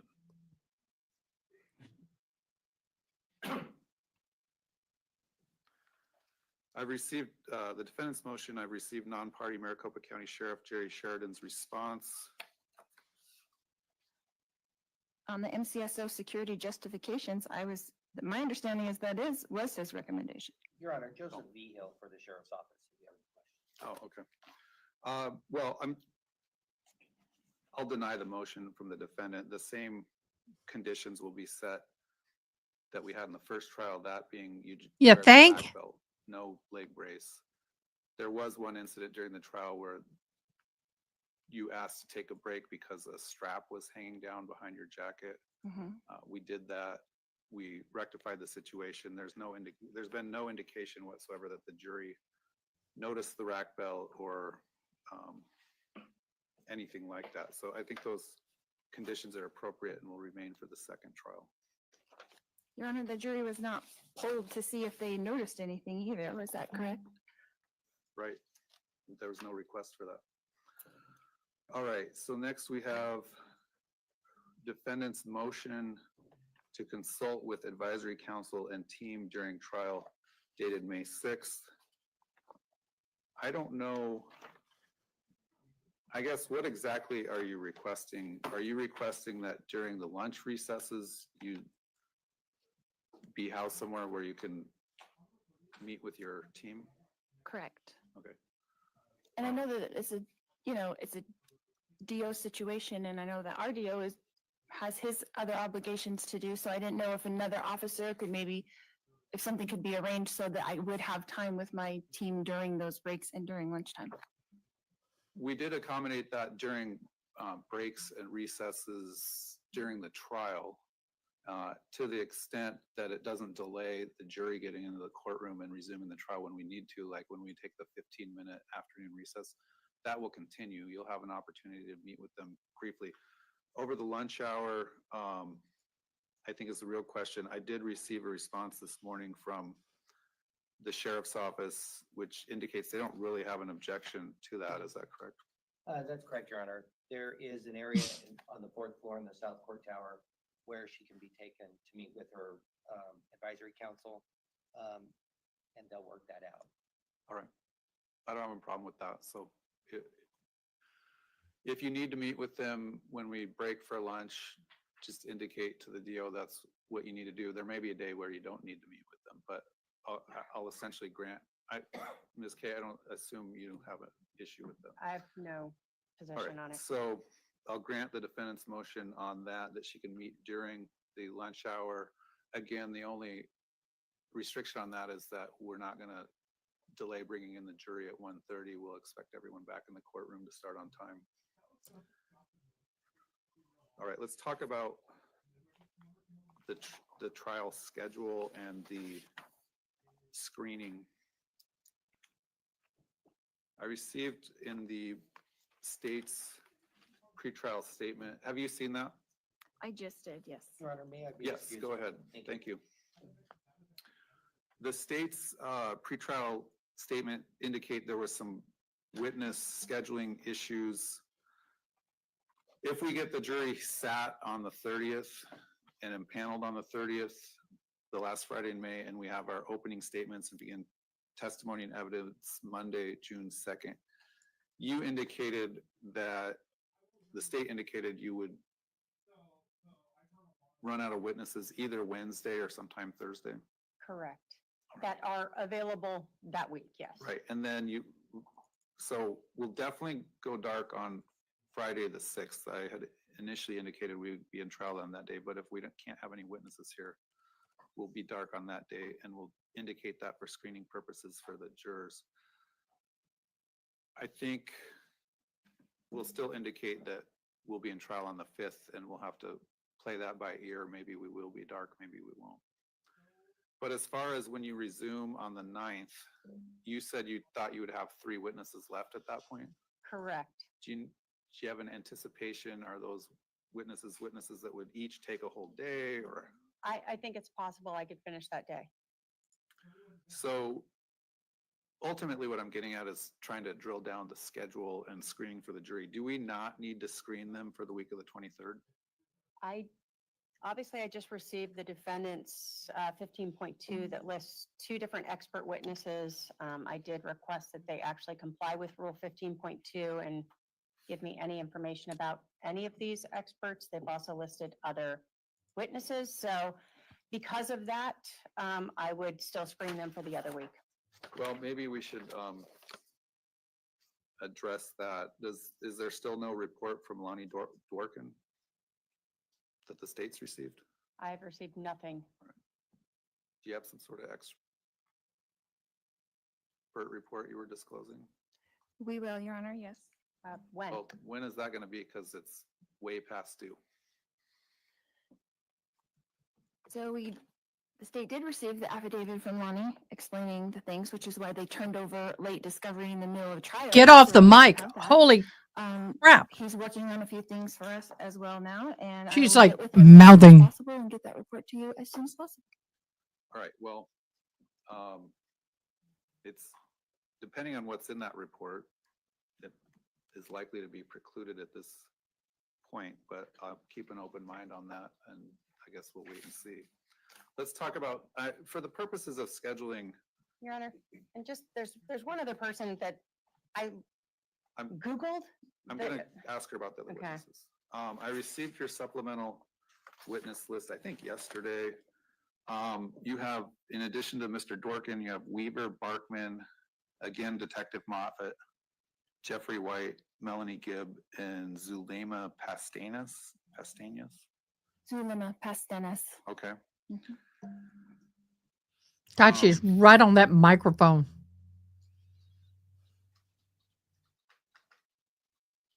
I know it Detective Moffett also involved does. in this case? He was involved with the case agent of this case while he was the case agent of the other case, correct? Okay. It does. So he may or may not have, he may have relevant information. Again, I guess that's a wait and see. What about, who's Weaver Barkman? So he's a ballistics expert. Is that an expert? So that's an expert. Do you have an expert report that's been disclosed? Not yet, Your Honor. We're working on it. Then why do you have it? Your Honor, since I have not noticed a ballistics expert, that's a big problem, because if I get something, then I would have to do that. So the defendant's, again, extremely late violation of all rules of criminal procedure is a problem. It is a problem. Who's Jeffrey White? My investigator. Oh, okay. In Okay, it is called a chicken fried steak because, are you ready for this? It is prepared the same way as chicken fried chicken. So it is prepared the same as a chicken fried chicken, but it's a steak meat. So hence chicken fried steak. do you have an idea Why of in what you asked, capacity you I think it would be answered. called? Well, we had made a request from the state for the car door and the window that the bullet supposedly hit, and we were going to have him inspect that as well. We have recently found out that those two things do not exist. So I'm not sure what they're going to be putting up as far as ballistics in their case in chief. So I was trying to have someone who could be able to look at whatever reports they're trying to put up and rebut anything that they're saying. Is Mr. White an expert in that area? Mr. Weaver? No, I said Jeffrey White. He's my investigator. Right, that's who I was asking, who has relevant information. What's Mr. White's relevant information for, why might he be called as into trial? Because he's interviewing the witnesses as well, the defense witnesses. So it's some sort of extrinsic impeachment if they, Correct. what about Melanie Gibb? So Melanie Gibb and Zulema Pastanas were both initially noticed in the state's 15.1. They have not noticed them again. I don't know if they can still call them if they're on their list, but Have you, they have relevant information to this case. have they been presented for an interview by the state? They've both been interviewed multiple times by the state. I mean, not by police officers, I mean by either the prosecutor or someone in her office for, in preparation for trial. In this case, Yeah, in either case, not that I'm aware of. have they been subpoenaed? The subpoenas are out. What relevant information would they have? They have relevant information to Brandon Boudreaux Okay. and around that What time. is the nature of that relevant information? It will come apparent if they have to get up and testify, Your Honor. I will only call them if I need Well, they're going to them. be precluded if you can't give me some minimal, what relevant information they have. Just saying that they're relevant doesn't make them relevant. Okay? Yes, and is this procedure that I have to say what each of my witnesses are relevant ahead of time and give my whole case in chief over to the state? It is? Yeah. That's just how like- it works? like That's this- the rules of law? Stop interrupting me. Yes, that is the rule of law. That's just what the state does. They tell you what relevant information each witness has. So my answer is yes. So if you can't tell me what relevant information they have, they'll be precluded. They both have had dealings with Brandon Boudreaux and Alex Cox. So Okay, so does someone, that was a server for them at a restaurant. It doesn't make them have relevant information as to this case. Anyone who came into contact Hmm? with Mr. Boudreaux or Mr. Cox had some interaction with them at some point in their lifetime does not make them a relevant witness. So what is their relevance? the state had them on their witness list and they're saying they're not relevant? Get off the mic. They're too close. No, they're not on my, Police interview however many people they interview because they're working on the case. They don't know who has relevant information, who doesn't have relevant information. All the people that they interview don't end up being relevant. So because they're listed in a police report somewhere, doesn't necessarily make them relevant. Okay, their relevance lies in if I have to rebut something that the state puts on in their case in chief. When they know that they're relevant, they will let you They're just know. called in case they need them. He's trying. They're subpoenaed in case I need them. All right. It sounds like they don't have relevant information. However, I'll include these names on the witness potential.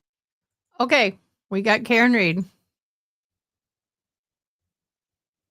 That's correct. All right, here we go. Back to Karen Reed. Woohoo!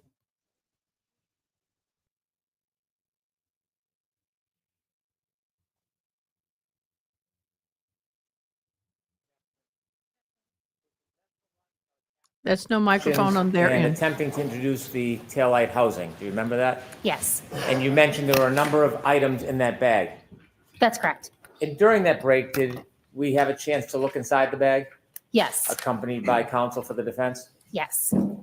When items are stored in a bag, is it common for them to be transferred to other locations other than your evidence locker? I'm sorry, can you rephrase that Sure. information? When that you question? store a piece of evidence in an evidence bag and you put it in the evidence locker for safekeeping, does the evidence sometimes travel to other places? Yes, If it's tested for other types of information, maybe DNA or biological fluids, can that item be transferred to another department? yes, Is sometimes that item brought back and forth to court for other proceedings? yes. And do you know if this item has been on different travels over time? I do know that it went into several different units within the laboratory, yes.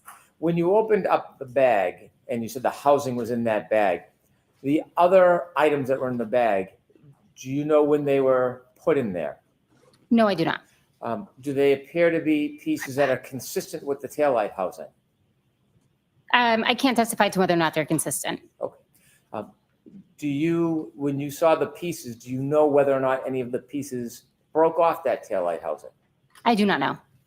The taillight housing, did it have any loose pieces when you first retrieved it from the Canton Police Department? No, it did not. It had missing pieces, but nothing was loose on the taillight housing itself at the time that I collected it. And the loose pieces on the bottom of that bag, they were in the bag when you opened it this morning? Yes, that's correct. The loose pieces, last time you had an opportunity to open that bag was how long ago? The only time I opened that, the packaging for the taillight housing was in the laboratory when I first examined it in 2023. And do you have any indication this has passed many hands or hands since then? I do know that that item went to the trace unit after I examined it. Those loose pieces in the bottom of the bag, I'm going to ask you to keep them with the taillight housing. Okay. And I'm going to move that piece of evidence. Evidence, I may have one moment. Okay.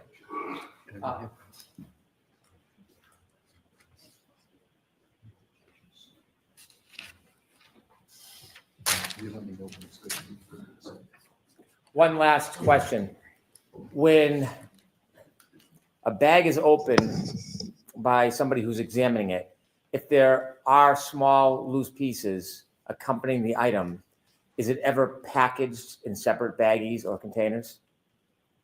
In the criminalistics unit, so I can only speak for myself in my individual examination, if there are loose items within the item that's packaged with it, I would separate it and potentially separate into a smaller package and put it inside the larger container so that it doesn't get lost. In addition to the loose pieces in the bottom of that bag, do you see separate small containers of packaging of Yeah. smaller pieces? Yes, there were 2 smaller containers within that larger bag. And those smaller packages that are separate from the actual larger item, did you put smaller pieces in those small bags? I did not do that. It's done by somebody other than you. At some point, yes. Okay. I now move to introduce that into evidence. No objection, subject to the explanation and cross-examination, Your Honor. Okay. What? Could you present that? Yes. Yes.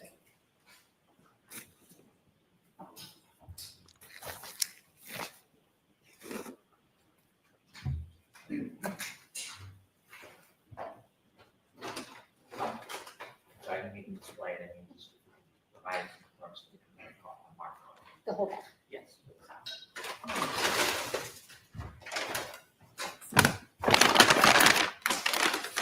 And you can keep the gloves on. I just want to be able to show the small. Oh, separate okay, that's fine. I'll packages just get in here. after it's marked. Sure. Exhibit 146.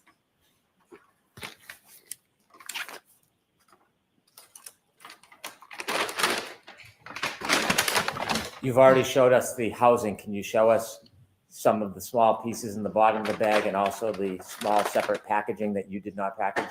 Yes. Thank you.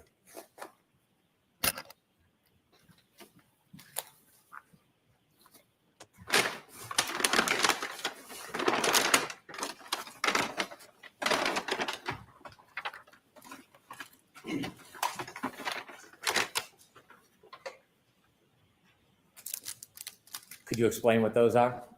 These are 2 small glassine envelopes that were in the container. Any markings on those envelopes? Yes. Would you like me to read them? Please. Some of it is illegible to me. I didn't write it. Oh, I'm sorry. It appears to be at least the second half of the case number. It's possible that's the 2202184. 3-1 pieces E, G, I'm not sure if it's an M or an H, I, S, K. Well, you need to be sure.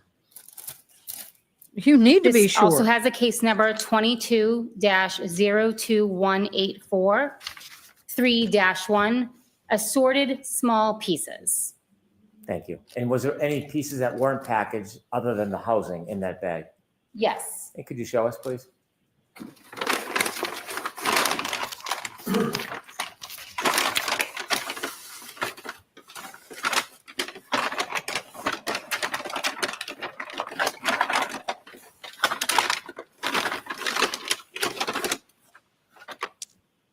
This item was also located in the bag.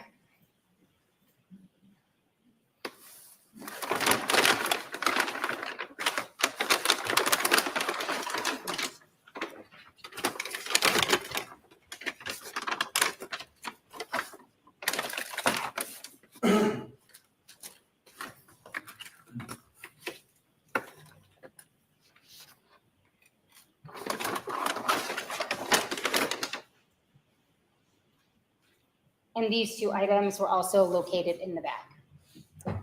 Thank you very much.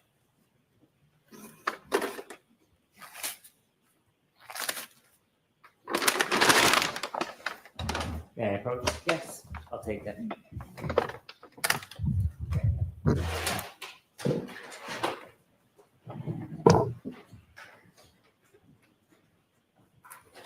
Thank you.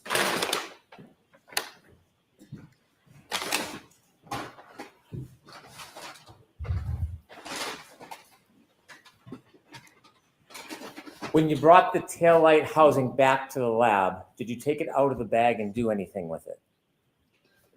Yes, during my examination, I did remove it from the bag to look at it.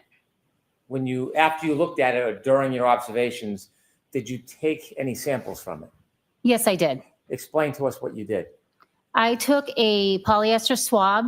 I moistened it with sterile water, and then I applied that swab to the external front areas of the taillight. Why did you do that? My goal was to collect any potential biological material that was present on the exterior of the taillight. Did you engage in that procedure pursuant to your training and experience? Yes, I did.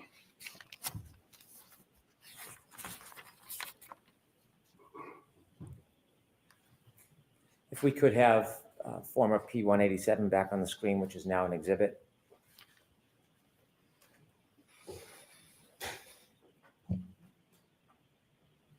Could you use the pointer and the television to your right? Could you show us or show the jury where you took a swab, what areas? Yes. Thank you.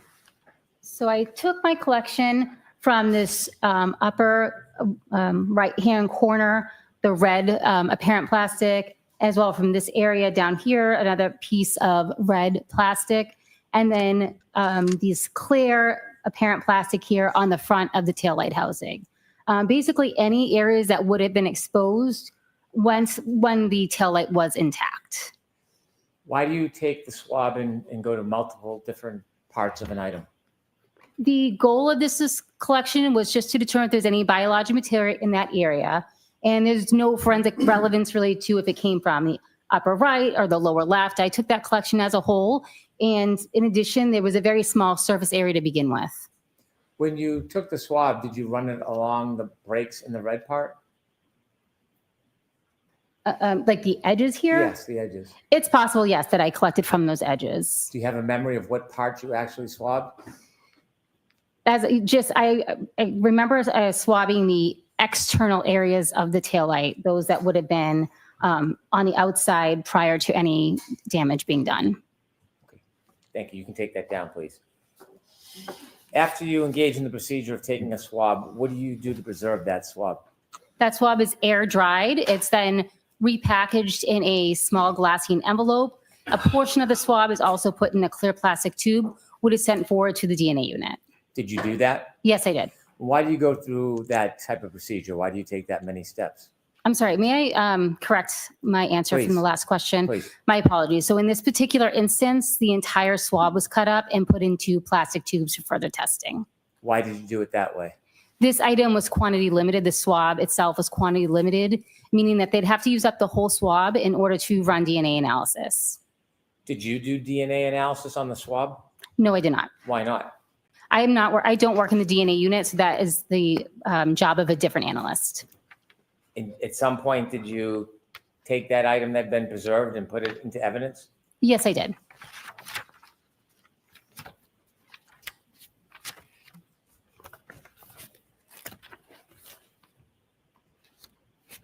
Were you shown a bag full of red plastic cups with an item in it when you were at the Canton Police Department?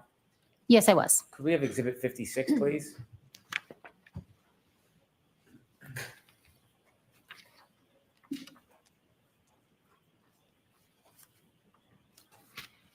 Thank you. This is a photograph that's been marked as an exhibit. Do you recognize what's in that exhibit? Yes, I do. And what is it? Those are 6 red plastic cups that contained frozen red-brown stains. Did you do anything relative to the content of those cups? I took a collection from one of the cups using 2 sterile cotton swabs. Can you just briefly explain what that process entails? Yes. I allowed the frozen red-brown stains to thaw. I applied sterile water to 2 cotton swabs, and then I applied it to one of the red-brown stained cups to collect the material from inside.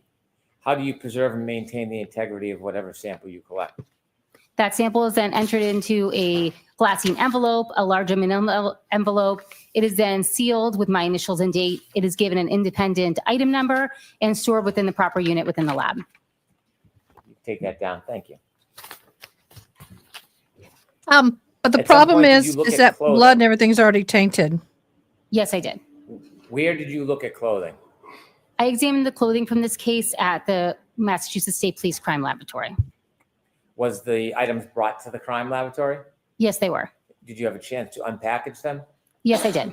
When you received them, how were they stored? They were stored in brown paper bags and potentially boxes. I don't remember off the top of my head. And did you look at a number of different items of clothing? Yes, I did. May I approach, Your Honor? Yes.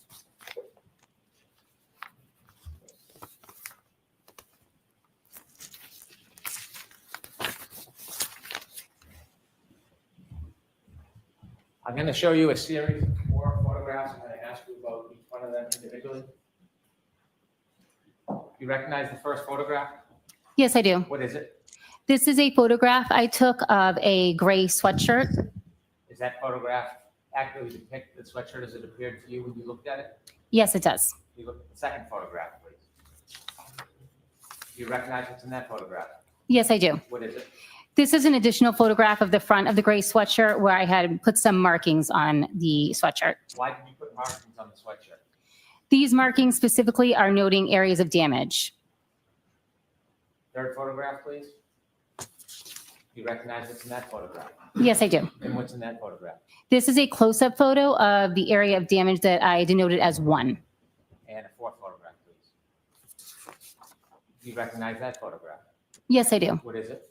This is a close-up of area damage 1.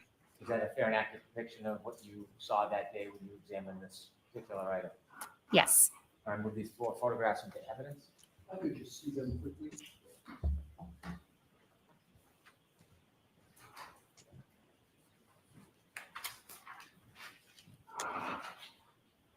Thank you, Mr. Brennan. No objection, Your Honor. So let's mark them one exhibit A, B, C, D, please.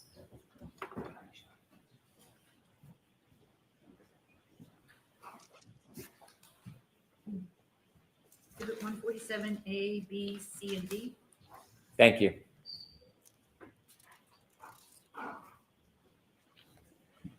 With the court's permission, could we please show former P-190 to the jury? Yes.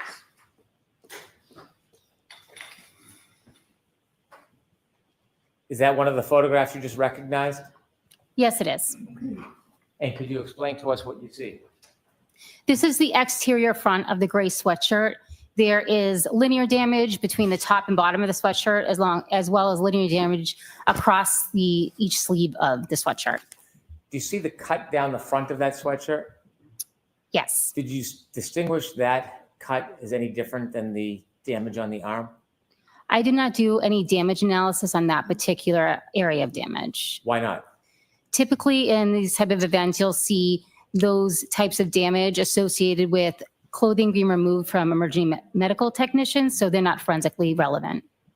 Thank you. If we could turn now to former P-194.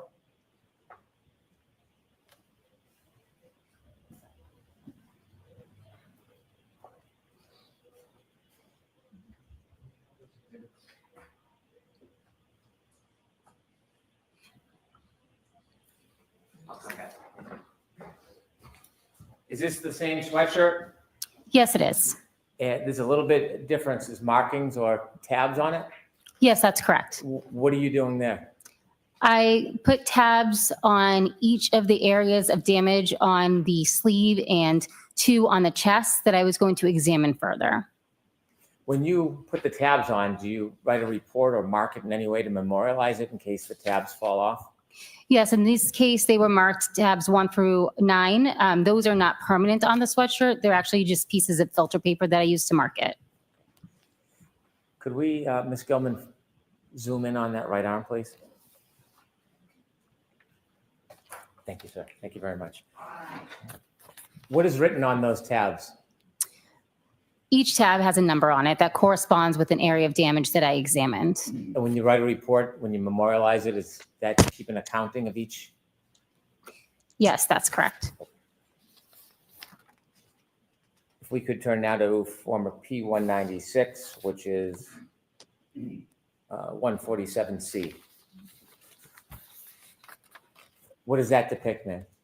That is a close-up of the area of damage 1 that I did further examination on. Could we zoom in a little bit on the, yes, the circle part? Is that a fair and accurate depiction of what it looked like when you examined it? Yes, it is. Exactly. Finally, if we could have P197. That's why I lost my shite over them doing what they did. What if we have a third trial? Oh, God which help is us. Exhibit 147D. What are you doing there? That's a close-up photo of that same area of damage 1 with a scale included. We just saw a close-up of one of the holes that was marked number 1. Did you do the same analysis for each and every one of those areas that you marked? Yes, I did. And did you look close up at each and every one of them and measure each and every one of them? Yes, I did. Are there photographs showing all of those different angles for each and every hole that you went through? Yes, I took numerous photographs of each area of damage. You could take I don't that down, trust her. please. In addition Not to that trusting it. sweatshirt, did you look at any other clothing items? Yes, I did. Court's permission, can I approach? Yes. Thank you.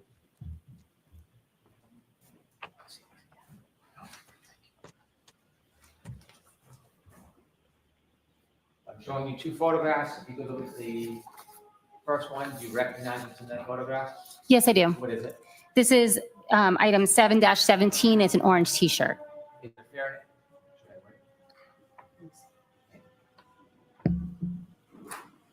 Thank you.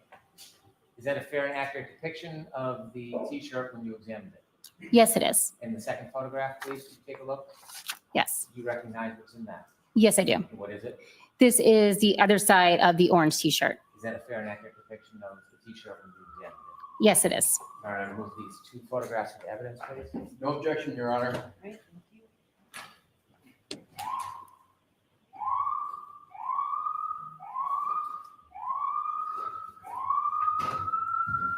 Really? I wonder if they do that on purpose. Just to piss off the court. With the court's permission, I'd like to show P232 to the jury. Okay.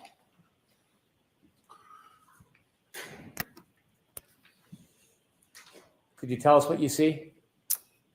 That is a photograph of item 7-17 is the back of the orange t-shirt. Could we zoom a little in on the numbers on the bottom, Ms. Gilman? What's that on the bottom? That is the case number, the individual item number for that t-shirt, my initials, and the date that I examined it, or the date that I took the photo. So you had obtained this item on that date, or this is when you examined it and already had it? That is the date that I opened it up, examined it, and took the photo. And on the left, what's that ruler used for? That's a scale just to show the size of the item. Could we zoom back out and get a full look at that? Thank you. If you could turn next to P233, Ms. Gilman.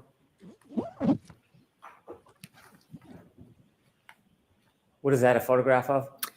That is a photograph of the front of the orange t-shirt, item 7-17. Ms. Gilman, can we first see the bottom left-hand corner zoomed in a little bit? Thank you. Why did you place a marker there? I used markers on this item to note areas of staining that I was going to do further analysis on. Did you do further analysis of that stain area? Yes, I did. And how did you do that? Any different than the swab you talked about before? This I screened for blood, and I'd have to check my notes for any further testing I did on it. When you screened it for blood, was it positive or negative result? That was positive. Do you know if you did anything further with it? May I check my notes? With the court's permission? Thank you. Can you turn the lights up, please? Thank you.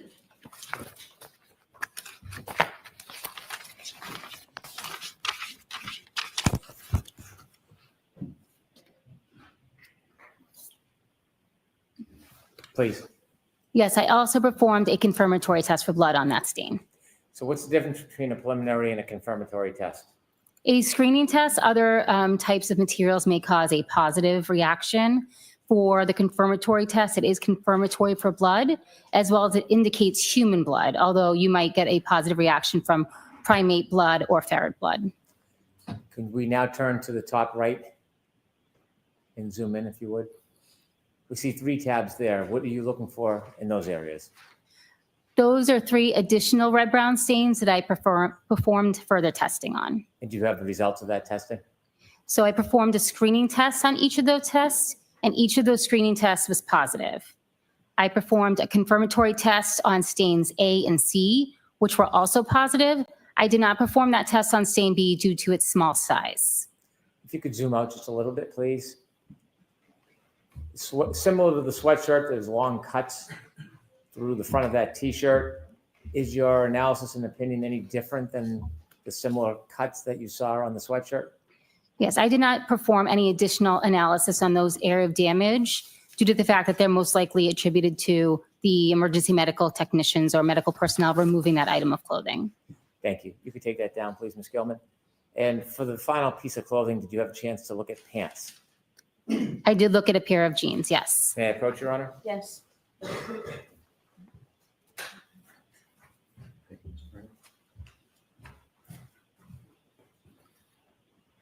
I handed you 2 photographs. The first one, do you recognize it? Yes, I do. And what is it? This is a photograph of the front of the pair of jeans, item 7-1. Could you look at the second photograph, please? Do you recognize what's in that? Yes, I do. What is it? This is a photograph of the back of the pair of jeans, item 7-1. Do both of those photographs fairly depict what you saw when you examined the clothing? Yes, they do. I'd move these 2 to evidence, please. No objection, Your Honor. Okay. Thank you. Exhibits 149A and B.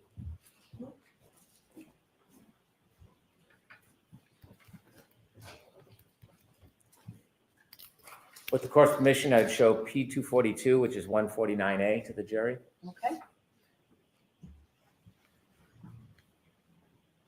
Was there anything of note when you examined these pants? These pants also had linear damage between the top and the bottom, which would be consistent with cuts made by emergency medical personnel when removing the item. If we could zoom in to show those cuts, Ms. Gilman.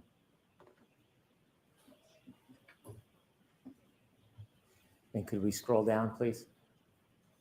Thank you. Not like that. Next show. No, I agree. Not like that. 149B. Could you zoom in on the top part of those pants, please? Do you make any observations or notes about the pants? May I look at my notes, please? With the court's permission, please. Thank you.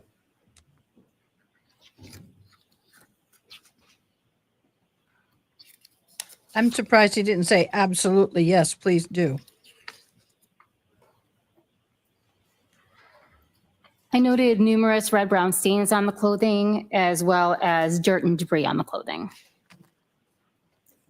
What part of the pants did you note the dirt and debris? It was just a general observation. I didn't specifically denote where it was. Ms. Gilman, could you scroll from the top to the bottom of the pants, please?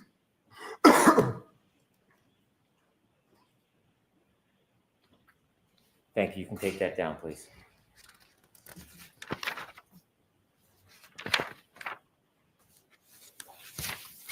Did you perform any additional testing relative to the clothing that you examined, that being the sweatshirt, the t-shirt, and the pants? I performed numerous tests on each of the red-brown stains on the items that I marked. After you completed examining the red and brown stains, did you do any other type of testing or evidence collection relative to the clothing? Yes, I did. Could you share with the jury what you did as far as further evidence collection relative to the clothing? Can we take it item by item? We How would you sure prefer can. to do it? Let's start with the sweatshirt. Okay. So in addition to testing the red-brown stains, I collected any stain that was positive or confirmatory for blood. After performing that collection, I also performed a collection around the tears on the right sleeve of the item. That's using 2 cotton swabs moistened with sterile water, which I vigorously rubbed around the areas of the teared areas on the sleeve. I also performed an additional scraping and swabbing of the unstained area of the sweatshirt for any potential skin cell recovery. In addition, I performed a debris collection from the sweatshirt. I want to stop you there. I want you to explain to us in some detail, what is a debris collection and how do you undergo a debris collection? After I've completed all the testing that I'm going to do on the item, I remove any large items that may be present on the item, such as apparent hairs or fibers, anything that I can pick off, I can visibly see with a pair of tweezers.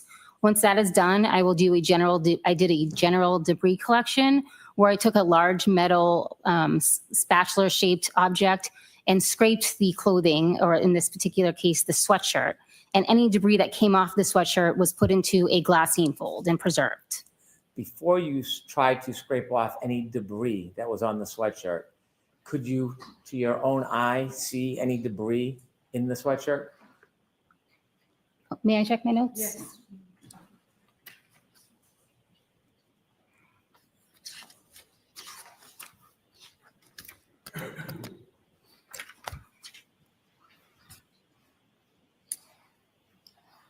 In this particular case, I did pick off a couple of pieces of what I termed black debris. I made no additional analysis of that item.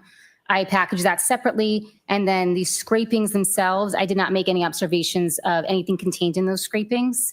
So there was nothing of note that I could have put in my notes to further classify them. When you do the scraping, is there a table or a desk that you would see small pieces or difficult pieces? How do you contain what you're scraping from an item? I lay out a piece of glassine paper, which is approximately 6 inches by 6 inches, and I scrape the debris into that glassine, and then I fold it up and put it in an additional envelope to prevent anything from falling out. So if there's any debris, you would fold it in the glassine and then put that in a separate envelope? Yes, that's correct. And did you continue to study and scrape the other pieces of clothing? Yes, I performed that same type of scraping on the orange t-shirt. That scraping was combined with the scrapings from the sweatshirt. I performed the same scraping on the jeans as well as the boxer shorts. In that scraping process, did you acquire debris? Yes, there was some visible debris. How small were the pieces? I did not make any measurements of it. Why not? That's done by a different analysis unit, so I didn't do any type of analysis on that debris. How small or large were the pieces of debris that you scraped from the clothing? I did not take any measurements of them. How did you store the debris that you scraped from the clothing? It was put into a glassine fold, given a separate item number, and then put into a larger glassine fold so that it could be tracked throughout the laboratory. Do you have that item number? Yes, I do. So the debris from the sweatshirt and t-shirt was item 7-18.18. I'm going to ask you one more time for that number. 7-18.18. And that's the debris that you scraped from the shirt and the sweatshirt. Correct. Did you do any debris scrapings from the pants? Yes, I did. Was any debris produced from the pants? Yes. Was it similarly packaged? Yes, that's correct. Was there a different item number given for the pants? Yes. And what was that item number? May I check my notes? Yes. Thank you.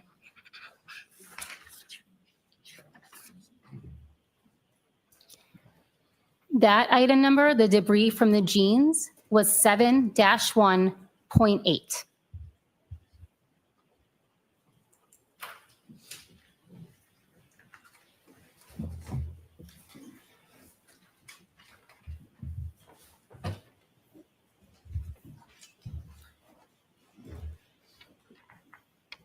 Those two items, the debris that you acquired from those clothing items, did you send them anywhere? I put those in our secured storage unit, and they were later forwarded on to the trace unit for analysis. They later went to the trace unit? Yes, that's correct. When you arrived at Canton on February 1st, 2022. Do you recall what the weather was like outside?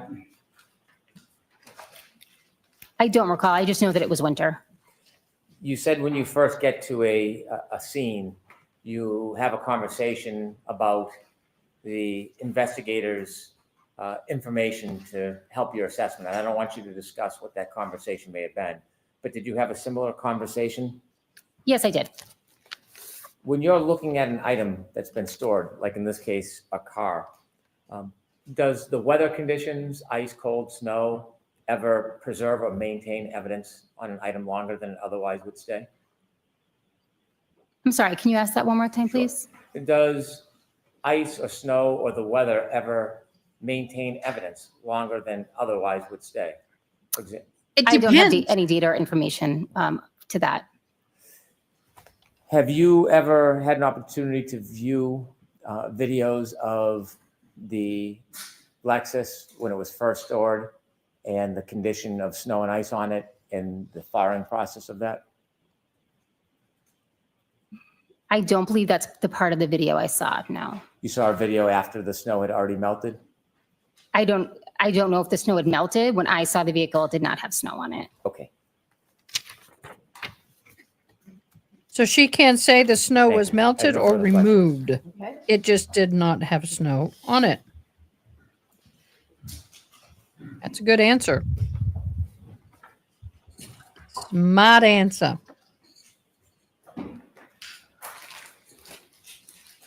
Cleaning candle wax off my Vera Bradley backpack. Your Honor, may I approach the Yes. witness? Thank you. Your Honor, Show, pursuant show to Mr. Brennan what we did. My daughter accidentally spilled candle wax on my pursuant to a backpack. stipulation with the Commonwealth, we've stipulated into evidence various documents. So what I'd like with Your Honor's permission and for the clerk Great. to have remarked what's next in order, and then I'll proceed from Thank you. Should any be marked A, B, and C, or are they each separate? there. Separate, please, Your Honor. Okay.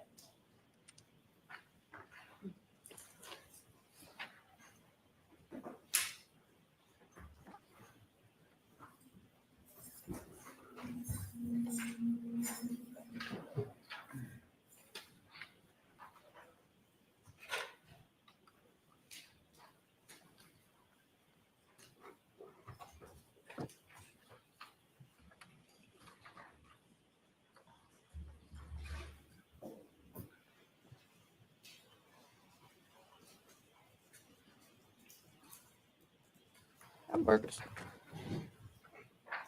This may not. These will.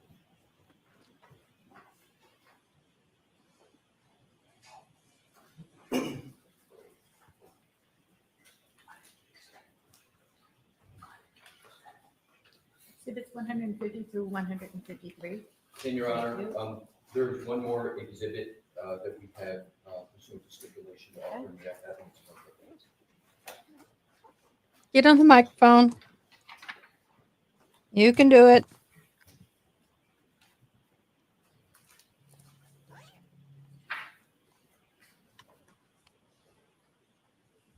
Exhibit 154.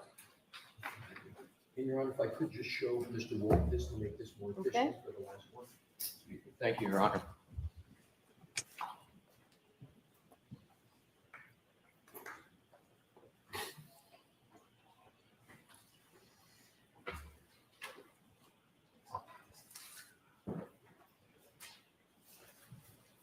Thank you for that opportunity, Your Honor. And if I could, please, I'll leave these here. These are all going to be published with Your Honor's permission, but obviously the witness is going to need them. Get on the microphone, dude. Thank you, Your Honor.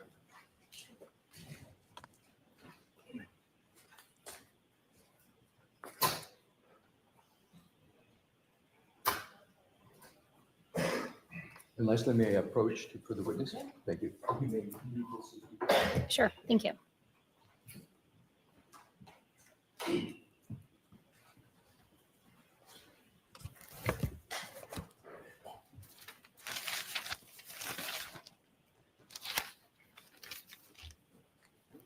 Good afternoon, Ms. Hartman. Good afternoon. Is it acceptable to you for me to refer to you as Ms. Hartnett? Yes, that's fine. Thank you.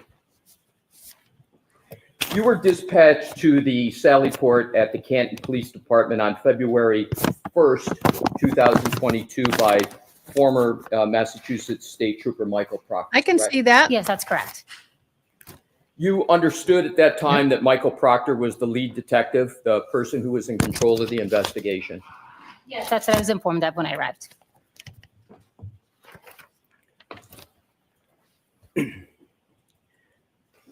While you were there, one of the things that you did initially was to conduct an overview of the vehicle meaning the black Lexus SUV that you talked about extensively on direct, correct?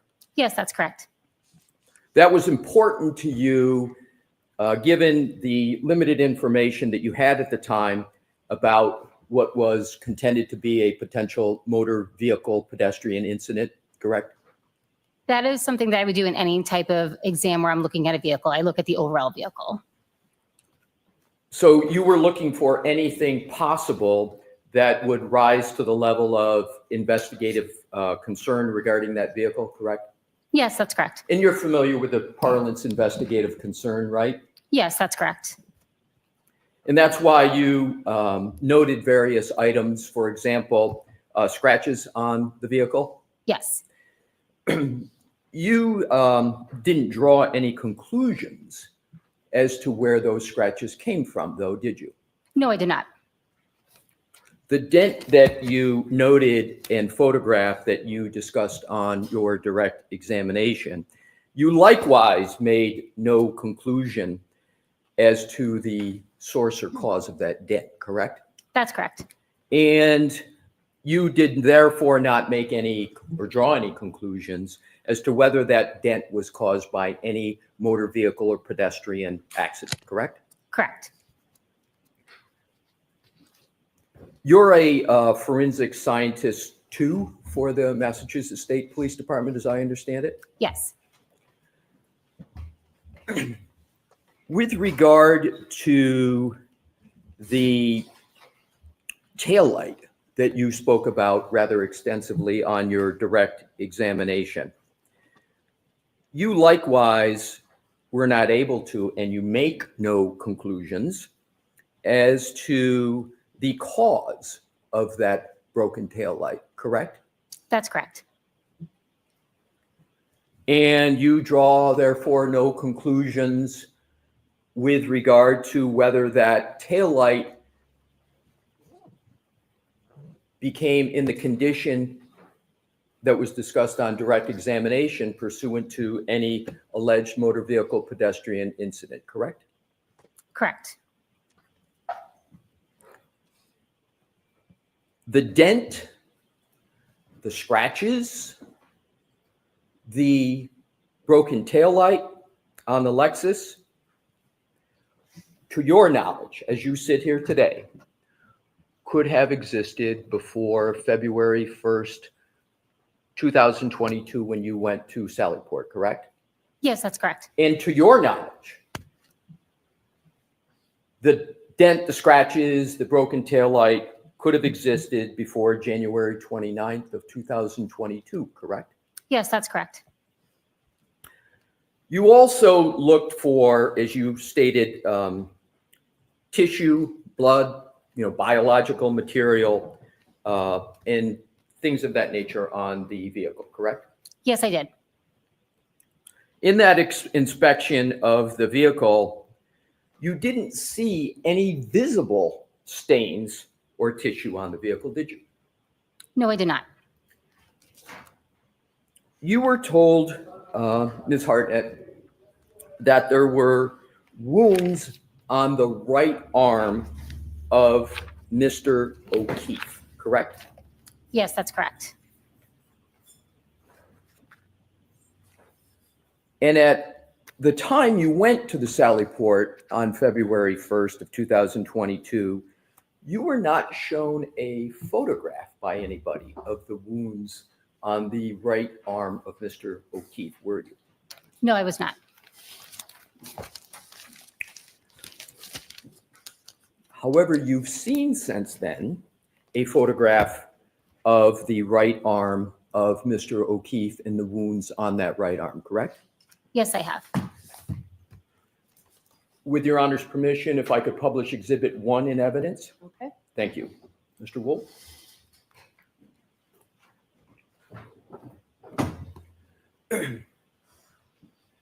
Ms. Hartnett, I'd ask you to take a look at that, and you recognize that what's depicted in that Exhibit 1, correct? Yes, I do. And you've seen that pattern of wounds on the right arm as depicted in a photograph of the decedent before, correct? I've seen this photo before, yes.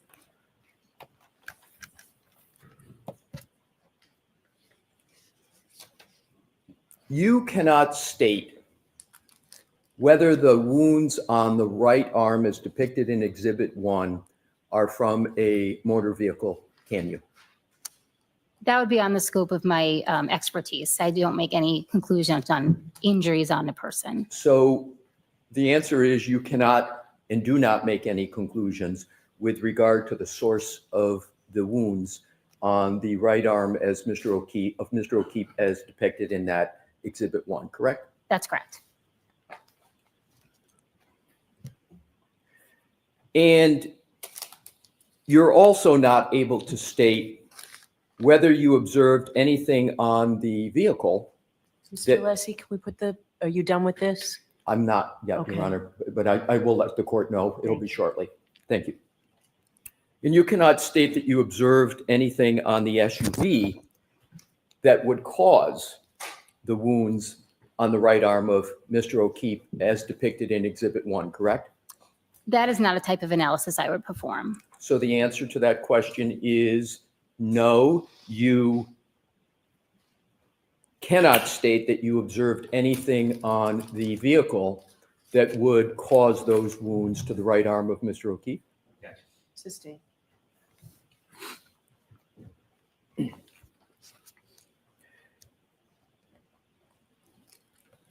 We can now take that down, Your Honor. Thank you.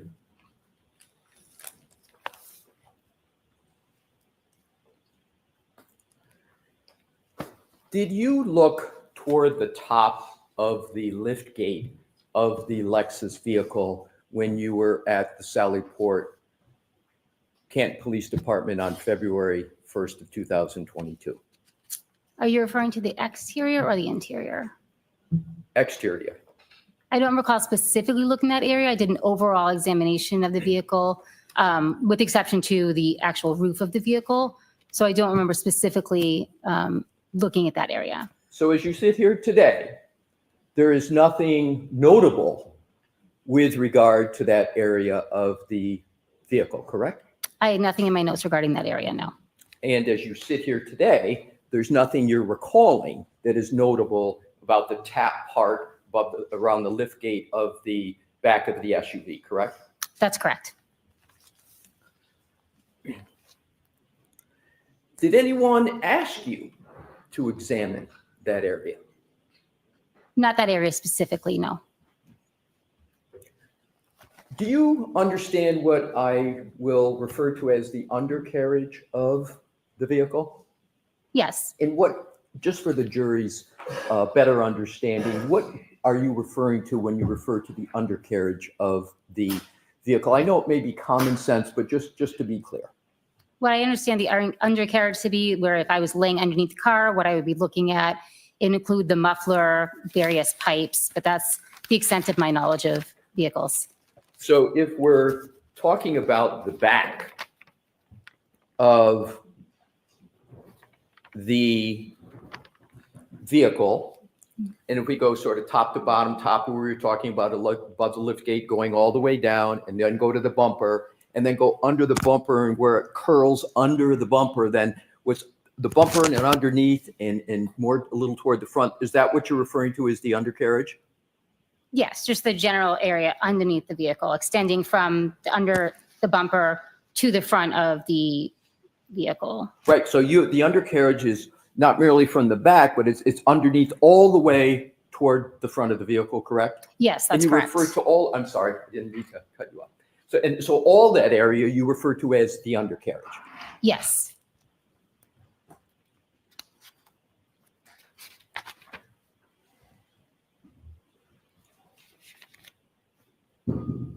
Did you notice anything of note in the undercarriage, as you just described it, of the vehicle? No, I did not.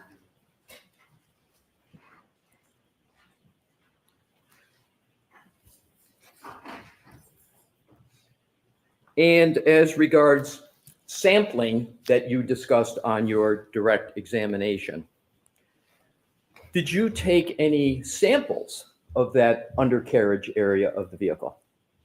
I did not collect anything from the undercarriage, no. And is the reason you didn't collect anything because you didn't see anything of note that was worthy of collection? In addition to that, I also performed some testing of that area. And what testing of that area did you perform? I performed screening tests on some of the lower lying areas of the undercarriage, on the tire flaps, the edge of the bumper, the muffler pipe. And what were the results of that testing, that screening testing? Those results were negative. And negative for what? It was a screening test for the possible presence of blood. So on the entire undercarriage, from where we started in the very back, all the way underneath, all the way up to the front, the screening test came back negative for any blood or other biological material or anything else of note that would be part of that screening test. So I did not perform a screening test on the entire undercarriage. I just performed the screening test on the lower lying areas, and those were all negative. And there was also no visible staining in that area, so that is correct.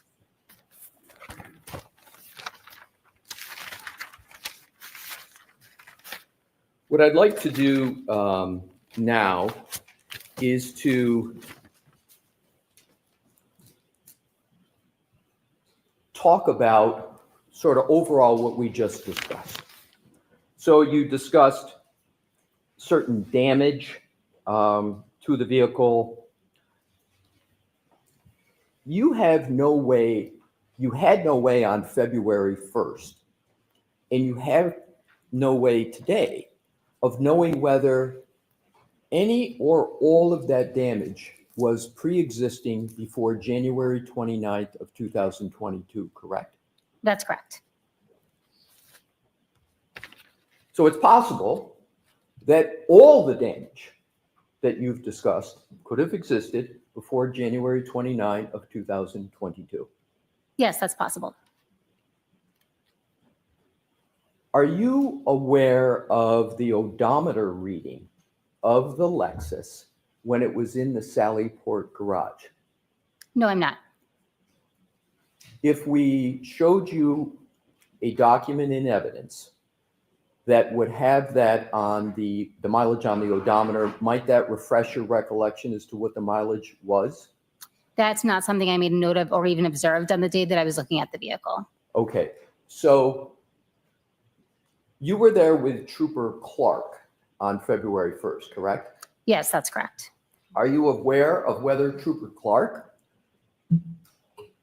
observed and took a picture of the odometer? Are you aware if that happened? I'm not aware of that specific picture.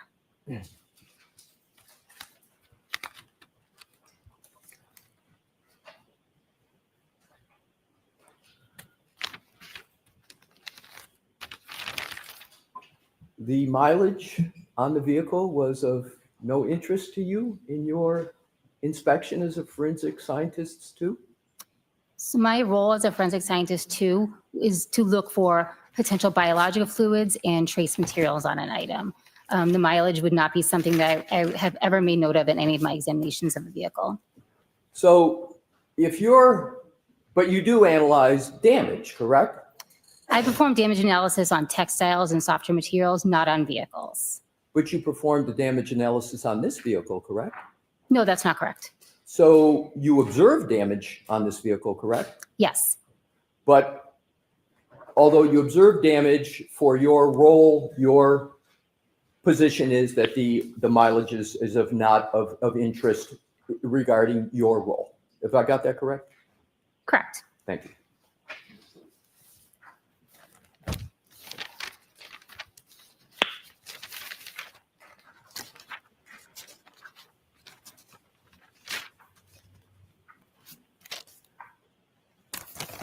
moving on to another category, you spoke on direct examination about solo cups and 6 solo cups, and there were depictions put on the screen. Do you recall that? Yes, I do. So on February 1st, in addition to taking some swabs from the vehicle, you also mentioned that you took swabs of, as I recall it, frozen red-brown stains located inside the red solo cups? Yes, that's correct. Other than in this case, did you ever have to take swabs of red stained material from solo cups that people usually use for other purposes? I've never performed a collection like that, no. So this is the first time you ever performed a collection like that, correct? I mean, the collection process itself is standard, applying the sterile water to the swabs and putting it in a potential stain of interest. However, no, I've never collected a sample from a red solo cup before. Have you ever taken a sample from a red solo cup since that February 1st? No, I've not.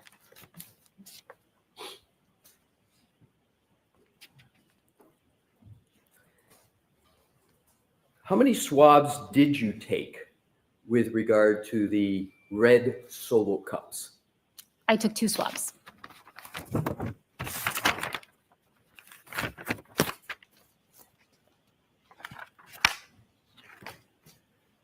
How did you choose which of the 6 solo cups that you were going to take? And I understand you took 2. Did you take 2 swabs? 2 swabs, but they were considered the same sample. They were taken from the same cup, same stain.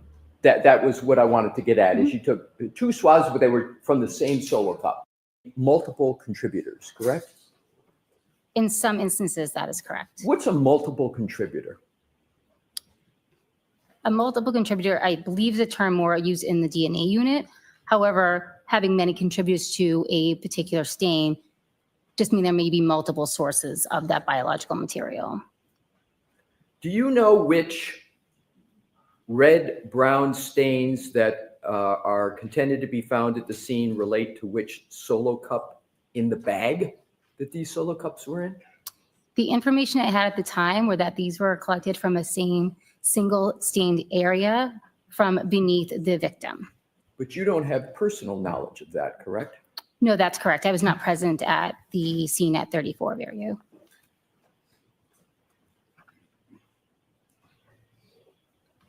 If the swabs were taken from multiple stains, you would have no way of knowing whether the swabs were taken from the same stain, correct? Can you rephrase that, please? Sure. If the swabs were taken from multiple stains, you wouldn't know where the swabs in particular came from? So are you speaking of the swabs that I took? Yes. So the swabs that I took, I know came from one of those 6 cups. And I was informed that those 6 cups of red-brown stains came from a single stained area underneath the victim. That information you just spoke about, was it put in any note that you read? It was something that I had in my notes. Did anybody else convey that information to you at the Sally Port? I got that from an officer on scene at the Sally Port, but I do not recall which officer relayed that to me. So it was verbal information you got from That is correct. person. Did that person show you any note or chain of custody or other document to support his or her statement in that regard? No, they did not. Ultimately, once you did take those swabs from a single solo cup, what did you do with the rest of the evidence in the cup? That evidence was left with the Canton PD. So you left the rest of the brown stained blood evidence from the solo cups with the Canton PD. You didn't take it back with you to your officer lab. Correct. DNA testing was not done on those swabs, was it? I don't believe it was. No, no testing was done on those swabs.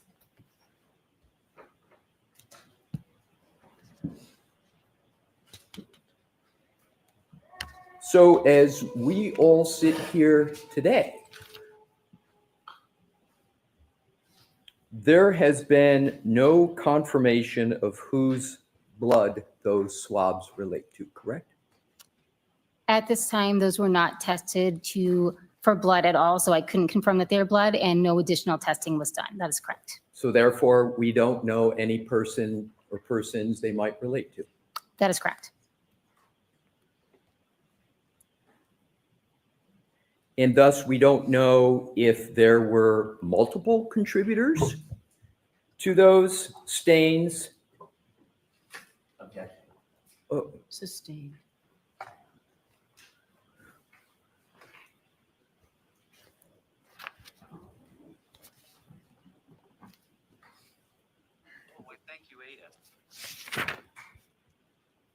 you testified that the remainder of the contents of the solo cup that you swabbed from, as well as the other 5 solo cups, were retained at the Canton Police Department, as you know, before you left. And that investigation, as you said at the time, was being headed up by former Trooper Proctor, correct? That is correct. Michael Proctor was at the Canton Police Department Sallyport location at the time you were performing your work on February 1st, correct? Yes, that's correct. Did Michael Proctor take control of those solo cups? I do not know who took control of the solo cups. I know that I turned them over to a Canton police officer. I handed them to a Canton police officer. Hearsay. Might Michael Proctor have taken control of those solo cups? To my knowledge, it was a Canton police officer at that time. I don't know what happened to them after they were turned over to the Canton PD. Why is it that you believe a Canton police officer had control over those cups rather than former Trooper Proctor? Just from my actual memory, I remember turning them over. They had collected the frozen red brown stains in the cups. So it was technically their evidence. I took the sample I needed from them. So I just returned it to the officer who had presented them to me. So therefore, after you presented them, you don't know who took control of those cups. Is that a fair conclusion? Yes, that's correct. Sorry, I didn't mean to cut you off. That's okay. My question probably wasn't all that clear. Ultimately, during your work and inspection of the vehicle, the SUV, the right rear taillight housing was removed, as you testified to on direct examination, correct? Yes, that's correct. And you testified that a Canton police officer sort of helped you with the last stage of the removal of that taillight?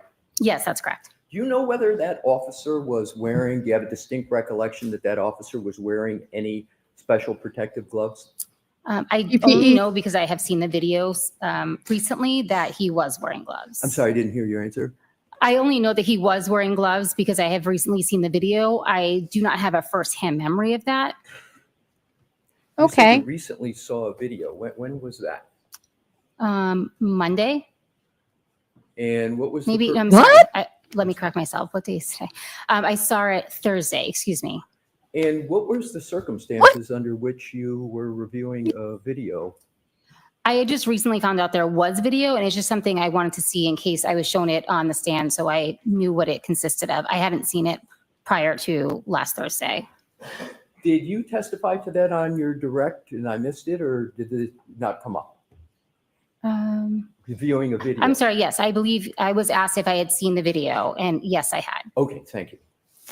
Now back to the tail light. Mr. Woke, if we could have Exhibit 145 published Hearsay. with your honor's permission. Thank you. We have up on the screens, and I know you went through this on direct, so I'm going to shortcut it. This is the tail light at the lab that you were talking about on direct, correct? Yes, that's correct. Okay. They said there was a piece sticking out, Jennifer and Carrie Roberts, that made them concerned that if somebody walked by would snag their coat on it. I'm not seeing it. Are you? And that's the taillight housing that you submitted to the lab that you had obtained from the Sallyport garage, right? Yes, And correct. just to cover quickly some basics, there was one swab taken that you mentioned on direct of that taillight. Yes. And you testified, if I remember correctly, on direct that you, well, it's better for you just, if you could with a pointer, is just show the areas you covered with that one swab. So I collected the swab from any of the, what would have been exposed areas of the taillight when the taillight was intact. And if you could please, just give like a perimeter full, I know it's not a circle, but whatever it is, just full perimeter so the jury can see the entire area that you swabbed. Sure. It was this upper right-hand red area, this portion down here, I believe it's red. And then there's also a portion of clear area in the front here that was swabbed. And that was all contained on a single swab. Thank you very much. Okay. So if somebody's arm did actually go into that light, past that clear, and hit the internal part, you didn't swab So that? I want to keep this up if I could, Your Honor, but we can have the lights back on if that's acceptable. Just, so, thank you.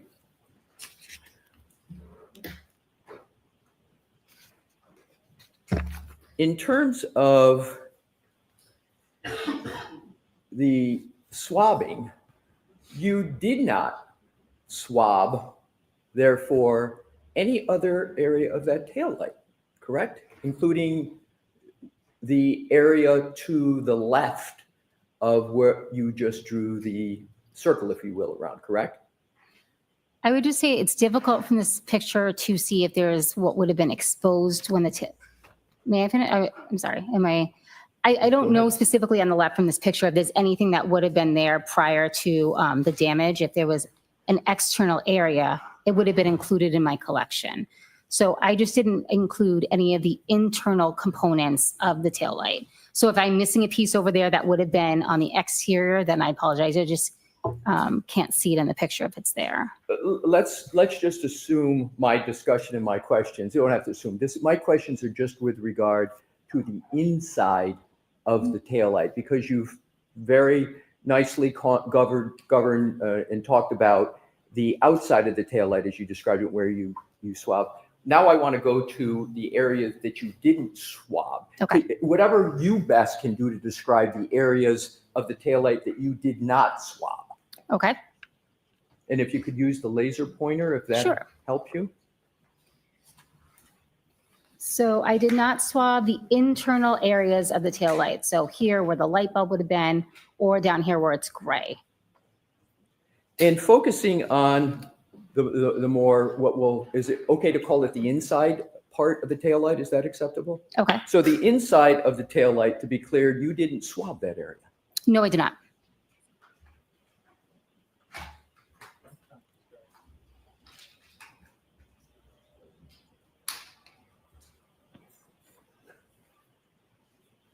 In terms of where you did swab,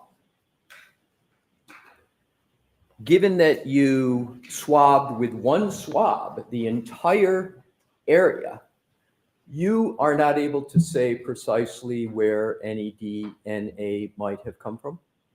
Just that it would have been present, if there was DNA present on that swab, it would have come from the external exposed area of the taillight, should the taillight have been intact. But again, on the inside, because you didn't swab the inside, you had no evidence of DNA on the inside of the taillight, correct? Correct. I did not swab the inside. With regard to the, what we'll call the outside where you did swab as opposed to the inside where you didn't,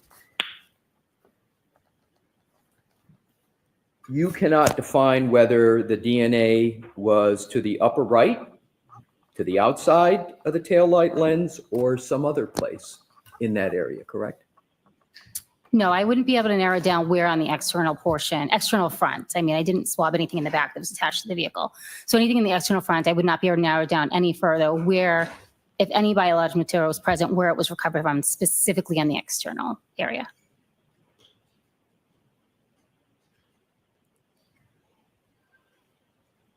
You did not find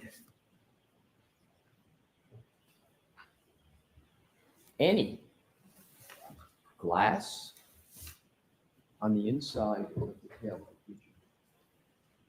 Are you referring to like loose pieces? Any kind of glass at all? I did not note anything unusual inside the taillight.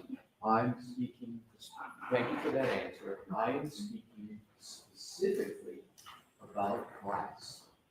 You didn't find any glass. Did you find any glass on the inside of that headlight, light viewer, or out of your report entire inspection on February 1st of 2022, correct? I'm just want to make sure that I understand your question. I didn't find anything that was not inherent to the taillight inside. I don't know what the taillight's made out of. So if there's a portion on the inside that's made out of glass, it may have been there. I didn't see anything that was out of place on the interior of the taillight. So using your terms inherent, you mean by that something could have been on the inside of that taillight that was part of the taillight that could have been glass. But other than that, there's no what scientists call exogenous or outside glass or glass that doesn't belong as part of the taillight, correct? I'm hesitant to answer that specific question. I don't perform glass analysis, so I just perform collection. So if there was something that apparently looked like glass that had been loose inside, is that's what you're referring to, I can answer that question. But I can't say specifically whether a material is glass. I understand. My question is a basic one. Okay. Which is, you found no glass that would not be associated. Let me strike that. Did you ever observe in this taillight any glass as part of the taillight that's part of the taillight? Anything glass that you observed? Again, I can't make the distinction on a material being glass, so I think the premise of the question I'm having difficulty answering. Okay. So last part of the questioning, you didn't make any note that said you found glass inside of that taillight, correct? I wouldn't make a note that something is glass inside a taillight because I can't draw a conclusion to what a material is, because that's just not part of the analysis I do.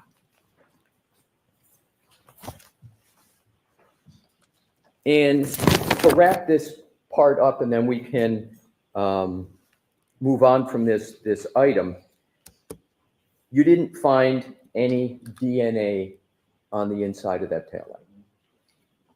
My analysis would not include DNA analysis because that is a different unit. So I can't answer that question. To your knowledge, as you sit here today, is there any information from anybody that says that there's any DNA in that taillight? I have no information of that. Thank you. So what I want to do now is, if we can take that down, Mr. Wolk, I want to move on to what is sometimes referred to as touch DNA. I know you're familiar with that concept, right, Ms. Hartnett? Yes, that's correct.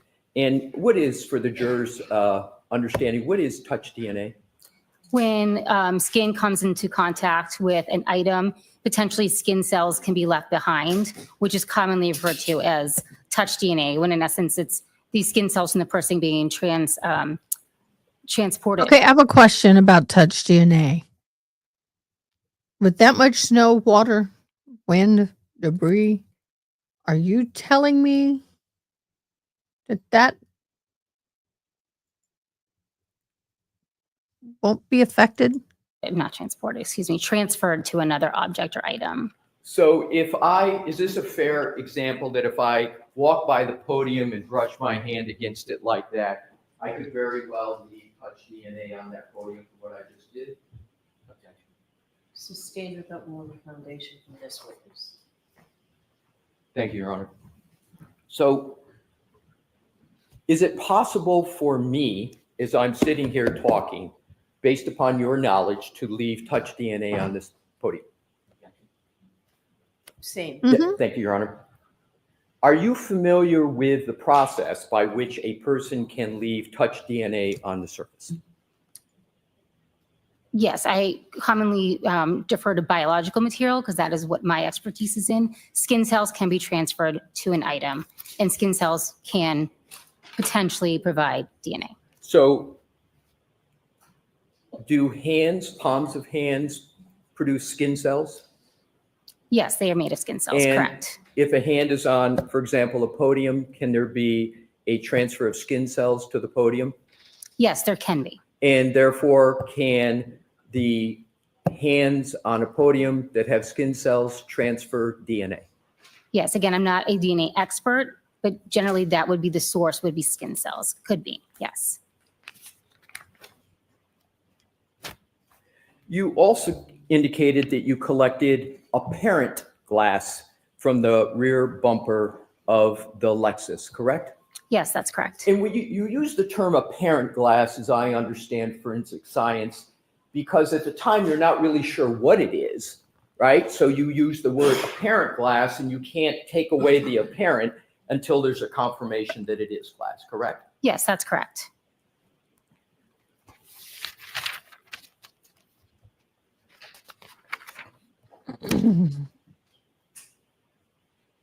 I need And on your chocolate. direct examination, you went through a discussion, so I'm going to shortcut it a little bit, about apparent glass that you located on the rear bumper of the vehicle, correct?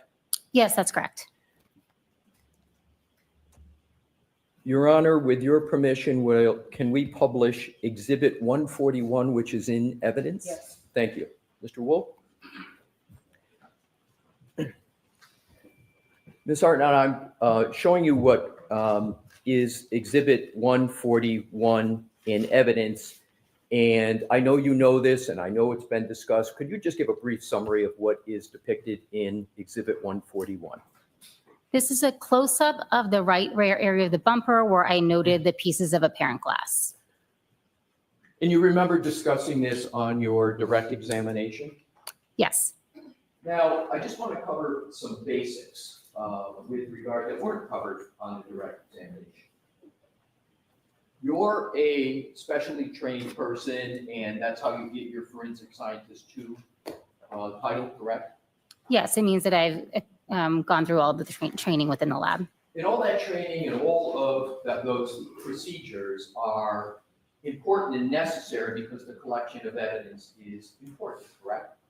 That is one of the reasons, correct? And if those protocols aren't followed, then that can lead to incorrect conclusions, correct? Depending on what portion of the protocol isn't followed, but yes, it's But possible. certainly, at a minimum, it increases the risk for an incorrect conclusion or observation, correct? Again, it depends on what part of the protocol isn't followed, but it's possible. I assume it's therefore important to you that the protocols are followed so that the best result and the best collection and therefore the best analysis occurs, correct? I make every effort to follow the protocols. Is the quantity of the material you observe and collect also relevant, perhaps not to you, but to other persons in the investigation? Yes, it can be. And therefore, it's important not only to get the type of material correct, but to get the quantity correct. In some instances, yes. And with regard to your work on this vehicle on February 1st, do you recall discussing the collection, the observations you made with regard to the rear bumper? Did I discuss, I'm sorry, can you ask that question again, please? On direct examination, you talked about glass on the rear bumper, correct? Yes, apparent glass. You talked about what you observed, you talked about what you put a sticker on, you talked about what you collected, you talked about the transport of it, correct? That is correct. And you put it in your notes and you talked about it on direct examination, I assume because it was an important part of the work that you did. Yes, it was a piece of evidence that I collected, correct. And therefore, it's important for you to have made correct observations and to make correct collection, right? Correct.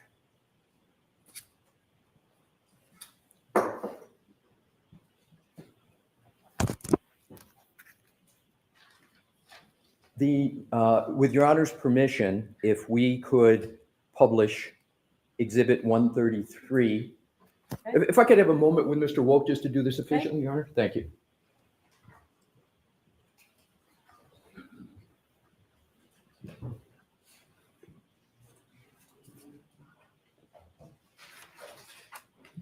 Allergies are starting to work their magic.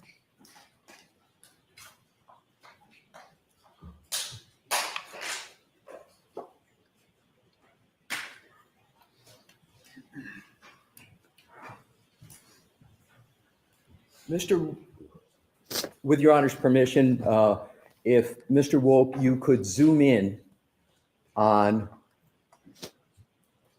the stickers, right?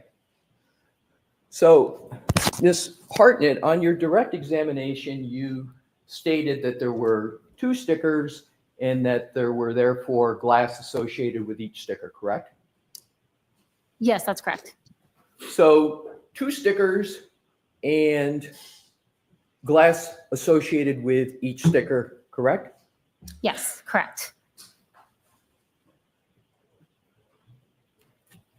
In fact, there's only 1 sticker, and the second sticker is merely a reflection of the first sticker, and therefore you have doubled the stickers and you've doubled the amount of glass on the bumper. Can you see that? Can you determine that from the photo? No, can I see the other photo, please? Yes. Okay. So if we could, Your Honor, with your permission, go to Exhibit 133. Okay.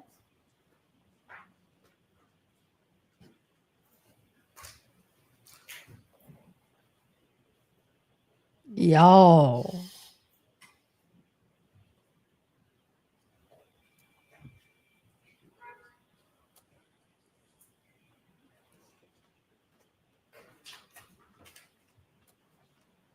You asked to see this one. Can you now make a determination, having seen both of them, whether there is in fact just 1 sticker and therefore 1 volume of glass associated with it? There are No, 2 I cannot. stickers. You're saying this is a reflection? I can't testify, Okay. so I'm asking you. Dang it.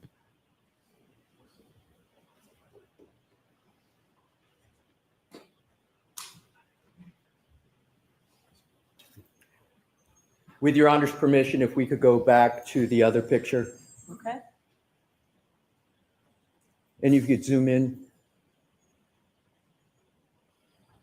Do you see a reverse B in that picture?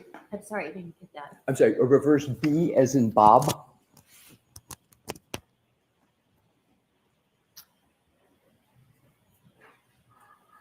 No, could you zoom in on each of the stickers for me, please? We'll do whatever you would like to do to answer the question, so. Sure. Okay. And then if I could just see the other sticker, please. Absolutely.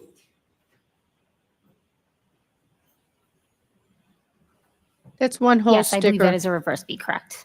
And doesn't that mean that it's a mere reflection and that there's only 1 sticker that you put on, and therefore only 1 volume of glass associated with 1 sticker? Looks like it's got a label of J or an H. I'm sorry, I will stay by the microphone. Is this microphone picking up? So therefore, can you now conclude, because of the reflection and because of the reverse B, that there is only, in actuality, and there was only in actuality, 1 sticker and 1 B, and therefore 1 volume of glass associated with this bumper?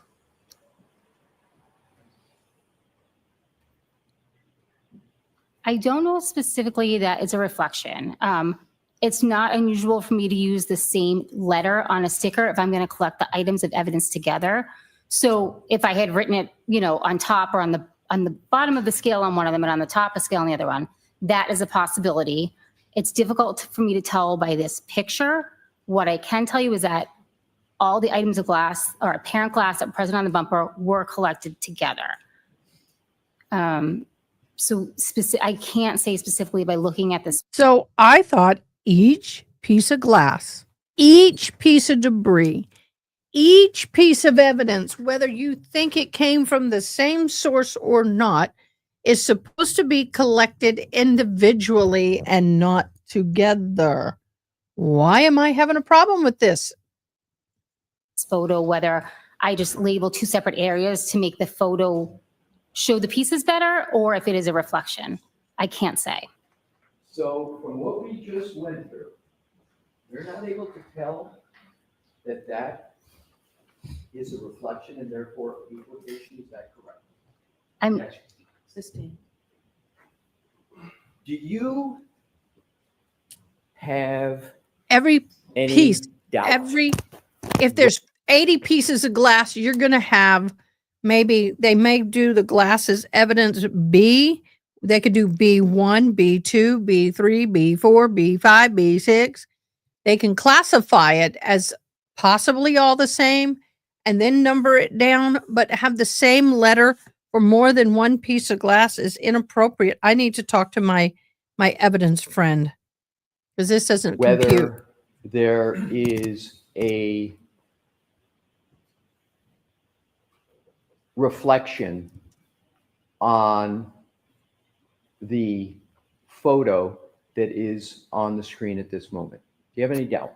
Oh, I would say it could be a possibility, yes. Right. So you have doubt. So you believe it's a possibility. Yes, correct. Is it more than a possibility? Yes.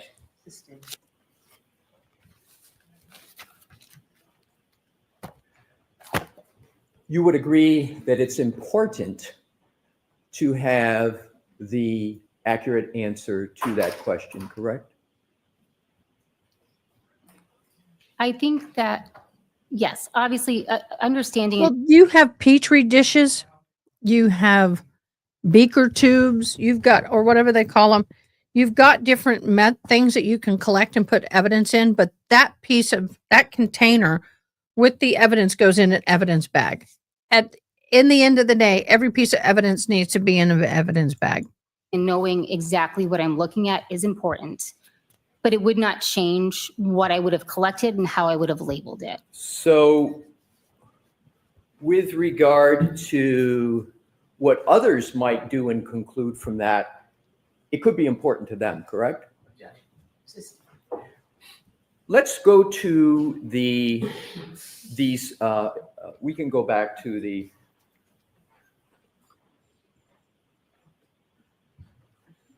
let's go back to the videos, shall we? None of these pieces of apparent glass were embedded in the bumper, correct?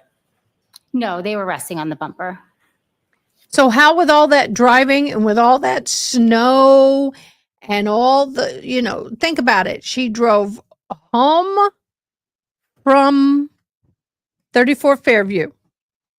She drove from home to her dad's. Her mom and dad. I mean, then she drove, not to mom and dad's. Then she drove to O'Keefe's. Wait a minute. She left John's, drove to, what was it, Jennifer's or whatever. Then she drove from there back to O'Keefe's. Then she drove from O'Keefe's to her parents at some point. Then the police picked up after the deceased that morning, they drove back over to John O'Keefe's home when all the family's there and they're wiping snow off the vehicle. They were dusting down the snow off the window in the vehicle and, wiping out. And then they go from there to her mom and dad's house at some point. And that's where the PD picks up her vehicle. They get it on a very strong tilt, which snow would fall off the bumper, anything of weight. And hopefully, maybe not. But the point is they get it on a flatbed and he drives it pretty pretty decent distance and then gets it off of the flatbed on an angle, drives it into the Sally port, and then the snow melts and that glass is still there, I have very strong doubts.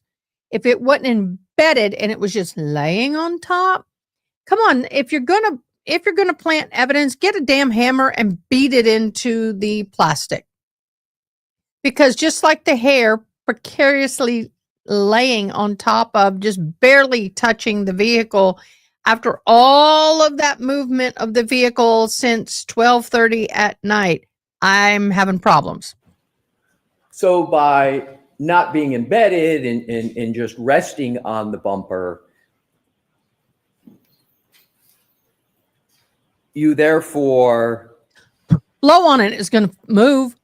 Did not make a notation that they were embedded in your notes. You just put that they were on the bumper, correct? That's correct. And sort of as we're elaborating here, you're elaborating, they were just Stipulating your words, they were much? just resting on the bumper.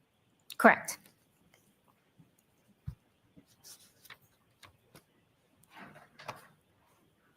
Will you take If we I don't could, recall and I don't remember the same, June?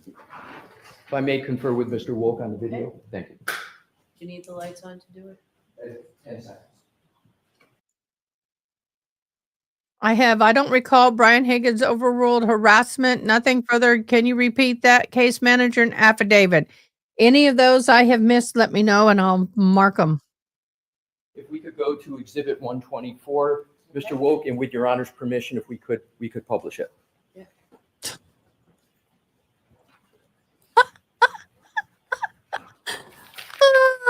Gabby, yeah. Okay, we're going to be dealing with this video for a little while. Ms. Hartnett, there had been various weather before February 1st in the area. Is that correct? You testified to that somewhat on direct examination. Yes, that's correct.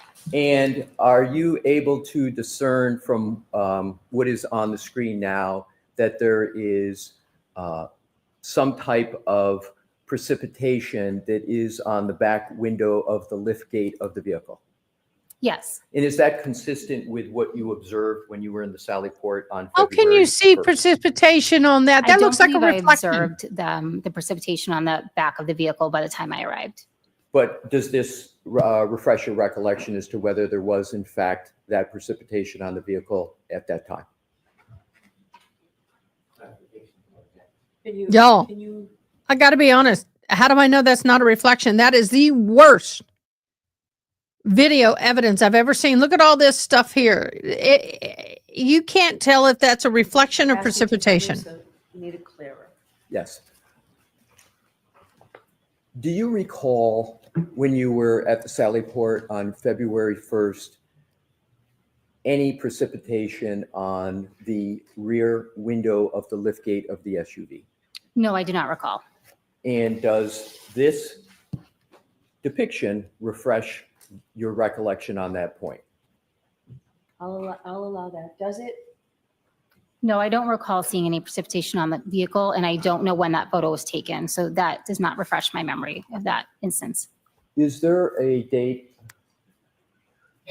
of January 29th, 2022 on that photo? And we can enlarge it if that would help. And again, this is in evidence. So You you're saying see what is at sometimes, the bottom so of you're the- saying sometimes between these people graduating high school and becoming a cop, they become stupid? Photo. I do.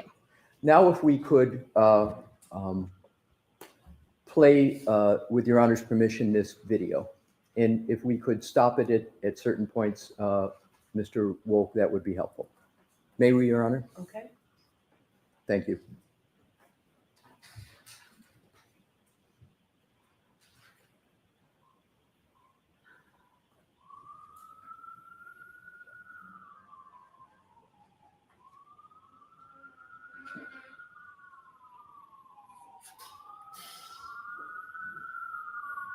I feel the banging, the do. Feel it on my ears. We have emergency vehicles. Oh, you're welcome. If you could wait, Mr. Wolk, until the sirens pass. Mr. Wolk, if you can go back just and wait until the sirens pass, please.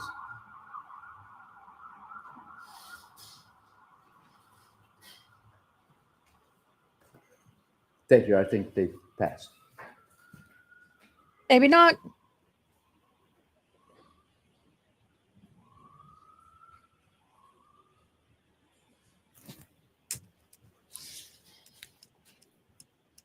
Firebug.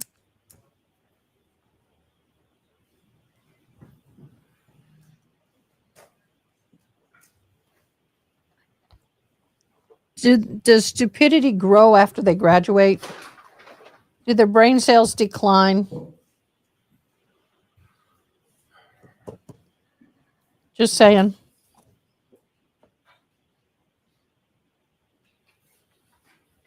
If you could accelerate it just a little bit, Mr. Wolk, without overly accelerating all that's happening.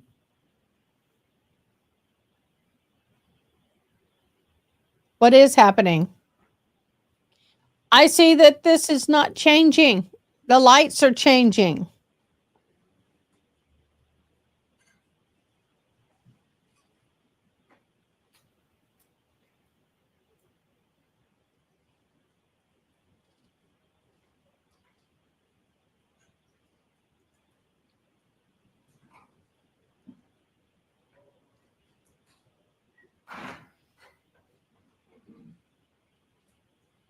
And accelerate it a little bit more. And that's good. And if you could bring, yes, thank you. They've already You'd have to had, they've already had an a what is it called? An audit, It's which on. found issues, but yet said they're good And take department. that down, please.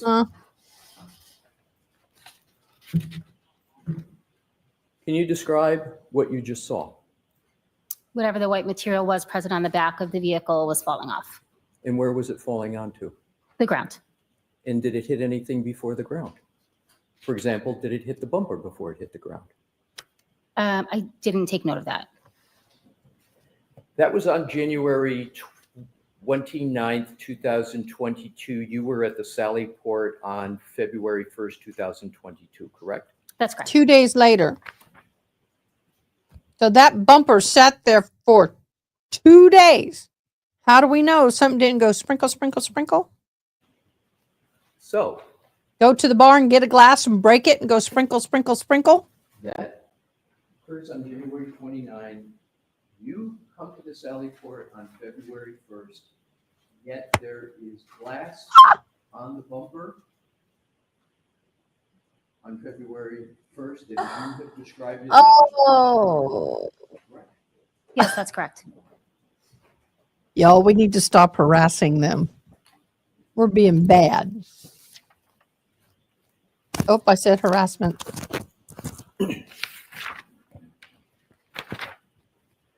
you know generally where Dighton, Massachusetts is? Yes.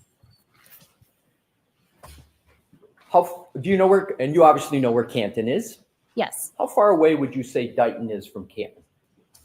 Time-wise, maybe 30 to 45 minutes. And therefore, roughly, if someone were to go the speed limit around 30 minutes away? Sure. Or 45, Not depending. holding you to any exact time, just generally. Your notes indicate that the vehicle was recovered from Dighton, the one we've been talking about, the Lexus, and towed back to Canton and placed in the Sally Port garage at the Canton PD before you started your examination, correct? That's correct. And you were made aware before your inspection or examination on February 1st of 2022, that the alleged incident in this case took place in Canton, correct? Yes, that's correct. So you knew you were looking at this vehicle, when you were looking at this vehicle and doing your examination, that the vehicle, by definition, as to what we had just covered, went from Canton to Dighton and then towed back from from Dayton back to Canton, correct? Yes, that's correct.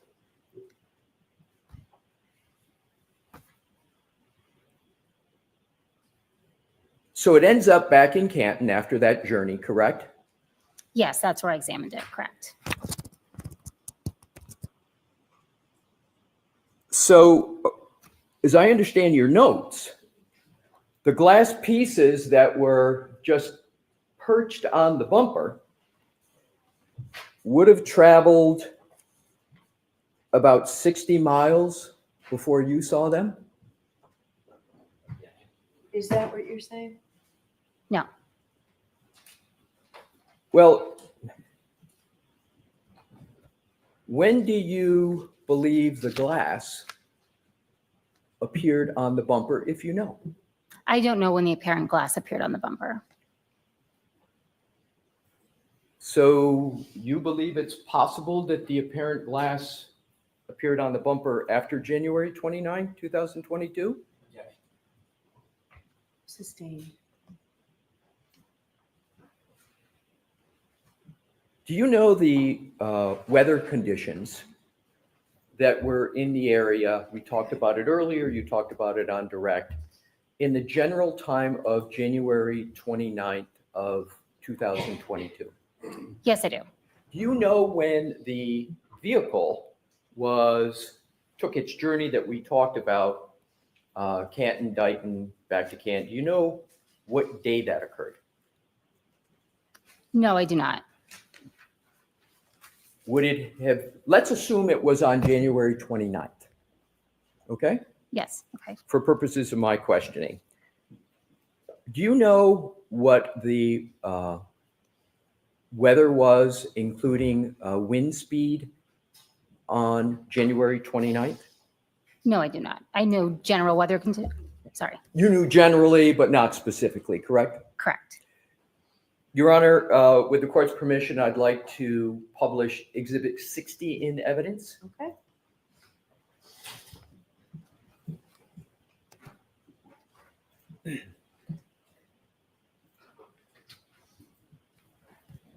And if you could go through to the top, Mr. Woke, of the title first. If you could go before that to the very, very top title in the center so Ms. Hartnett can see okay. And then if you could now go down to the part of the document that would show the date and then go from left to right for Ms. Hartnett, please, and the jury.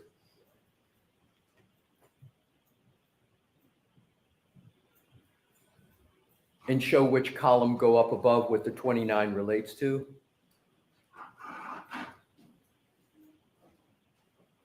And if you now then can proceed to the yellow line and go over to and hit the relevant categories. Thank you. So we have a 15.7. If you could now go up vertically as to what that number relates to. And can you highlight what it relates to? And if you could now go down to and go up above 1, just above the average, is to yellow highlight what's above the column up above average speed. Yes. Okay. If you now can go down to the respective columns at the bottom for January 29th.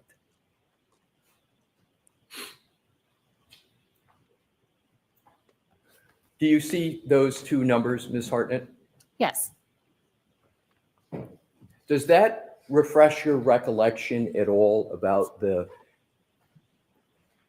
average wind speed and gusts of wind that were occurring on January 29th of 2022? I have no firsthand knowledge of what the wind speed specifically was in those dates. So if we could go back to Mr. Woke, the exhibit with regard to glass on the bumper of the vehicle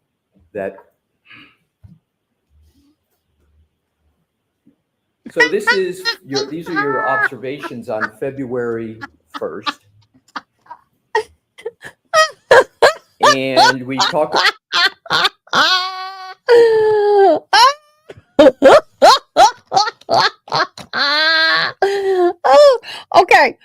Ronnie, first of all, there has to be an oven for the bun to go in, and there's no oven. Number two, there's got to be some bacon, and there's no bacon until after wedding. So good one. About the journey that the vehicle went on. You talked generally about the weather. So, try and ask a question without too much. I understand. Understood, Your Honor. Thank you.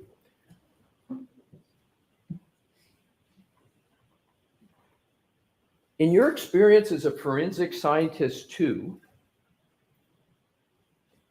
is it possible for glass that is perched on a bumper to travel 60 miles and be subject to average wind speeds of 15.7 and still remain on the bumper? Objection. So it's sustained without a proper foundation. Understood. Have you ever had experience with analyzing glass on any surface, an outdoor surface, and correlating that glass to weather conditions to make a determination as to the likelihood that glass could be or not be in a certain place on a certain date and time? Have you ever done that? No.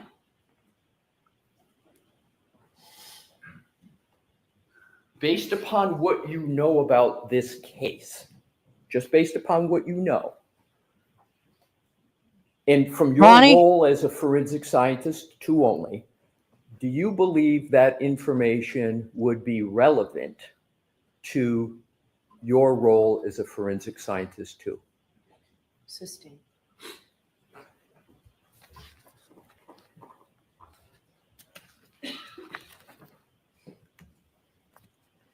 How did you recover the glass? What tool did you use to recover the glass on the bumper? Tweezers. How difficult or easy was it for you to take the glass off that bumper with, did you say tweezers? Yes, that's correct. How hard or easy was it for you to remove those pieces of glass with tweezers? It was not difficult. So it was easy. Yes, correct.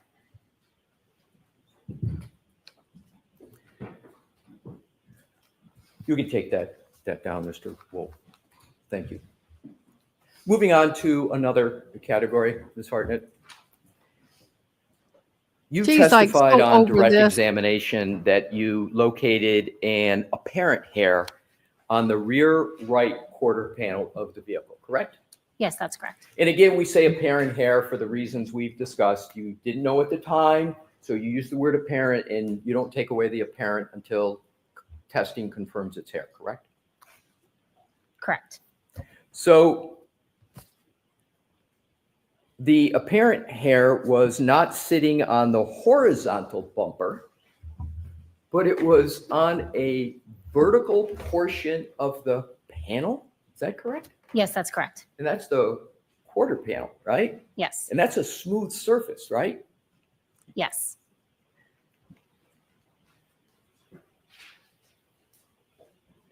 That hair wasn't secured to that panel, was it? No. It, in fact, wasn't secured in any way on that quarter panel, correct? That's correct. It wasn't taped? No. It wasn't glued? It wasn't stapled? No. It was not affixed in any way whatsoever? No, it was not.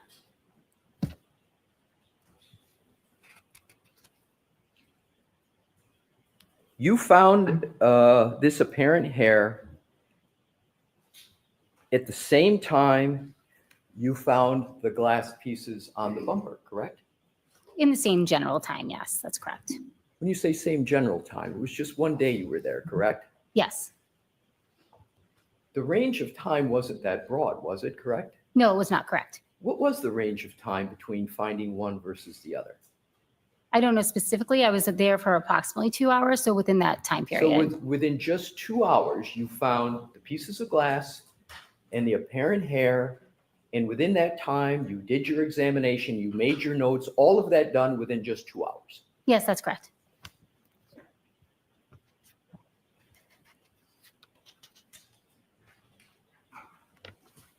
You remember the journey we talked about of the vehicle that you spoke about with regard to Canton, Dighton, Canton? Recall that? Yes, I do. So do you know whether, do you have any knowledge whether that hair was part of that journey? Do you have any knowledge? I do not. And that vehicle sat in a Sally port for 2 days before she came in. 2 days. And people are moving all around that vehicle.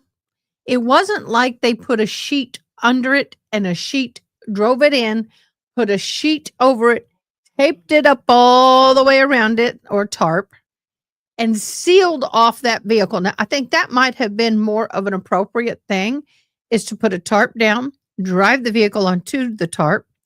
Then what you're going to do is you're going to put another tarp over it and fold the bottom tarp up over, and tape it. Then I'd have more confidence in what they're telling me about all this crap about glass and hair. But since the vehicle sat there uncovered and unprotected for a couple of days, and there was a lot of people walking around that vehicle, I don't put any weight in that hair. Do you know when the hair was deposited on the vehicle? No. Did you did you DNA test the hair against everybody who had close contact? Anyone from John O'Keefe, Karen Reed, Trooper Proctor, all of them, Butnick, the chief of police, everybody that entered that Sally Port, including the driver of the tow truck and her father, because he was wiping snow off of the vehicle. Anybody had contact with that vehicle after 12:30 p.m. at night. Did you test that hair against anybody else's? Easy or hard to take off the apparent hair from that quarter panel? Super easy. Again, I picked it up with a pair of tweezers. Didn't give you any Yep, resistance? he sure does. No. And it's short. With your honor's permission, So if I was us- I was in the jury, I say I can't do this. I cannot. I cannot. There's too much reasonable doubt about the hair. Too many people have been around that vehicle for several days. Now, had this happened within minutes of the car arriving, maybe, but it's been exposed to too many people. to look at a depiction of the hair. May I, Your Honor? What exhibit number? It is, I believe we're going to start with 144B. Okay.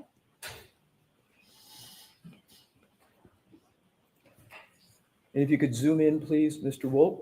It almost jury and matches for the Ms. salt rings from the snow. Do you still have See, a now you laser see it's this pointer way and in this circle? picture. It's going to Could you change kindly positions. Use that and draw a circle. That's around right. the Higgins and apparent hair. Albert have white beards. Higgins, we just mentioned, he gets a bingo. Thank you. I'm going to refer to that as a J shape. Is that a fair description of it, or do you have a better description of it? Elongated I see J. two ends of the hair and an arch, so I'm going to say more of like a C shaped. Okay, so you would refer to that as a C shape? Correct. Backwards And would C. that be a reverse C? Then if it's a C shape?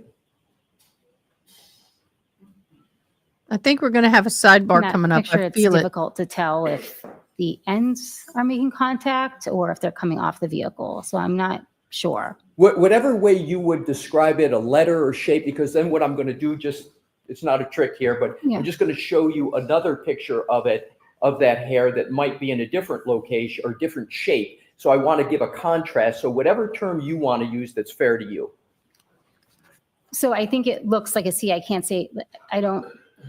It could also be like a U. I'm not sure which way the ends are facing from this perspective. Can you once again, just so we're clear and the jury's clear, just draw a circle around it again, what you're Sure. talking about, and we won't give it a name, Okay. right? We'll just do the contrast. The Right. white, this So- one's mine. If I were to just say there looks like there might be a little hook at the top and then there's a vertical line, is that a fair description? Yes. Okay, so can we go with that? A little hook at the top and then a straight or a line, that vertical line that comes down? Sure. And yes. that hook is orienting left, correct? Of the vertical line, it's to the left of the vertical line? Yes, I do see it from this perspective to the left. That's Okay, correct. very good. And that's the apparent hair. Yes. And you only saw or found one apparent hair, correct? Yes, that's correct. All right, if we could, Mr. Wolk, now go to Exhibit 144A. Come on, guys. Only 3 of you have shared And if you this. could Come zoom on. in on that for Ms. Hartnett and the jury's benefit. Oh, now it's laying the other way. Could you draw a circle now around the apparent hair?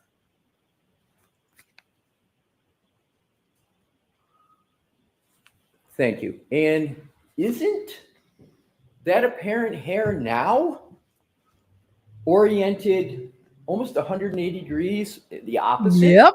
With the hook orienting right? Misa got to 1 The to photo's 2 taken to from a 3. I different got 3 angle, so bingos. Do you see the hook are you talking about the hook at the top? Looks now, it appears to be on the right, but I can't, they're taken from different angles. Sure. How do you know they're taken from different angles? How is that taken from different No. angles? My Are butt. you speculating that it's taken from a different angle? I mean, I'd have to see them side by side, but it's just the orientation of the, my marking. Can you put them up side by side? Absolutely. Okay. If that would be helpful to you answering questions, happy to do it. Potentially, yes. Thank you. Mr. Wolf? All right, today is National Chicken Dance Like a Chicken Day.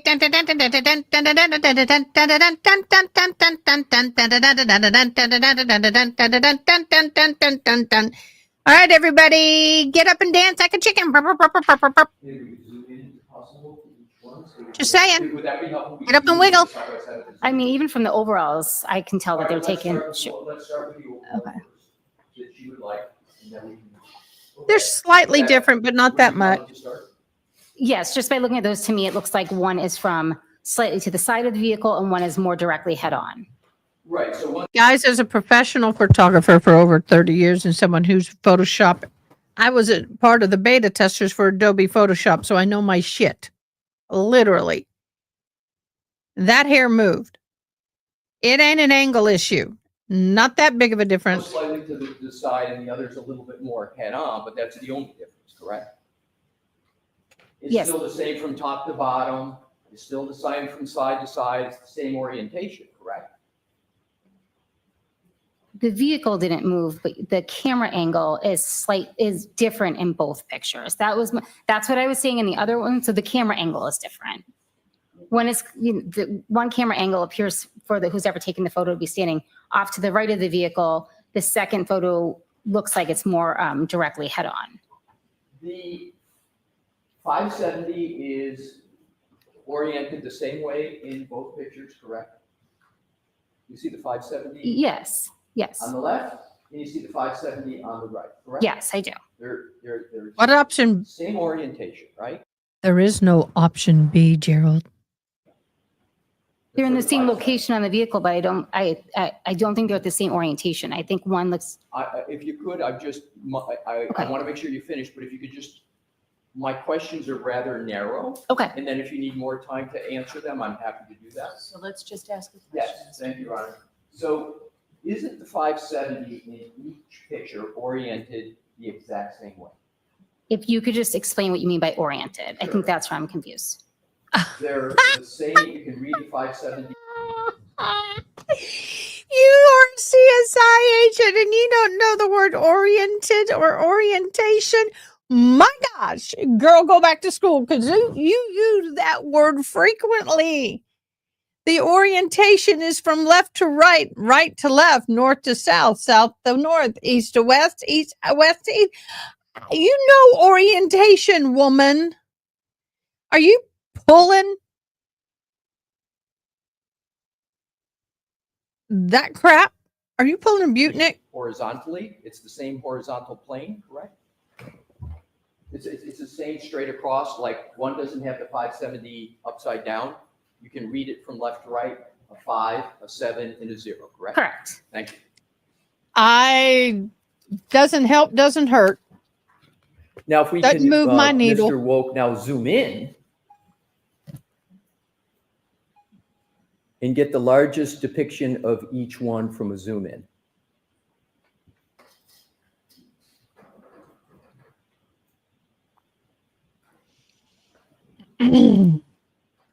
Are you saying It is the not in difference so much of a in different orientation. how Look that at the hair sticker. appears? Okay, look at the sticker.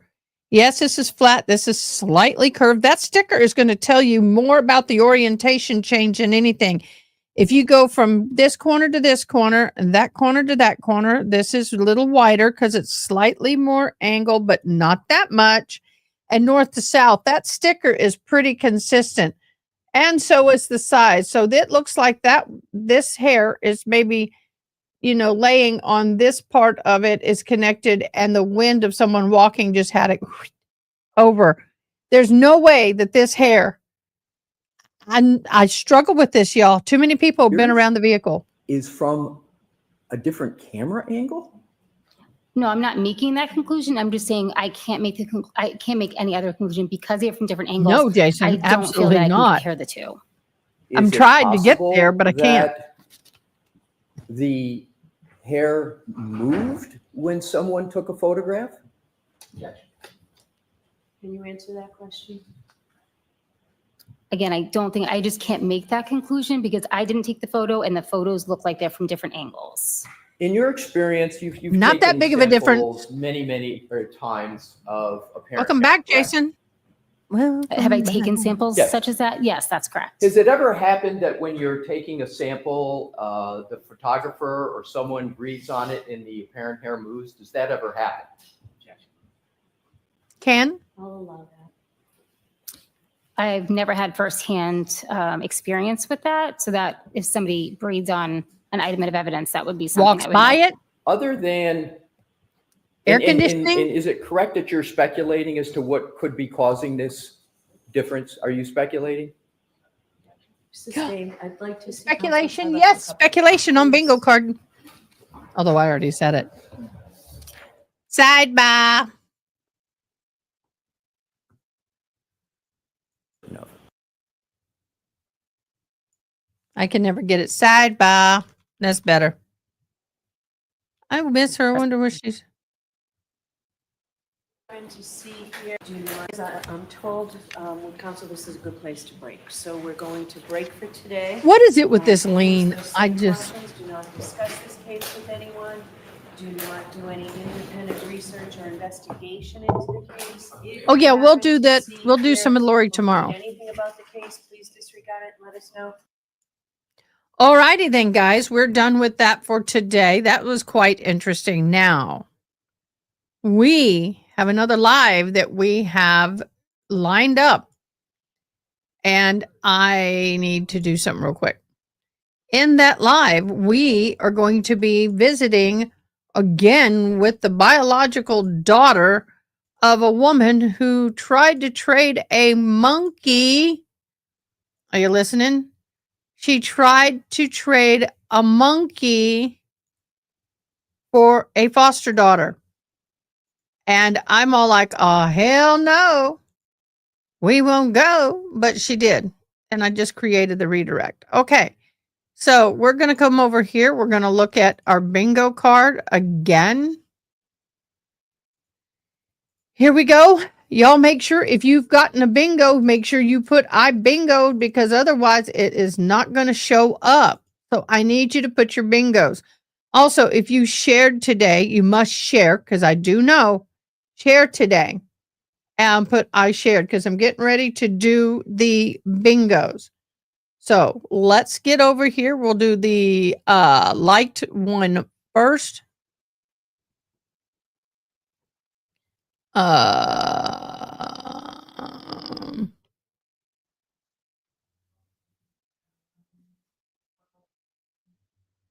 isn't that playing? Do y'all hear it? I don't. I'll do this.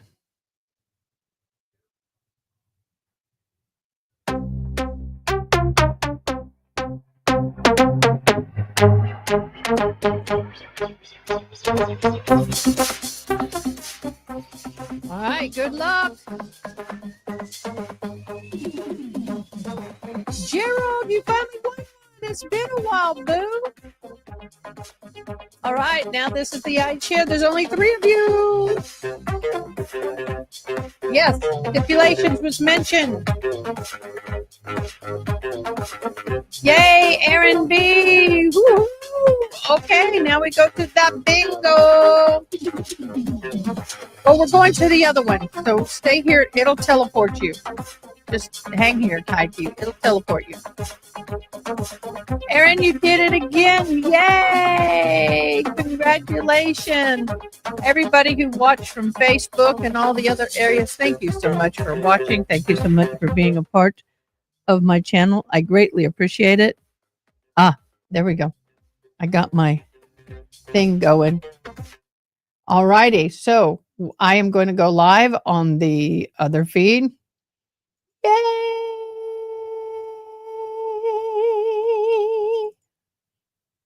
No, why are you doing that? Why are you making me sign in again? Now I got to go to my email and do all that crap again. I hate it when that happens, y'all, when it wants you to go to your email. I guess it's wanting me to validate 105212. All right, there we go. I'm in. I'm going to go into studio. Oh, why, you're welcome phone. Every time I plug my phone in, it starts charging. It says, why, thank you, Ada. I'm like, oh, why? Well, thank you. You're welcome. Okie dokie. So what we're going to do is let her know and have her get, oh, she's already here. Oh my gosh, she's amazing.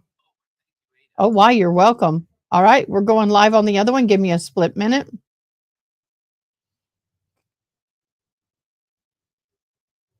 Okay. It's live. All right, you guys, I appreciate you guys so much. Have a great day. We'll see you in a minute. Thanks for watching. Please comment, like, share, and most importantly, subscribe. I hope you have an awesome day. Till next time, take care.